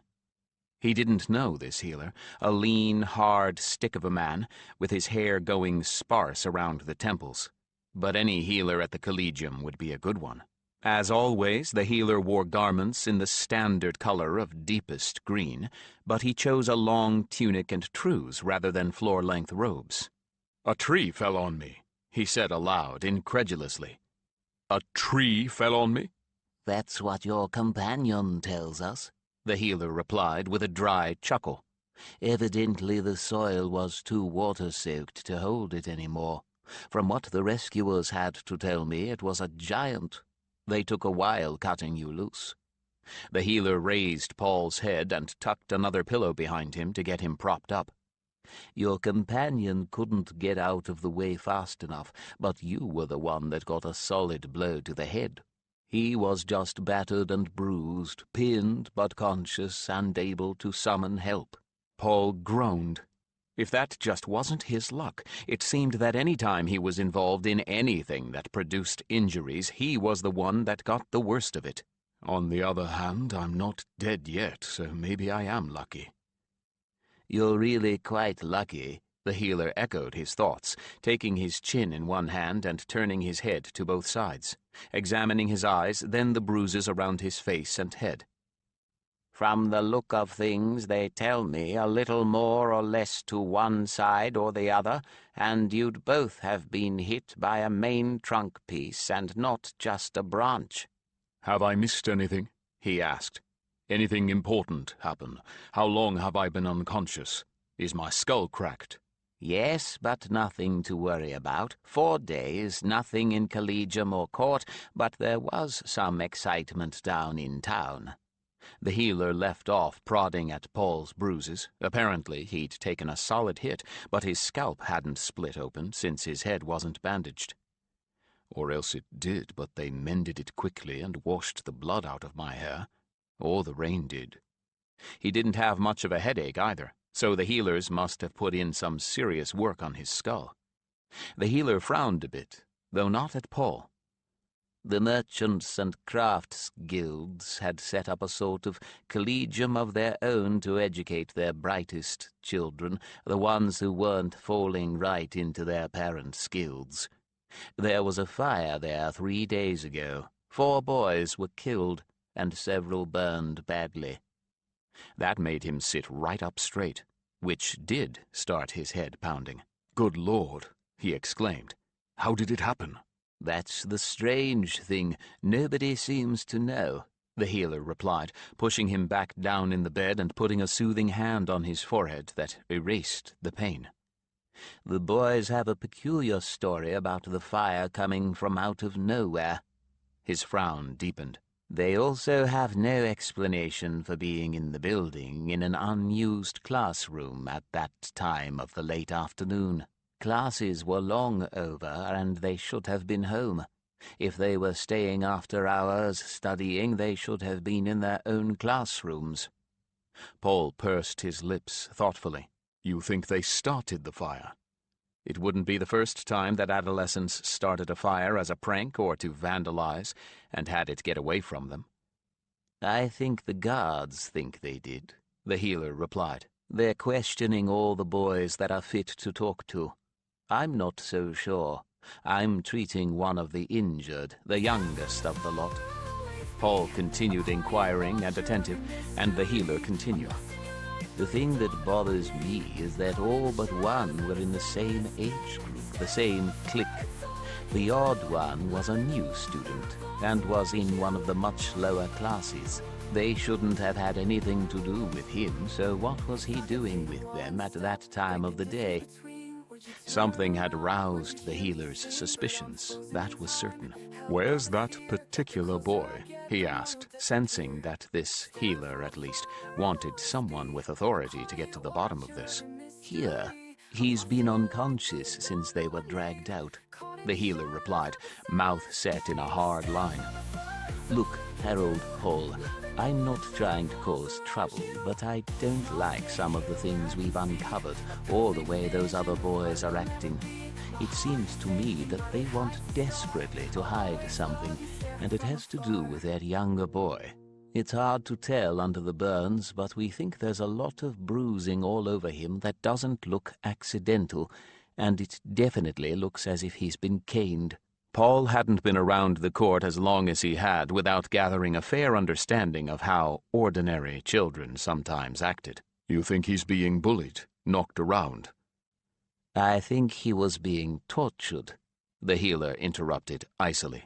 That's what we'd call it in an adult, and I see no reason to call it by a lesser name in children. I've been trying to get the guard to call in some of the other, younger children of the school to find out what those older boys could have been up to, but they haven't paid any attention to me. They keep saying that the younger children couldn't possibly know anything about it. Paul eyed his physician with a lifted eyebrow. You've had some personal experience with bullies, I take it. The healer's mouth twisted into a thin smile as ironic as Paul's own. I was an incipient healer, which means empathetic and sensitive, in a Holderkin family. What do you think? Paul winced. He had taken one circuit in Holderkin lands. Male children were raised to be manly men, autocratic rulers of their children and multiple wives, rough, taciturn, and without emotion, as warm-hearted as granite. Females were expected to be subservient in all things, bowing to the will of any male older than 10. No child growing up with the healer's gifts could survive long in such an environment without becoming the target of attempts to toughen him up and make a proper man of him. Well, the guard has to listen to a herald, he replied, deciding, as he was sure the healer had intended he should, to take a personal interest in this case. After all, Haven was his circuit, in a sense. If the current heralds assigned to the city hadn't seen the implications that this healer pointed to, Paul could deal with it. You'll have to get me fit for duty, though. The healer responded with a tight smile. No fear of that, he replied. The guard has requested to be present when he wakes, to question him. Then I will tell the guard that I need to be present as well. He paused. Just what do you think the other boys were doing to him? Exactly. The healer lost his smile. I think they were roughing him up, then went on to beating him, but were planning on doing something that involved fire, perhaps burning him with coals or branding him. Something went wrong. Perhaps one of them had long sleeves that caught fire and they reacted in panic. The fire spread and the ringleaders were killed. That leaves the followers and the victim, and the followers haven't got enough imagination or cohesion as a group to come up with a story to cover themselves. The problem is, if this takes too long, their parents are likely to concoct a story for them. Paul nodded. Right. I'll be asking the younger children about that. Meanwhile, he gestured to his head. Fix this, please, and I'll get to it when you judge me fit for duty. There's nothing like a healer with private motivation, he thought a day and a half later, as he pulled out a seldom-used formal uniform from his wardrobe.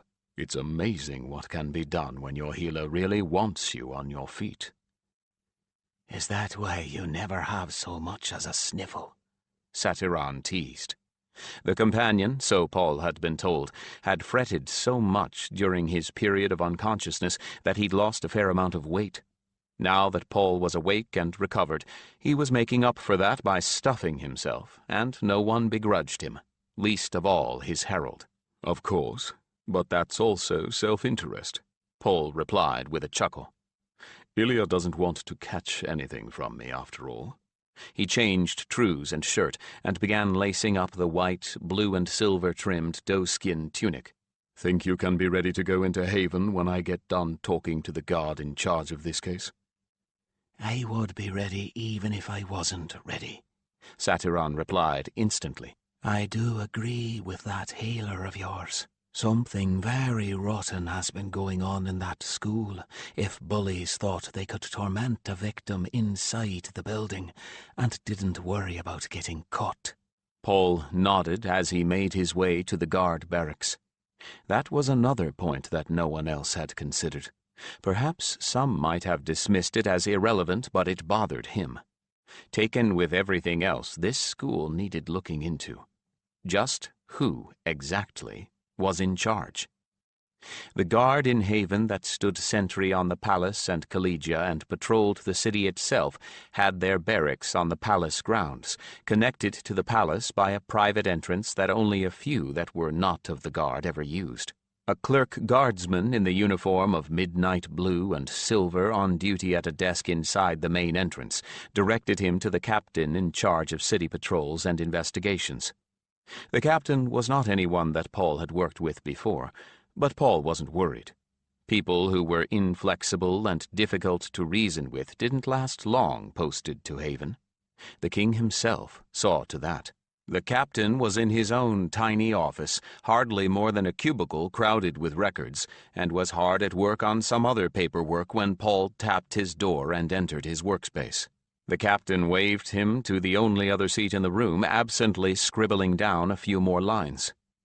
Paul took a stack of documents off the chair and sat down.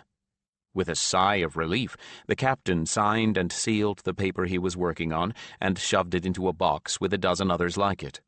He was about the same age as Paul, and just as fit and trim as any active herald, with a few streaks of gray in his thick, wavy brown hair, and intensely curious hazel eyes.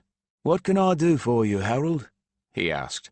"Paul, I'm going to be doing some investigation on that fire at the merchants' school," he said, or rather stated. The captain tilted his head to the side. "I would have thought that was fairly simple. An unruly lot of adolescent troublemakers started a fire and it got away from them. That's what the schoolmaster thinks." But Paul shook his head. "The healers found marks of a beating and a caning on that boy who's still unconscious, and he was several years younger than all of the others. The rest were the same age and very much larger and stronger than he is. They don't have a satisfactory explanation for why they were in that room, nor why they were there after hours, nor why they were there with a boy they should have had no contact with. Taken with the schoolmaster's story, I think there's a great deal that needs looking into, not only in the incident itself, but in the school." "What if the schoolmaster himself caned the boy as punishment?" the captain countered. "Wouldn't he have mentioned it?" Paul replied. "Wouldn't he have pointed to that specific boy as a troublemaker? I should think that would be the first thing he would have said. It would have given a logical place for the investigation to start and a logical perpetrator." And if the young one has influential parents?" The captain now looked more interested than he had before. "Wouldn't that preclude any finger-pointing?" "Please.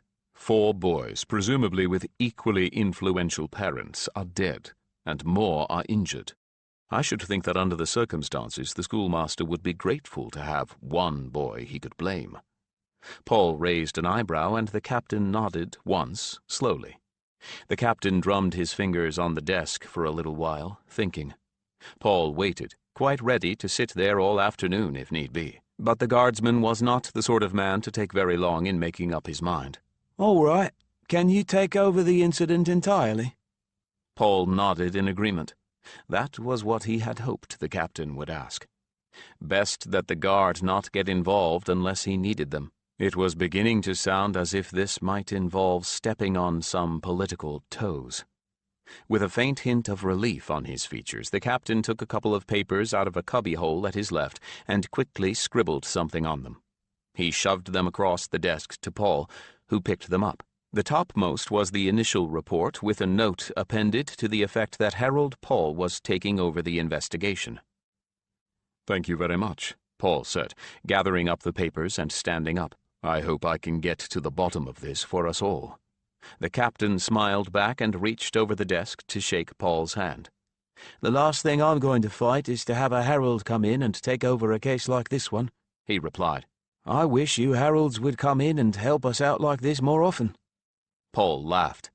"I'll mention that around," he promised, and left with the papers. One of them proved to be just what he wanted most, a list of the pupils of the guild school, their parents and their addresses, what forms they were in, and what classes within the forms. He searched until he found the class that the youngest boy, who he now knew was named Lavan Chitward, was in. That was where he would start. Stowing the papers in a pouch he slung over his shoulder, he stopped long enough at his room for his woolen cloak. It was cold out there, though the weather-wise predicted the usual false summer around Lavan. Classes had been cancelled for a week, so Paul knew that the children he wanted to talk to should be at home. "Ready for that trip into the city?" he called to Satiran, swinging his cloak over his shoulders. "Already saddled," was the prompt reply. "And waiting for you at the gate." With that came the mental picture, and Paul nodded his approval. Satiran had asked for and gotten the full formal rig-out, with barding, bridle bells, and all. The more impressive they looked, the less it was likely they would have to argue with possibly nervous parents. He pulled on white doeskin gloves and held his cloak shut against a blast of chill wind as he left the barracks, walking briskly to the herald's gate in the wall that encircled the Palace Guard Collegia complex. He saw Satiran as soon as he got out of the sculpted trees of one of the formal gardens, a tiny, toy-like white horse against the grey stone wall. He picked up his pace and shortly caught the chime of Satiran's bells as the companion shifted his weight from hoof to hoof to keep from stiffening in the chill. "Business in town, Harold?" asked the gate guard. "Or just pleasure?" "It's never just pleasure, I assure you," Paul replied. "But yes, I'm in charge of investigating that fire a few days ago. I'm Harold Paul, assigned to the Collegium." It wouldn't hurt to have word spread. If any of the guard had heard anything, they'd know who to come to with it. "Yes, sir, I understand." The guard saluted and opened the gate for them. Paul mounted, and he and Satiran went out into the city with every step marked by the chiming of bells. Streets in Haven were built in a maze-like spiral configuration, a leftover from the days when the city itself might expect enemy attack. The establishments closest to the palace walls were the homes of the highborn, enormous manses with extensive gardens and galleries. Some were as old as the palace itself and had been rebuilt, added on to or remodeled at least as many times as the palace, with mixed results.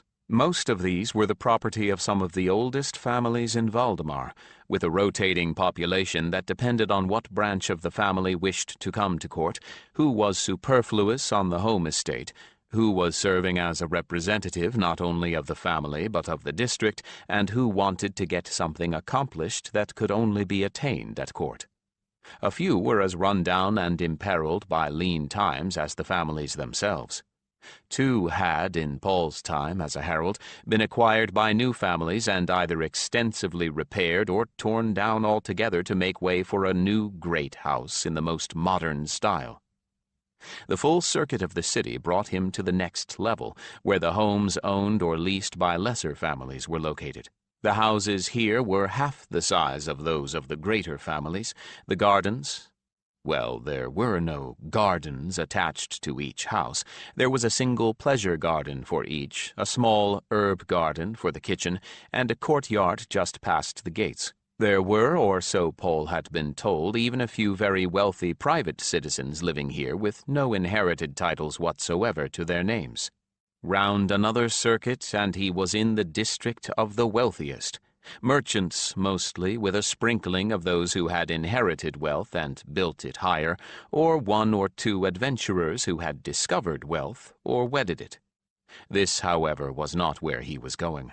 The offspring of these folk were either educated privately by tutors, or if the child was exceptional, by the collegia and the master artificers. One more round brought him to the moderately wealthy, those who had attained mastery in their guilds, and had their own flourishing trade or kept a workshop full of journeymen and apprentices. This was where he would find his first subjects, Owen Kittlekine and his parents. Finding their home was a simple matter of asking 2 or 3 of the servants being blown along the street by the harsh wind, off on errands. Master Kittlekine was a leather worker, as the gate of his house, with its sign of the stretched hide worked into the wood in bronze, proudly proclaimed. Paul rode straight up to the gate and knocked on it with the butt of his purely ornamental riding crop, without dismounting. Someone peeked through a peephole to one side of the gate, and an unnerved servant opened it hastily. Master Harold, sir, there was no word, nothing, the servant stammered. I know, Paul said, simply, with gravity but without too much of a stern demeanor. I wish to speak with Owen. Owen? The servant squeaked. But the master is not at home and the mistress is making calls. It is very cold, Paul interrupted, and this is a matter of some urgency. It is Owen with whom I wish to speak, and not the master or mistress of the house. The servant evidently decided that the wishes of a herald overruled whatever orders he'd been given, and escorted Paul into the best parlour of the house, while Satiron was taken into the hothouse that the Kittlekines had in place of a garden. There he would at least be warm. In the parlour, with a good-sized fire to thaw him, Paul waited for someone to bring Owen to him.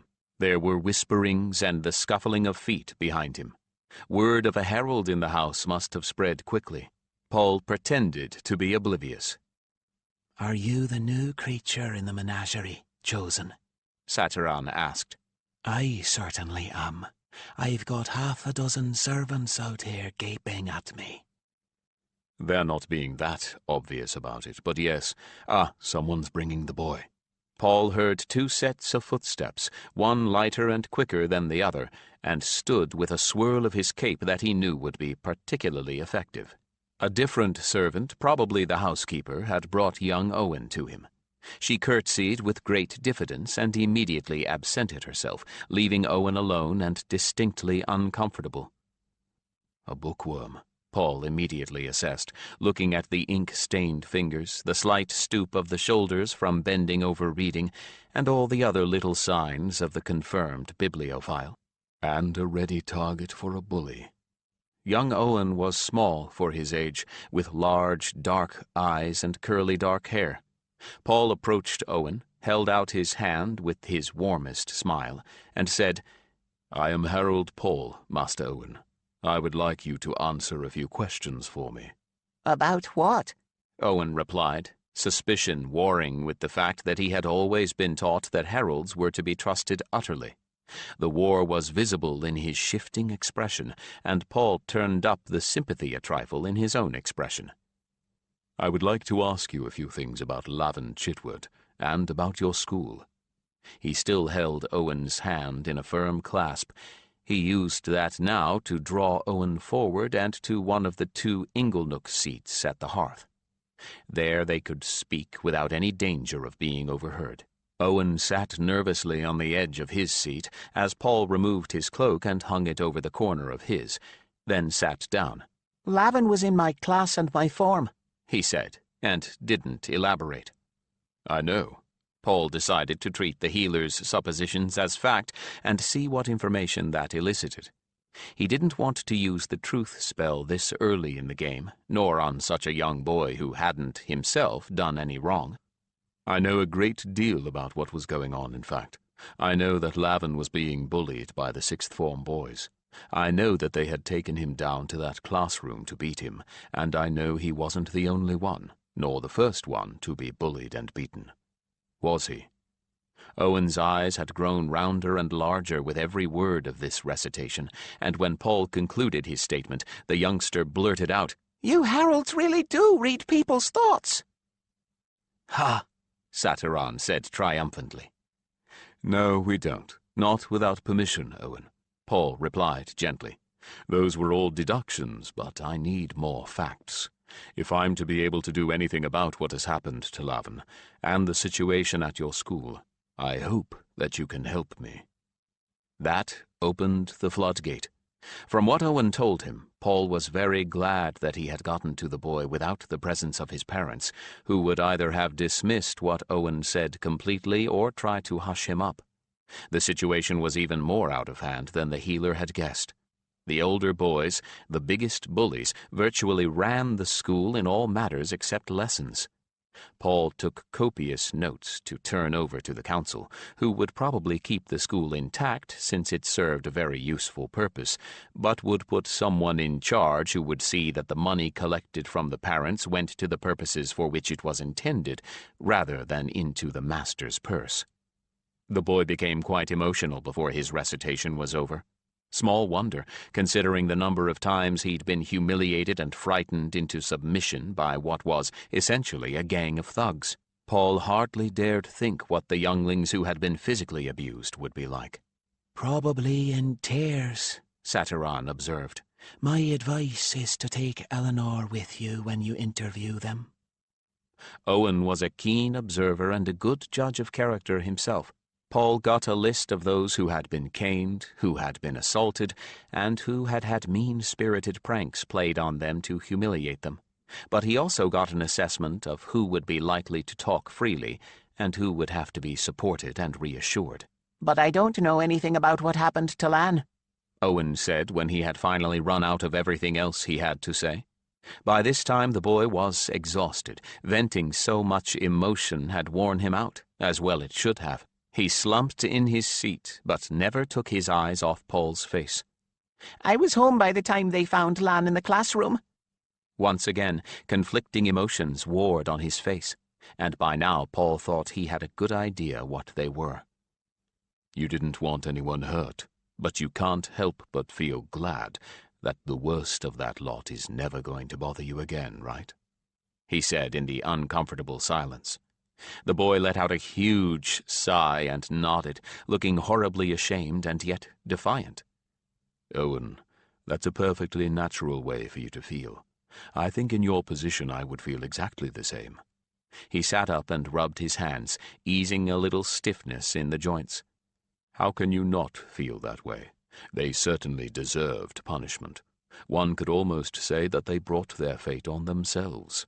"I didn't—" Owen stopped and flushed. Paul nodded. You were going to say that you didn't want anyone to die, but you did, didn't you? Of course you did. But you yourself would have helped them if you had been there, wouldn't you? Again the boy sighed deeply. "I guess so," he replied slowly, then repeated with more assurance. "Yes, I would have." So there you are. You have no reason to feel guilty. But trust me, the adults who were responsible for letting the situation get to this point are going to be made to feel guilty and acknowledge their guilt before this is all over. He stood up and let that sink in. All of the adults, including the ones who wouldn't listen to what their children tried to tell them. And I believe that we, the heralds, will see that there are some apologies tendered. As it dawned on Owen that Paul meant his own parents would be confronted with the facts in the case, a certain glee crept into his eyes. Paul didn't blame him in the least. How else would a boy react to being told that his parents would have to apologize for not listening to and heeding him? "It isn't going to do them or him any harm," Satiron observed. "I think we're finished here. I will meet you in the courtyard." I think I'm finished here, Owen, and thank you very much.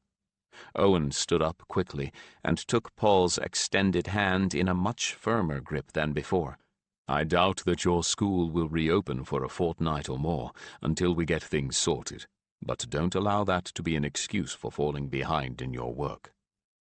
Owen didn't snort, not in front of a herald, but it was clear that he felt this was an unwarranted comment. "I never fall behind, sir," was all he said. Paul managed to keep his mouth from twitching up into a smile. But that was the last smile he was to have for the rest of the day. The remaining interviews with the youngsters on Owen's list who were least likely to break down were very uncomfortable. All boys, all had been caned at least once by the bullies, and half had been caned several times. When Paul heard from their own mouths the alleged reasons for the caning, including the boys who had been ordered to bring Tyron Jelnak and his cronies special gifts and treats, he was livid.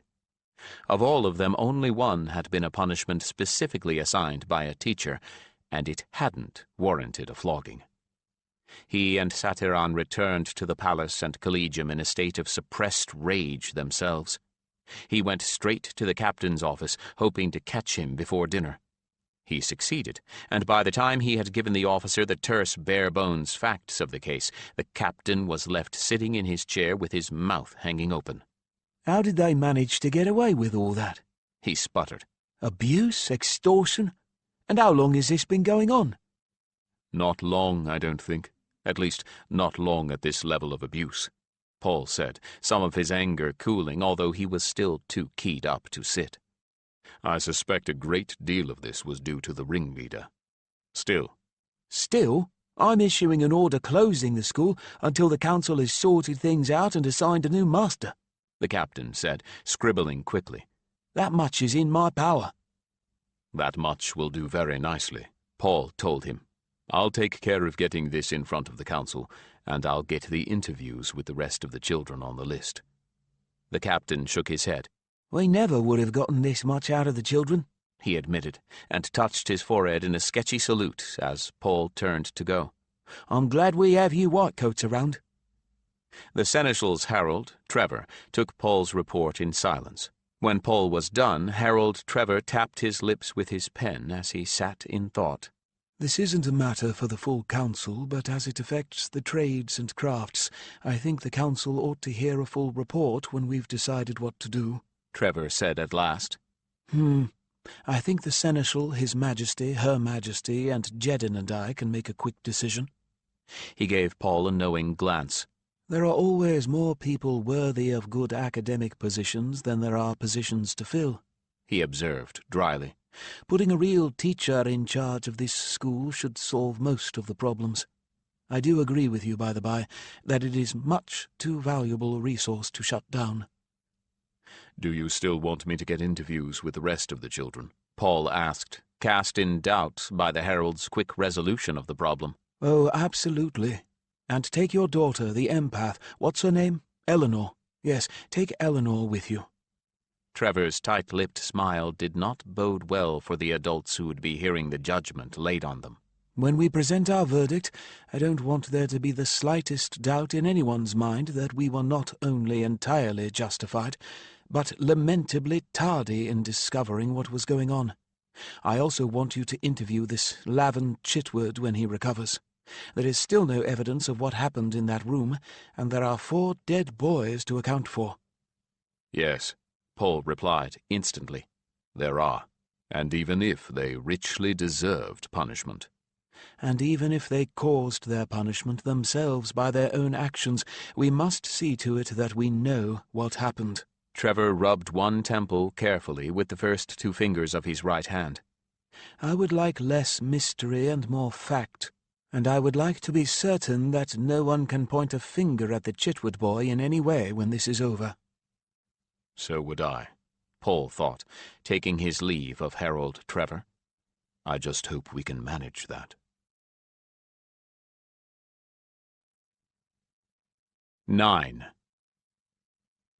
Lan lay floating in a sea of soft fleece, not quite connected to the world. He wasn't in his own room, but in a bright little chamber with soft green walls and hardly any furniture. From time to time, someone in dark or pale green came in and did things to him, made him eat or drink, or simply laid hands gently on his head. He knew they were healers, but he didn't have any inclination to go any further with that thought. For that matter, he really didn't have any inclination to go very far with any thought. He knew that he hurt, but it was pain at one remove, very distant, and not really affecting him, although he heard himself whimpering and groaning from time to time. He knew he wasn't dead, and though he was a little surprised, that didn't matter very much either. He slept a great deal, and he wasn't entirely sure that the healers tending him were aware that he was aware of them. They certainly treated him as if he wasn't. He drifted. That was the best word for it. When he was awake, he watched the clouds and the rain through the window without a single thought interrupting his passive observation for candle marks at a time. When his eyelids grew too heavy to hold up, he slept dreamlessly. Something warned him that he didn't want to think about why he was here. Whenever any of the healers said anything that pointed his mind in that direction, he shied violently away from the topic and dove into sleep. The pain drifted too, drifted away from him over the course of 2 days, perhaps 3. As it drifted from him, he became more aware of what was going on around him, whether he liked it or not. And one evening, as the first stars began to shine through his window, he woke up completely for the first time, with his mind clear. His hands and wrists were bandaged, but they didn't hurt too much. That omnipresent headache was gone, and he remembered why he was here. But he couldn't explain it, and his memories didn't make any sense. How could he have made Tyron and his bullies catch fire? He'd never heard of anything like that, not even in the bedtime stories his nursery mate had told him of griffins and magic. The idea was simply ludicrous. Before he could get any farther than that in his thinking, his door opened, and one of the dark green-clad healers entered, a tall, thin man who looked like nothing so much as a bundle of sticks made into a man, and clothed in a healer's robes that enveloped him completely, with hair made of a bunch of faded grass just stuck into the top. He smiled when he saw that Lan was staring at him. "Awake precisely on time. Very good, Lavan Chitwood. There are some people who very much wish to speak with you, but first I have insisted that you have a proper meal."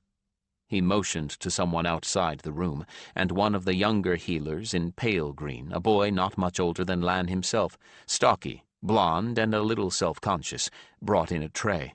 The scent of the food drove all other thoughts from his mind, and he fell on it, devouring it ravenously, although it was difficult at first to master the implements with bandaged wrists that didn't bend very well. He had never been so hungry before, and when he finished with a sigh, he was astonished at the amount of food he'd eaten. The older man and the young one watched him put away his breakfast without a sign of surprise. "Recovering from burns requires a great deal of energy. That is why you are so hungry," the young man said, a bit pompously, Lan thought, and from the amused glance of the older healer, so did his superior. However, the older healer didn't rebuke him. The man simply suggested, "Let's see if we can get you out of bed and clothed. You should be ready for your visitors when they arrive, and it will do you harm to remain too long abed." They did more than merely get him out of bed. They helped him bathe, get to the water closet, and into a set of clothing he had never seen before. They looked brand new, were brightly decorated with bands of gold and black tapestry, and Lan suspected his mother's hand in the selection. However, they were of soft shira wool, dyed a dark rose, and felt wonderful on his sensitive pink skin. From the look of things, he'd been burned all over, but his hands and wrists had been the worst. "Now, it is a fine evening, one of the last we are likely to see until spring, and I would prefer for you to meet with your visitors in the garden," the older healer said firmly. "Hob will help you get there." This was obviously more of an order than a request, and although Lan would much rather have gone back to his bed to sleep, he wasn't going to be offered a choice in the matter. With young Hob's assistance, although his legs were very shaky, Lan got as far as the first bench in the healer's garden, where Hob left him. He took advantage of the momentary isolation to look around, and didn't recognize a single thing. "Where is this place?" he wondered, distracted from other thoughts by the novelty of his surroundings. Although the sky was dark and the leafless conditions of the trees around him left no doubt as to the season, the air was balmy, and he thought that it might be somewhere around the time of year that they called false summer back in Alderscroft. Right around Lavan there was a week or two of warm, sunny days and gentle, balmy nights right before the winter set in with a vengeance. There were just enough leaves left to make a semblance of bravery before the cold winds ripped them from the trees. This was an herb garden, which made sense, given that it was attached to a house of healing. He sat on a stone bench, still warm from the sun, one of a grouping of 4 that surrounded a round, raised herb bed. This was one grouping of many. Someone had gone to a great deal of trouble to make sure the garden was as ornamental as it was useful. It was perfectly easy to see. There were lights and lanterns everywhere, even in the gardens. Behind him stood an enormous building. This was where he had been housed until now, and he would have said it was quite the most enormous building he had ever seen, except that now it wasn't. It was one of a complex of buildings, 3 in all, joined by enclosed walkways that formed 3 sides of a long, narrow rectangle enclosing this long garden. Beyond this garden, however, were more gardens and more buildings. Or was it just a single large building?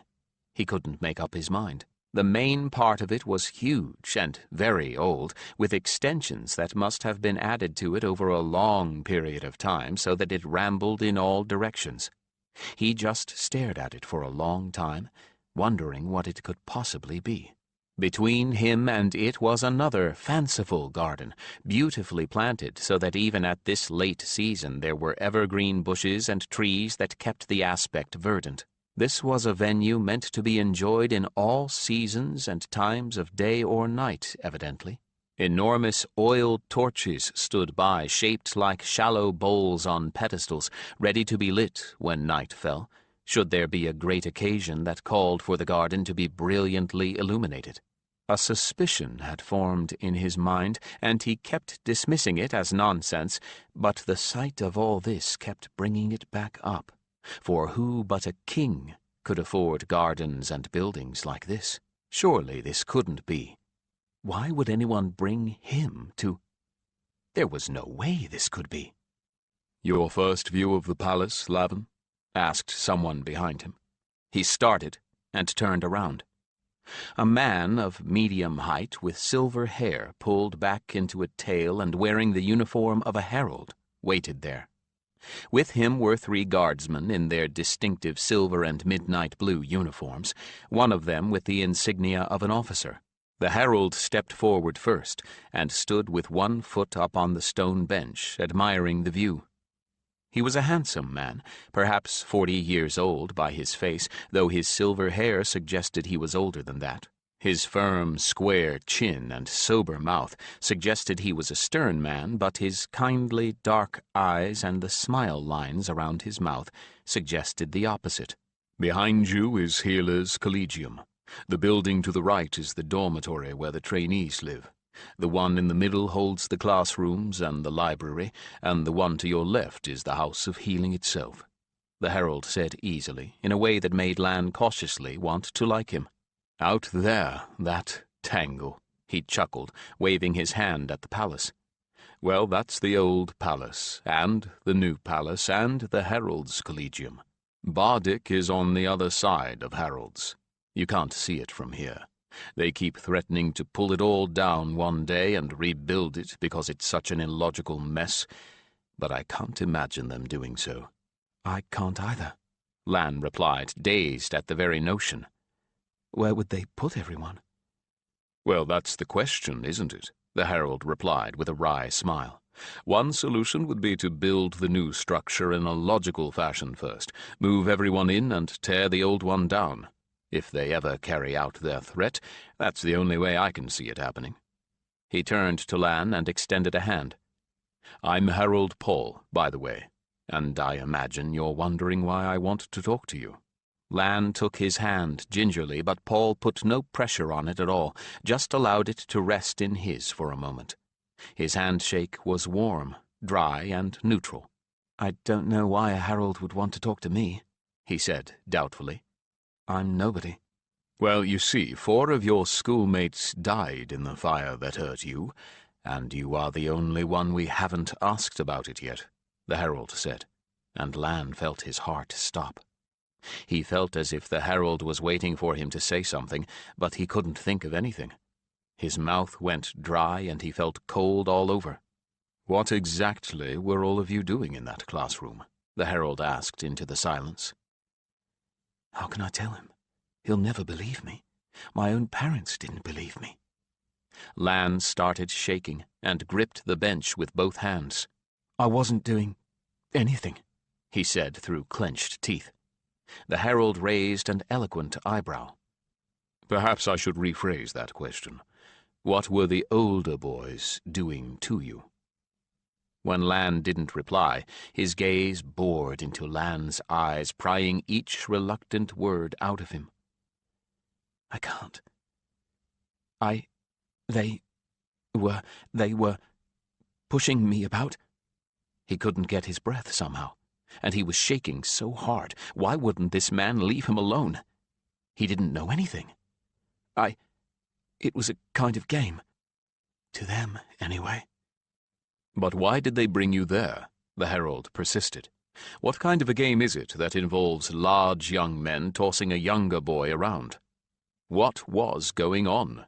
Maybe if he just told the herald the truth, the man would go away. "They were going to flog me," Lan blurted in desperation. "Tyron said he said—" He couldn't finish. After all, it was just his word against that of the other boys, and who knew what they'd told the authorities? That was why the guard captain was there, wasn't it? The herald gave a little nod to the guard captain, as if to say, "I told you so." He continued more gently. "We've made a point of talking to some of the other youngsters, and they've been telling us some interesting things. Would you care to talk to us about it as well?" He looked so trustworthy. He was a herald. Shouldn't I be able to trust a herald? But there was a barrier to that. What if they decide I'm responsible for the fire? And another, what if he really was? No, that was ridiculous. How could he have started the fire? Impossible. And this was a herald. Surely if anyone would know the truth when he heard it, this man would. "It depends on who you were talking to," Lan said, unable to keep sullenness out of his voice, but relaxing a little.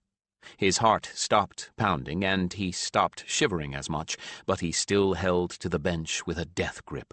"Not the young devils in the sixth form," the guard captain rumbled unexpectedly. Paper whispered as he took a list out of his pocket. "Young lad called Owen Kittlecine in your group was the most talkative." Lan felt tension spool up again. "What did he tell you?" he asked. "Largely that the leaders of the sixth form were using the sloth and negligence of Master Kyleth and your teachers to bully and abuse the younger students," the guard captain said in disgust. "We've had words with their parents, and that school isn't going to open again until matters are set right." "But we want to know exactly what happened in that room, Lan," the herald interrupted. "I know you don't want to think about it, but when there is even one death, much less 4, we have to know why. People are asking a lot of awkward questions, and we must have answers for them." "Oh, gods, they do think I'm responsible." This time Lan wasn't shivering with cold. He was trembling with fear, and something angry and ominously familiar roused deep inside him. He began to flush as he spoke, feeling anger uncoil in his belly. Tyron said I was eroding discipline because I wasn't letting them catch me to beat me up," he began slowly. "And because I wouldn't steal velvet from my father for him. He wanted scarlet for a midwinter tunic, and he told me to get him some. When I told him I didn't get pocket money, he told me to get the velvet however I had to, and that he'd flog me for disobedience if I didn't." Just the memory made him angry, and he felt a headache beginning. Once again the herald and the guard captain exchanged a look. He said he was going to punish me for that, and because some of the others were staying up in the classrooms over lunch like I was doing instead of going down to the hall where Tyrone and his bunch could get at them. And he said he was going to punish me for lying about being sick, and for lying about staying behind after classes to study and coming in early to study. He was going to flog me for all of that, and that was why they took me to the storeroom, where nobody could hear me. The guard captain made a note but said nothing. Once again it was the herald that asked the questions. "And did he tell you just how severe your punishment was going to be?" he asked. Lan squinted through his headache. 80 stripes, I think. I can't think. Why won't they leave me alone? I didn't do anything. The herald interrupted. "All right, you say that the older boys found you in the classroom and took you downstairs to the storage room to flog you." He hadn't said that. He hadn't said where they'd found him. But it was right, so he snapped his mouth shut and tried to think through a pounding headache that misted his vision with red. He just nodded, and the herald continued. "Then what happened?" Tyrone told me what I told you, and then he told the others to play with me, and they started to shove me around." He could hardly speak now, torn between anger at his tormentors and a terror as great as they had given him. But why was he so horribly afraid? What was it that the herald's questions were pushing him toward? Why did the questions make him want to run away, howling? "Please, leave me alone." "So they tossed you about and slammed you into the walls. Then?" "Then, that was when Tyrone said, and they took me to the chair, and they tied—" The red rage and fear rose together, and the herald wouldn't let him alone. "Then what, Lan?" the herald persisted. "Then what happened? We have to know." He reached out and seized Lan's shoulder in an insistent grip, and the rage and the fear spiraled upward out of control and melded into a terrible whole. "No!" he screamed, flinging himself away, dimly understanding that the unthinking rage and the animal fear would strike at whatever was nearest, whether the target deserved it or not. He stumbled and fell to his hands and knees at the foot of one of the great torches as the maelstrom of emotion became the monster of flame. But this time, he did not touch anything living. He sprawled at the base of the ornamental torch, and as his eyes glazed over with crimson, the oil above his head erupted in flame with a sound like the dull impact of a giant fist on flesh, or of something soft and heavy falling to earth. A wave of heat washed over him, and his trailing sleeves caught fire. But by this point, he was helpless. The fire held him in thrall. All he could do was let it rage around him, and hope nothing came within its grasp. Forlorn hope. Another torch went up, and another, and the nearest bush started to crisp and crackle with flames. The fire spread, and he could do nothing. He heard, as from a far country, the cries of alarm and even someone calling his name, but he was no longer himself. He was the fire, and the flames were more intoxicating than wine, more implacable than a thunderstorm, all-consuming and all-enveloping, and in a moment or two he would be gone, and there would be nothing left but the flames. The little of himself that was left was nothing more than a dry leaf in the firestorm, tempest-tossed, not yet consumed, but doomed, surely doomed. "Never!" The word, clear and bright as a trumpet call in a still night, sounded above the chaos enveloping him. There was a moment of total stillness. Lan, teetering just above the fiery abyss and about to fall into it forever, felt something reach for him, take him and pluck him away.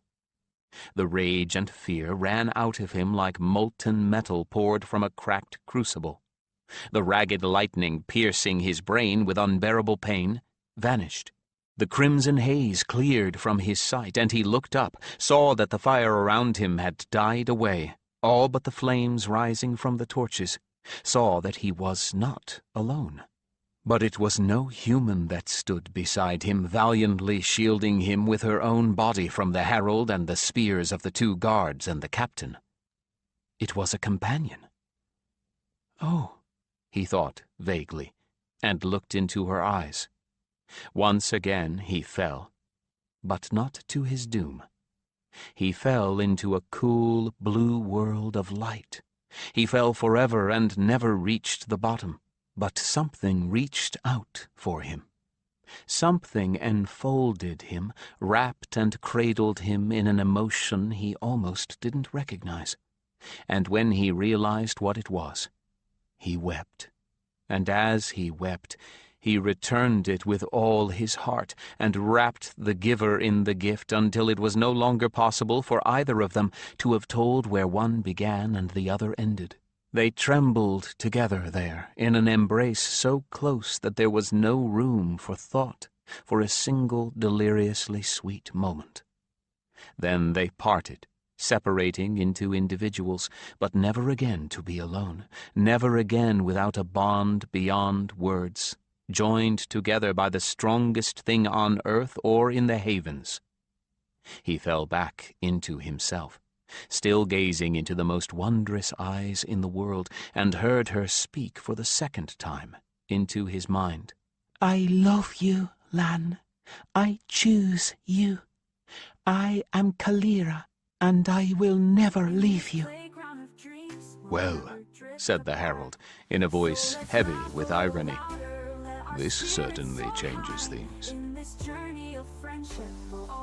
Paul had anticipated many possible outcomes from his confrontation with Lavan Chitwood, but this was not one of them. Never in his wildest imaginings would he have anticipated that Lavan would be chosen, or be a fire starter who had nearly immolated himself along with his persecutors. He managed to persuade Captain Telemaine that the boy was no longer a danger to anyone. He also managed to persuade him that the boy was in no way responsible for what the fires he had called had done to his tormentors. How he had done so, he had no idea. It might have been his own feeble powers of empathic projection. It might have been a miracle. It might even be the work of Kalira, Lavan's new companion, for there was no doubt that she could and would do anything she had to in order to protect him. Now the 4 of them, himself, young Lavan, Kalira, and Satiran, were alone in the garden. There was plenty of light to see by, although it was well past midnight. They had gathered, ironically enough, beneath the huge garden torch. There seemed no reason to extinguish it. They needed to have an open space for the 2 companions, since the healers wouldn't allow Lavan out of their sight, which meant Paul couldn't carry him off to the Collegium. Yet Lavan stood no taller than Paul's shoulder, short for his reputed age of 16, thin and lanky, with the loose-jointed, unfinished air of a boy who hasn't yet grown into what he will one day be. He had chestnut hair, more red than brown, with a slight wave to it, hazel eyes prone to change colors as his mood changed, and a thin, finely chiseled face, delicate but in no way effeminate. Not a boy one would have ever suspected as the cause of so much horror. The healers had reclothed him and examined every bit of him for new burns, but in the end only needed to replace the bandages. This time his powers had done him relatively little damage, other than to ruin his clothes. Paul had sent at once for a proper trainee's graze. It had reinforced his arguments with Captain Telemaine when the boy reappeared in the garb of a heraldic trainee. Now the only question was, what was Herald's Collegium to do with him? What do you think? Asked an unfamiliar mind voice. Female, and there was only one creature it could be. Paul stared at Kalira in astonishment. He could count on the fingers of one hand the number of times that a companion had ever mind-spoken to someone other than his chosen herald. "Are you mind-speaking me?" he asked in shock. Of course I am, she said tartly. Don't be ridiculous, Paul. You need to talk to me directly, not through Satiran. And as for what you will do, you heralds, you will take him and train him. That is what you will do with him. He gazed at her dubiously. Lavan was oblivious to the conversation, although Paul was certain he heard it, sitting on the bench with one hand and his forehead resting on her flank. He was exhausted and more than a little befogged by the drugs the healers had given him. "How?" Paul asked her. "How do you train something like this?" There hadn't been a fire starter in the heraldic circle in all the time he could remember, not one of any power at least. He was the only herald with even a trace of the gift, and all he could manage to do was light an occasional bit of tinder. A powerful fire starter came along once every 2 or 3 generations. Someone like Lavan, never before. He was unique, and not a little frightening. "How can we deal with this?" he continued. "It's not a gift, it's a curse. He's got no control over it. It damned near took him, and the gods only know what would have been unleashed if it had." Kalira raised her head and stared at him defiantly. "I can control it," she replied. "I can, and I will. He will be of no danger as long as I am with him, and I will never leave him." "Kalira," Satyran interjected haltingly. "He has murdered 4 already. Is this any kind of person to choose?" Satyran gazed at the other companion with eyes dark with fear and worry, and well he might.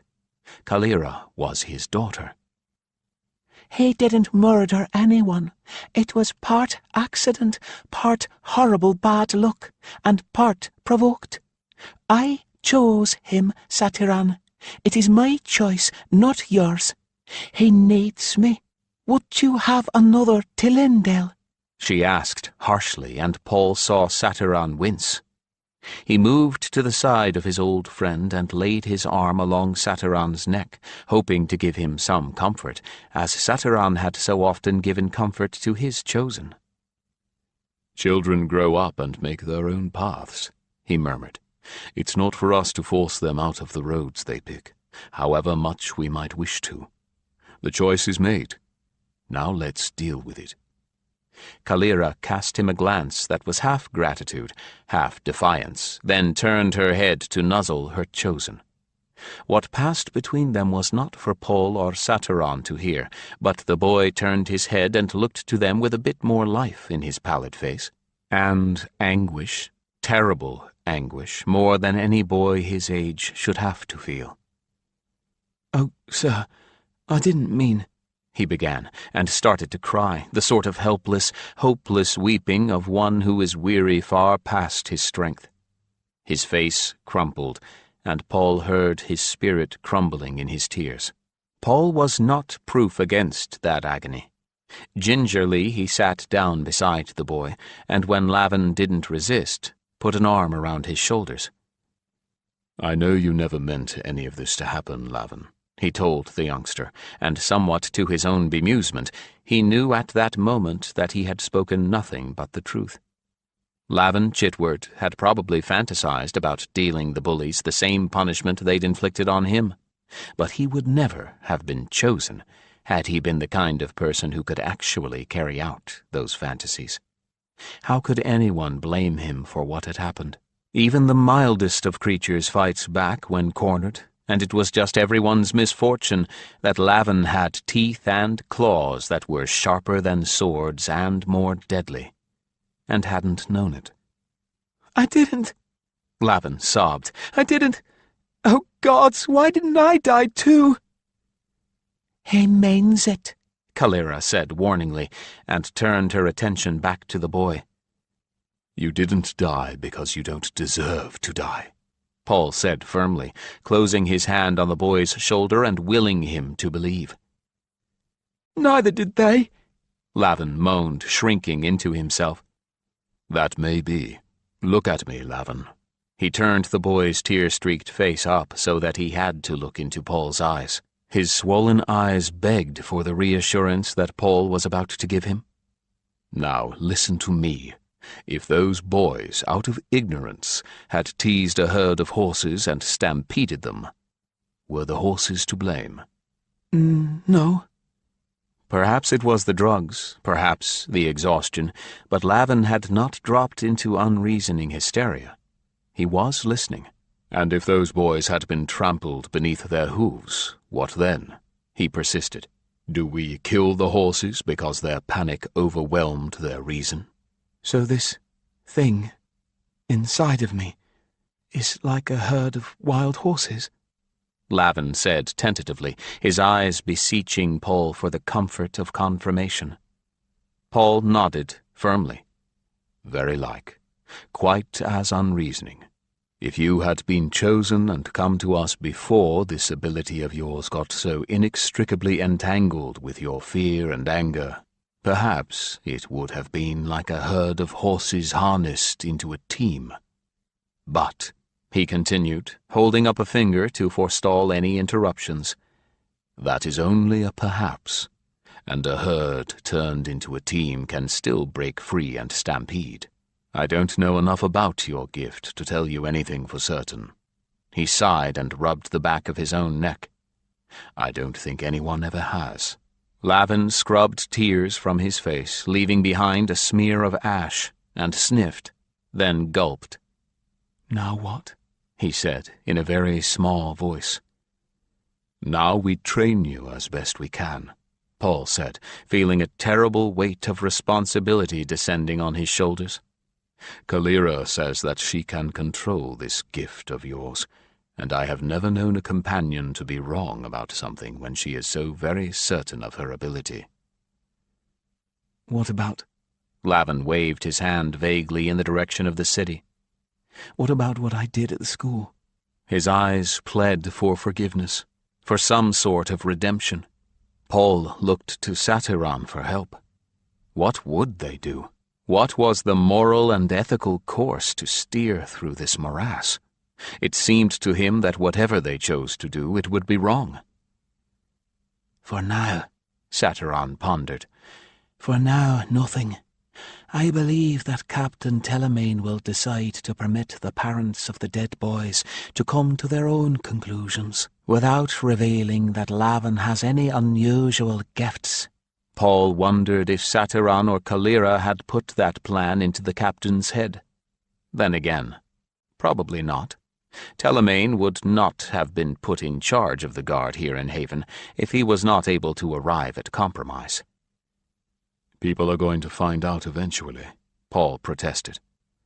Perhaps, but memories fade. It is entirely possible that no one will connect trainee Lavan with Lavan Chitward by then, or put a fire-starting gift together with the disaster at the school. Even if they do, Kalira interjected, there is nothing they can do about it. I suspect if they dared to bring it up before the Crown, the King would have a few choice words to say about the kind of person who gains his amusement from torturing and abusing the weak and undefended. Paul couldn't help it. However grave the situation, he couldn't stop his lips from quirking into a little smile at the way Kalira leaped to Lan's defense. Then he sighed. It wasn't entirely a moral or ethical course, but it was the closest he could see to steering one. Go to bed, Lavan, he said at last, feeling quite as weary as Lavan. This is more than we can deal with in a single night. Just remember this. Every time that you start to feel afraid, or guilty, or angry, companions don't choose wrongly. That is something we all know, at the core of our souls. And if you forget, Kalira said, half amused and half fiercely, I will certainly remind you. Paul walked Lavan to the door, where the healers had been waiting impatiently. This time they took him to a different room, one on the ground floor where a large window could be opened to the garden. These rooms were used for heralds, so that their companions could be near them. Kalira settled herself in for the night at the window, and Paul and Satiran walked slowly back to the Collegium side by side. What are we going to do with this one? Paul asked, unable to see how this situation could ever be made into a success. We'll do what we have to, Satiran replied. We'll do what we have to. But there's something else I think you should know. Paul braced himself. 100 dire possibilities ran through his mind, but once again, the story of Lavan Chitwood was going to surprise him with the unexpected. "This is not just Kalira's choice," Satiron said hesitantly. I think it's a life bond." 10. Paul was not finished for the night after all.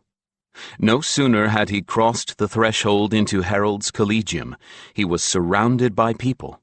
Captain Telemaine, the Lord Marshal, and his herald, Marek, the Seneschal and his herald, Trevor, and the King's own, Harold Jedden.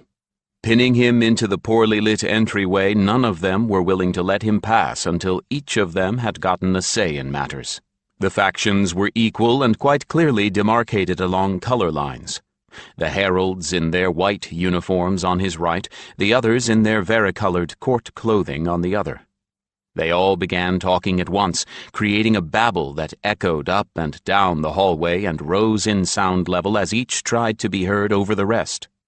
This was an impossible situation, and Paul put his foot down immediately. "Shut up, all of you," he roared, silencing them. Heads popped out of doors up and down the hall and quickly retreated when the rank of those clustered at the entry had been noted. It was too late to hope that curiosity hadn't been aroused. He could only hope that the incident was quickly forgotten. "Now I suggest we take this to the lesser council chamber before you frighten all the trainees and set the court to making up gossip for lack of concrete information." He glared at all of them. He rarely invoked his ability to cow a group, but that made the skill all the more effective when he displayed it. Without waiting for an answer, he strode off down the corridor, leaving them to follow in his wake. The wood-paneled hall remained silent. No more heads popped from doors. Paul hoped that this altercation was of less interest than books and interrupted studies. Once they were out of the herald's wing and into the palace proper, he breathed a bit easier.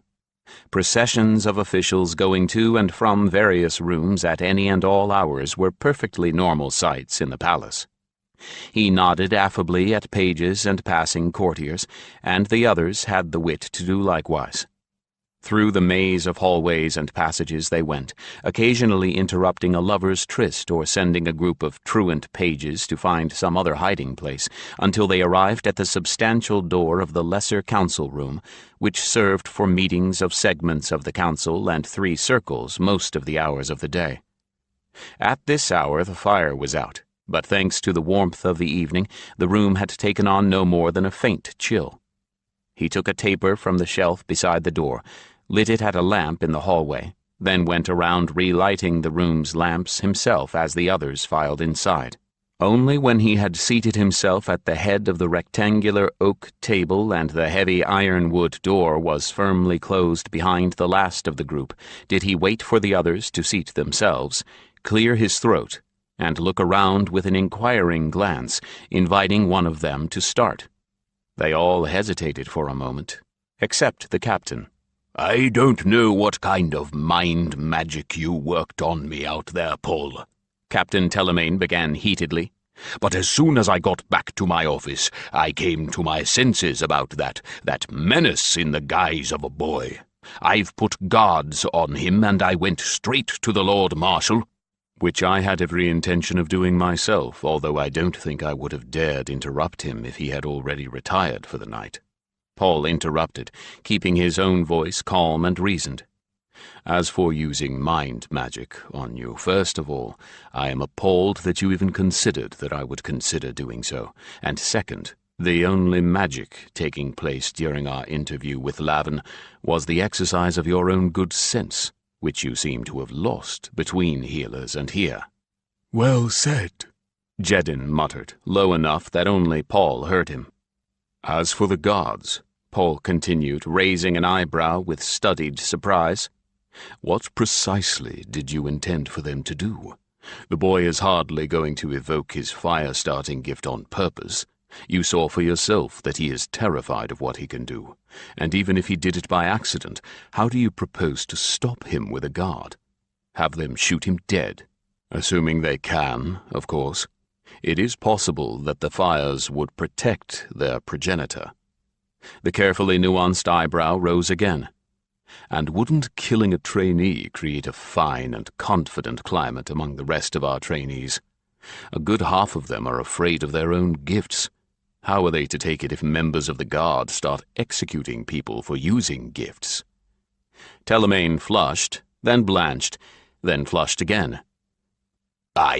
He began, and couldn't get any farther. The Lord Marshal took pity on him. You responded as a captain of the Guard to a situation outside your training, Telemaine, the old man said gruffly, actually reaching out to pat the captain's shoulder. He rubbed his bushy grey eyebrows with his hand, and then ran the same hand over thick grey hair. Putting guards on the boy until you had further orders was in accordance with not knowing what to do about it. And now we will make a reasoned and reasoning response to the situation, and correct things before they become a problem, Paul pointed out smoothly. We need thought, cool heads and tempers, and one thing made perfectly clear. The boy has been chosen. The Mare Kalira is no youngster. Furthermore, she made it known in no uncertain terms to my companion Satiran, who happens to be her sire, and to me personally, that she can and will control his gift. Gift? The seneschal yelped, both eyebrows leaping up like a pair of startled caterpillars. You call that a gift? Cool and reasoned, murmured Trevor, placing a cautioning hand on the seneschal's arm. Paul couldn't blame the poor man. He was much younger than any of the others, having come to his position from his previous post as the seneschal of Theron's country estate. When he wasn't confronted by impossible situations, he was quite a handsome young fellow and very much the target of the mothers of unwedded maidens. Seneschal Greeley ran a nervous hand through a thick thatch of brown hair that was growing grayer by the month. Trevor murmured something Paul couldn't hear, and he rolled his eyes, but didn't add any more little comments. Nevertheless, Captain Telemaine persisted, that so-called boy caused the deaths of 4 of his own schoolmates. Just what are we supposed to say to their parents? A damned good question, Greeley seconded, nodding vigorously. All 4 heralds exchanged a glance. King's own Jedin took over from Paul. He had more authority than any of the others, and Paul was perfectly glad to let him handle the discussion from this moment on. Tell them that there was a terrible accident that occurred while their offspring were bullying this boy, Jedin said flatly. That we think there was lamp oil stored there. One of them threw the boy Lavan into the stack of containers. They broke open and spilled into the fireplace. That was how and why the fire happened so quickly.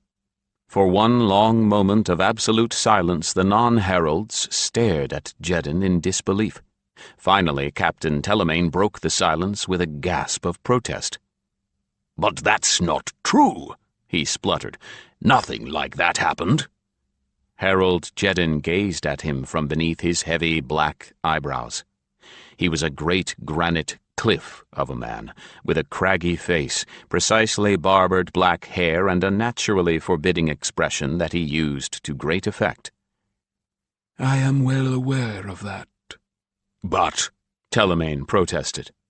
Jedin held up his hand, cutting off the protests before they began. But would any good be served by telling them the truth? Telling them the entire truth? Including the fact that their sons were essentially torturing other children on a regular basis, ordering them to commit theft and falsehood, telling them that their sons died because one of their victims was so abused and terrified that he lost control of a powerful heraldic gift, and then telling them that the boy who killed their children is being made into a herald himself.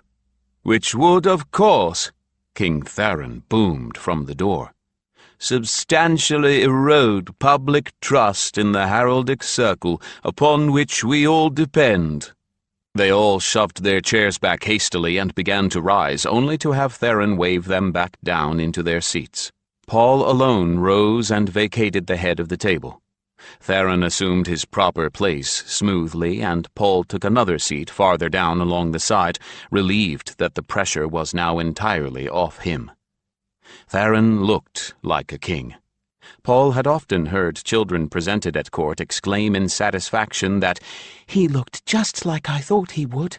Tall, muscular, with even, regular features, a fine head of blonde, streaked brown hair that hung down past his shoulders, and a thick, neatly trimmed beard and moustache that matched perfectly.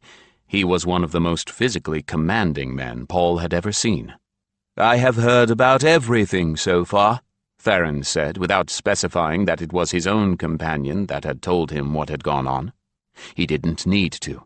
Theron had a singularly close bond with his companion, which meant that he knew everything that any companion in Haven knew. He met the eyes of each of them in turn. "I can appreciate the concerns that the guard has with this boy," he said, resting his eyes on Captain Telemaine and the Lord Marshal. "Please believe me, I do. I do not make my decisions lightly here. But if this kingdom is to survive and prosper, there are some fundamental principles that we must believe in without question, and one of the most crucial is that our companions do not make mistakes when they choose new heralds, and that when they tell us something is true, we can believe it without question." The heralds around the table nodded, relieved that Theron had put this into such plain language. The others looked crestfallen and uncomfortable, but in tentative agreement. "Now this child's companion has told us that she can control his rogue abilities, although he cannot as yet. We must believe this, and Captain Telemaine, this should alleviate any security issues you have." Telemaine got a stubborn set to his chin, but Theron wasn't done. Whatever the captain wanted to say would have to remain unsaid. The king held the floor and was not about to relinquish it. Theron was a powerful man, overmatching even his very powerful king's own herald. Jedin could defeat anyone in court and collegium at wrestling and practice combat, even the weapons master and professional fighters. Except the king. Theron rarely used his physical presence to dominate. He didn't have to, and that alone said much about him. "It seems that his outbreaks occur when he undergoes great emotional stress. Therefore, I suggest to you that you leave the guards on him, but instruct them to quickly remove anyone who seems to be causing this boy such stresses before they trigger another incident." Theron and his herald exchanged a brief look, barely more than a flicker of amusement, as Captain Telemaine sighed with relief. This was something that the guard could accomplish, and having a task defined evidently made him feel that he had some control over the situation. And without a doubt, Theron had been well aware of this before he even began issuing his edicts and orders. Theron continued gravely, now giving his attention to his seneschal. "His companion also tells us, after minute examination of his memories, that the boy had no intention of killing or even seriously injuring his persecutors. We must also believe this, and thus, in a very real sense, what happened after that was an accident in truth." Theron waited, and this time it was the seneschal who objected with a raised finger. "You only said seriously injure," he protested, his hair standing on end from his ceaseless toying with it, giving him the look of a frazzled heron. "So the boy was willing to hurt them?" Theron snorted. His long friendship with his seneschal allowed him to handle the man differently than the guard captain. "Oh, come now, Greeley. The boy had been beaten to a pulp, slammed into walls, and they'd started flogging him. What do you expect? It would take a saint or a martyr to be forgiving under that sort of circumstance. And although I do require many things of my heralds, I do not require them to be more than human. Of course he wanted to hurt them. So would you, so would I, and so would any other man. If these juvenile tyrants weren't already out of my jurisdiction, I would be doing significantly more than merely hurting them, and with a certain grim pleasure, might I add. I am sorely tempted to administer a little royal justice to the ones that didn't die. Seneschal Greeley ran his hands one more time through his tousled hair, sighed, and shrugged, seeing the justice in the king's statement. Now, lastly, the point is that Calera chose this boy. Of all things, we must believe that where companions' choice is concerned, companions are the final authority. He closed his eyes for a moment, gathering his thoughts, or perhaps consulting with his own companion. Given that, what are we to do with this boy if not accept that, and accept him into the collegium for proper training? Calera has no intentions of repudiating him. Are we to try and forcibly separate them? I submit that this would be the worst idea yet.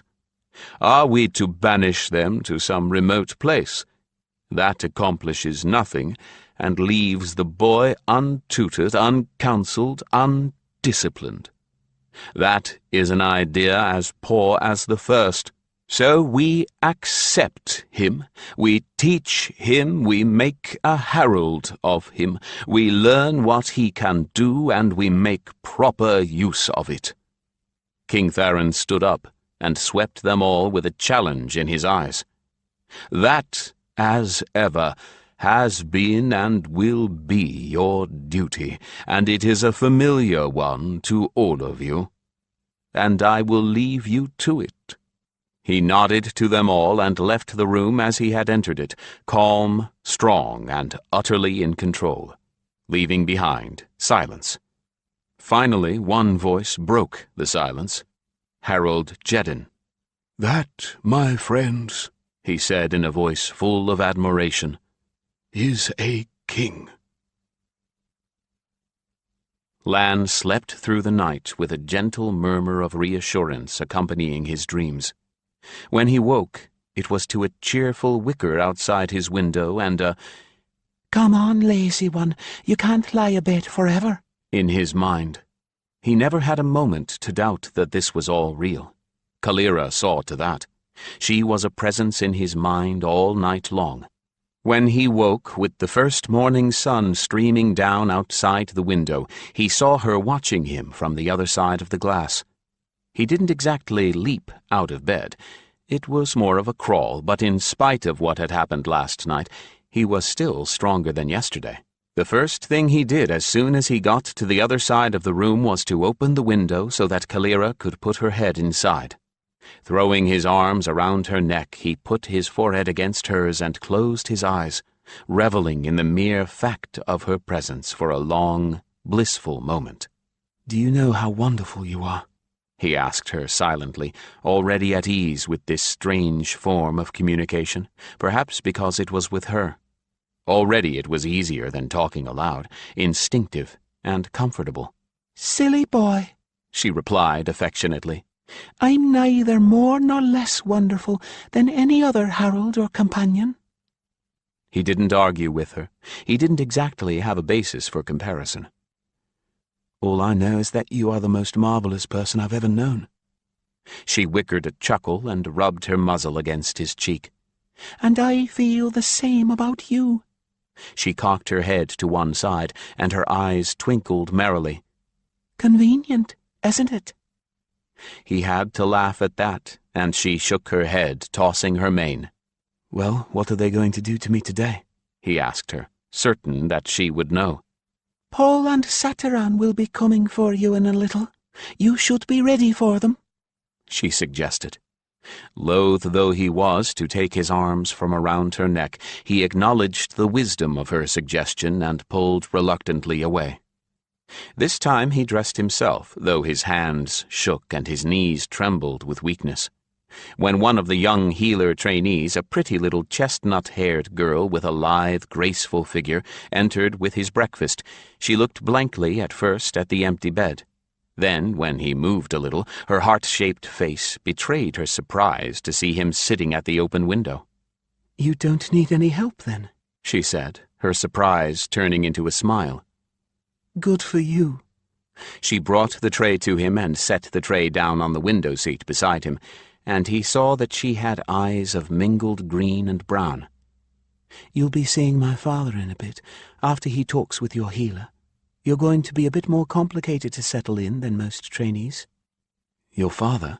Lan asked, and then managed to put two and two together. "You mean that Harold that was here last night is your father?" She dimpled charmingly. "Oh, I'm afraid so. Harold Paul is my father. It does get rather trying sometimes, having a father who can keep track of you no matter where you go.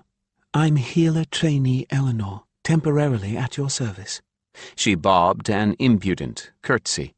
"My mother is healer Ilya, but she's in service on the southeast border right now. At least I don't have both parents hovering over me all the time." Lan smiled tentatively at her. He wasn't exactly used to having pretty girls dimple at him, but it was a pleasant experience. She looked to be just about his age, which probably meant she was a great deal farther along in her studies than he. "When did you start here? How long are you going to be a trainee?" he asked. "Oh, I've been a trainee for more than 5 years, but I won't be one for much longer. Maybe a year," she told him with great confidence, looking around, then seating herself on the edge of the bed. "I don't know how long you'll be one. I suppose it will depend on how much you already know. A lot of the heraldic trainees arrive here barely able to read and write, so the classes are all planned around that eventuality. Most of them aren't chosen until they're 12 or 13, and they generally get their whites by 18, no matter how little they knew before they got here." "Well, I do know a little more than that," he said, warming to her cheerful manner. "Am I really going to be a heraldic trainee?" It was hard to believe. He could picture himself in the guard. He could easily picture himself as a caravan master, but a herald? He'd never seriously entertained the idea of himself in whites. Eleanor gestured at Kalira, who was watching both of them with sparkling blue eyes the color of deep water. "You've been chosen. That makes you a heraldic trainee. I'm afraid you don't have much of a choice." She laughed. "It's not a job you can volunteer for or decline, it seems." For a brief moment, he felt uncertainty. Did he really want the rest of his life decided for him? Hadn't he been trying to escape his own parents' plans for his life? But then he looked into Kalira's eyes and knew that she was worth any sacrifice. "At least you know what heralds do," Eleanor continued. "Some trainees don't even know that. Poor things. They are terribly confused. They've got no idea why they're here or what they're supposed to do. And when their gifts start emerging—" She stopped abruptly and blushed, as if aware that his gift was the source of a great deal of trouble, anguish, and tragedy. "Gifts," he said bitterly. "That's what they're called, isn't it? But it's hardly a gift if you don't want it and can't control it. It's not a gift if all it does is bring harm." She gazed at him solemnly for a little, as if she was thinking. "I suppose it seems that way, but I can think of a lot of ways that your gift could be used for good. If there was a war—" She shook her head. "I'd rather not think about a war, but if there was a forest fire, a bad one, you could use it to start backfires in places it would be too dangerous to send firefighters to." He had to nod reluctant agreement to that. He had lived in the country, and he knew how devastating a forest or grass fire could be. Sometimes the only way to stop a fire was to set another fire in its path, but that was a very dangerous thing to do, for there was always the chance that the ones setting the fire would find themselves trapped between two fire lines. People had died that way. "You could herd wild beasts away with a line of fire, too. I'm sure there are other things your gift would be useful for," she continued hopefully. We'd just have to work at thinking of them. I mean, the only reason nobody has thought of useful things for fire starting before is because it's so rare. Calira nuzzled him, silently reminding him of her presence and help. Paul and Satiran are coming, she told him. We will have a great deal to discuss. Calira says that your father and his companion are coming, he told the young healer. She nodded and gave him a hand to steady himself with as he got to his feet. You'll want to talk with them outside, she said immediately. Like you did last night. That way, Satiran and Calira can be right there with you.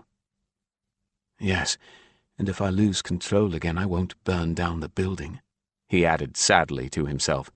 You won't lose control? I am with you, and I will not let that happen. Calira answered his unspoken doubt with such passion that he blinked in surprise. You know, Eleanor continued, as she hovered at his elbow, ready to steady him if he wobbled, I think Father was hoping that I'd be chosen by your Calira instead of becoming a healer. Then he'd have a double family team to help train. What? Lan responded, not very cleverly, but that didn't seem to bother Eleanor. We'd have been entirely family. Calira is Satiran's daughter, and Paul is my father, you see. The daughter's partnered and the father's partnered. It would have been a nice symmetry. By this time they were in the garden and saw that the herald and his companion were waiting at the bench, so Lan was saved from having to answer, which was just as well. So his companion was daughter to Herald Paul's companion? He only hoped that there was not as much friction between Stallion and filly as there was between himself and his parents. There isn't, other than Satiran wanting to protect me too much, Calira responded, highly amused. If my parents had been half as willing to protect me, he told her ruefully, not needing to finish the thought. She knew. Already she knew him inside and out, good and bad, and she loved him anyway. Good morning, Lan. Paul hailed him with a half-wave. How are you feeling? This morning all of the sternness seemed to have melted away from Paul's expression. His manner was easy and casual. Kind of shaken, sir, Lan replied, then spotted the guardsman stationed discreetly out of earshot. The man was trying to look as if he was there for some other purpose, but his eyes kept straying back to Lan. Is he there because they don't trust me? He asked Calira, not at all surprised. I can't really blame them for that, I suppose. It's the guards' doing, not the heralds.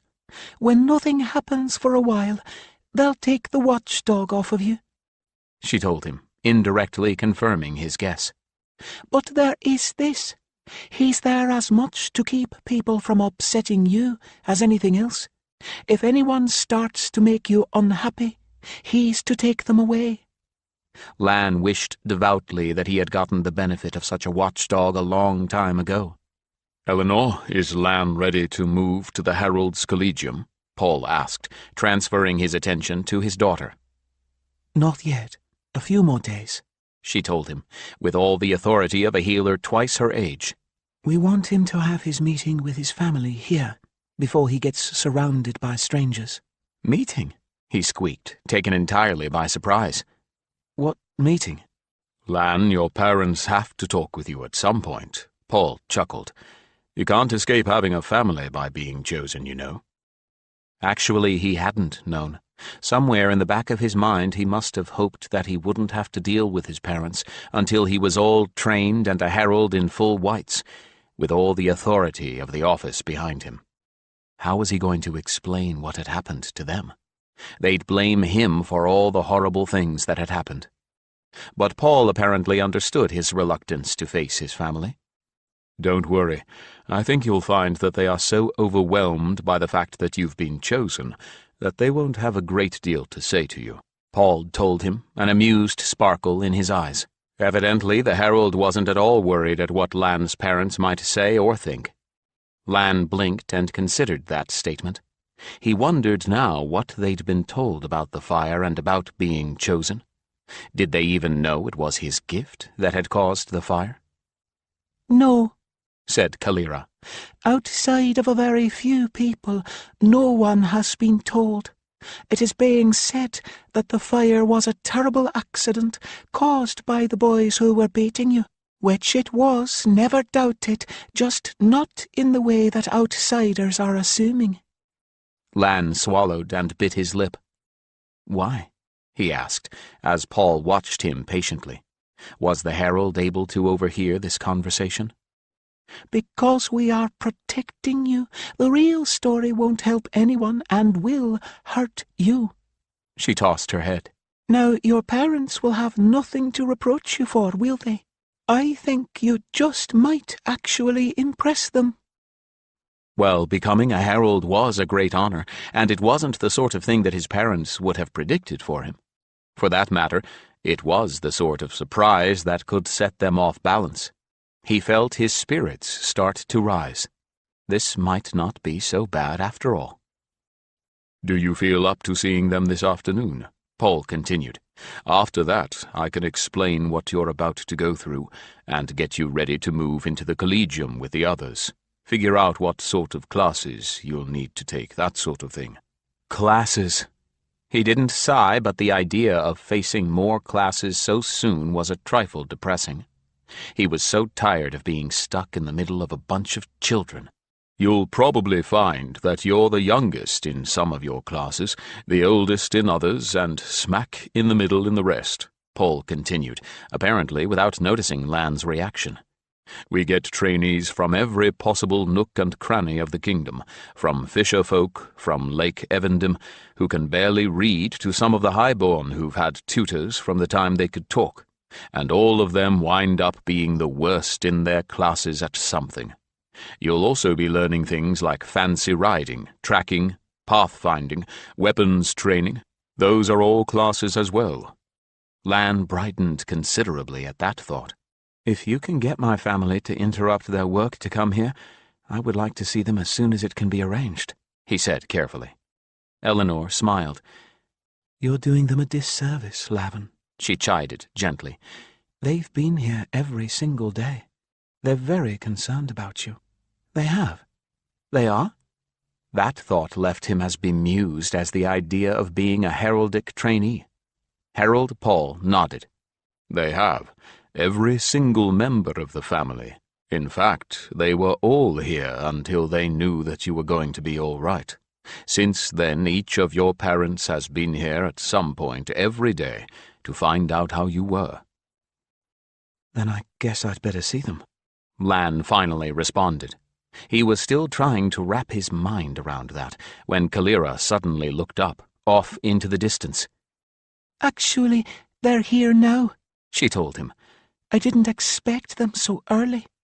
"I didn't either," Paul responded with surprise, and it was only at that moment that Lan realized that Kalira could talk to both of them if she chose to. Well, that could turn out to be very useful. "Are you up to seeing them right now?" Paul asked him. He shrugged. What other possible response was there? "I suppose," he said dubiously. "Just as ready as I would be this afternoon, I guess." Eleanor jumped to her feet. Did the girl ever do anything at a leisurely pace? And ran off, calling back over her shoulder. "I'll have them sent out here." "She has plenty of other things to take care of at this time of the day," Paul explained, as if he needed to supply an explanation for her abrupt departure. A few moments later, Lan's mother and father appeared in the doorway nearest them and approached tentatively down the sanded path. Tentatively. They looked at him with expressions he had never seen directed at himself before. They had nearly reached him before he recognized it as respect. Archer looked as he always did, well-groomed and dressed in tunic and trews of fine cloth of a subtle indigo. But Nelda's auburn hair had been carefully bound in a knot on the top of her head with silk ribbons. Her gown was one she usually wore only for parties, a handsome, deep scarlet wool with panels of her own embroidery set into the bodice, the front of the skirt, and the sleeves. She had taken a great deal of care with her appearance, probably because of the setting in which her son had found himself. He stood up to meet them. His father extended his hand stiffly, as if Lan had become a stranger. Lan took it gingerly. "How are you?" his father asked anxiously. "How are you now, I mean? Are you feeling better? Do you remember anything of what happened to you?" Lan shook his head, not trusting his voice. "Mostly the fire," he said truthfully, "and not much of that." His parents exchanged an unreadable glance, and some of the tension ran out of them. It was his mother, though, who flushed an unbecoming plum color and said, Lan, I'm very sorry that I didn't believe you." That was the closest she was ever going to come to an apology, and Lan knew it. He also knew how much it cost her to say that much, and he sensed a different sort of strain building up among the three of them. "Hold out your arms, silly," Kalira whispered in his mind as he stood there awkwardly and feeling completely at a loss for what to do or say next. Clumsily he obeyed her, and that did indeed seem to be what they were waiting for. They both embraced him, just as awkwardly as he. The embrace didn't last long, but he felt much better after they broke it. He even managed a tentative smile for them. "So, you're going to be a herald, then?" His father rubbed the back of his neck with one hand and looked from him to Kalira and back again. "Not immediately," he told them both, and scrubbed the toe of his grey boot in the dirt a little. "I have an awful lot to learn first." "Still," his father smiled slowly. His mother didn't exactly beam at him, but she certainly gave him a healthy dose of silent approval. "A herald. We're proud of you, Lan, that we are. It's hard to think of you being a herald, but there you are in your uniform and with your companion and all." "Her name is Kalira," he replied proudly, and Kalira stepped to his side and nodded her head to both of them. "Suggest that you all walk in the garden," Kalira prompted. "Why don't we all take a walk while we talk?" he echoed. "They're in the garden." He waved his hand vaguely in the direction of the palace gardens with their ornamental torches. His father gaped. "Us? Walk in the royal gardens?" he stammered. "I don't see any reason why not," Paul put in casually. "That's what they're there for." He turned his attention pointedly to Lan. "A walk for about a candle mark wouldn't be too taxing for you, and I have some things I must do that will keep me for about that long. I'll meet you back here when I'm finished. You go show your parents where you'll be living for the next couple of years." Harold Paul took himself off as quickly as his daughter had, little doubt where she'd gotten that trait from, and Lan was left alone with his parents and Kalira. He took a deep breath and stood up as straight as he could manage. "Well," he said to them, "shall we go?"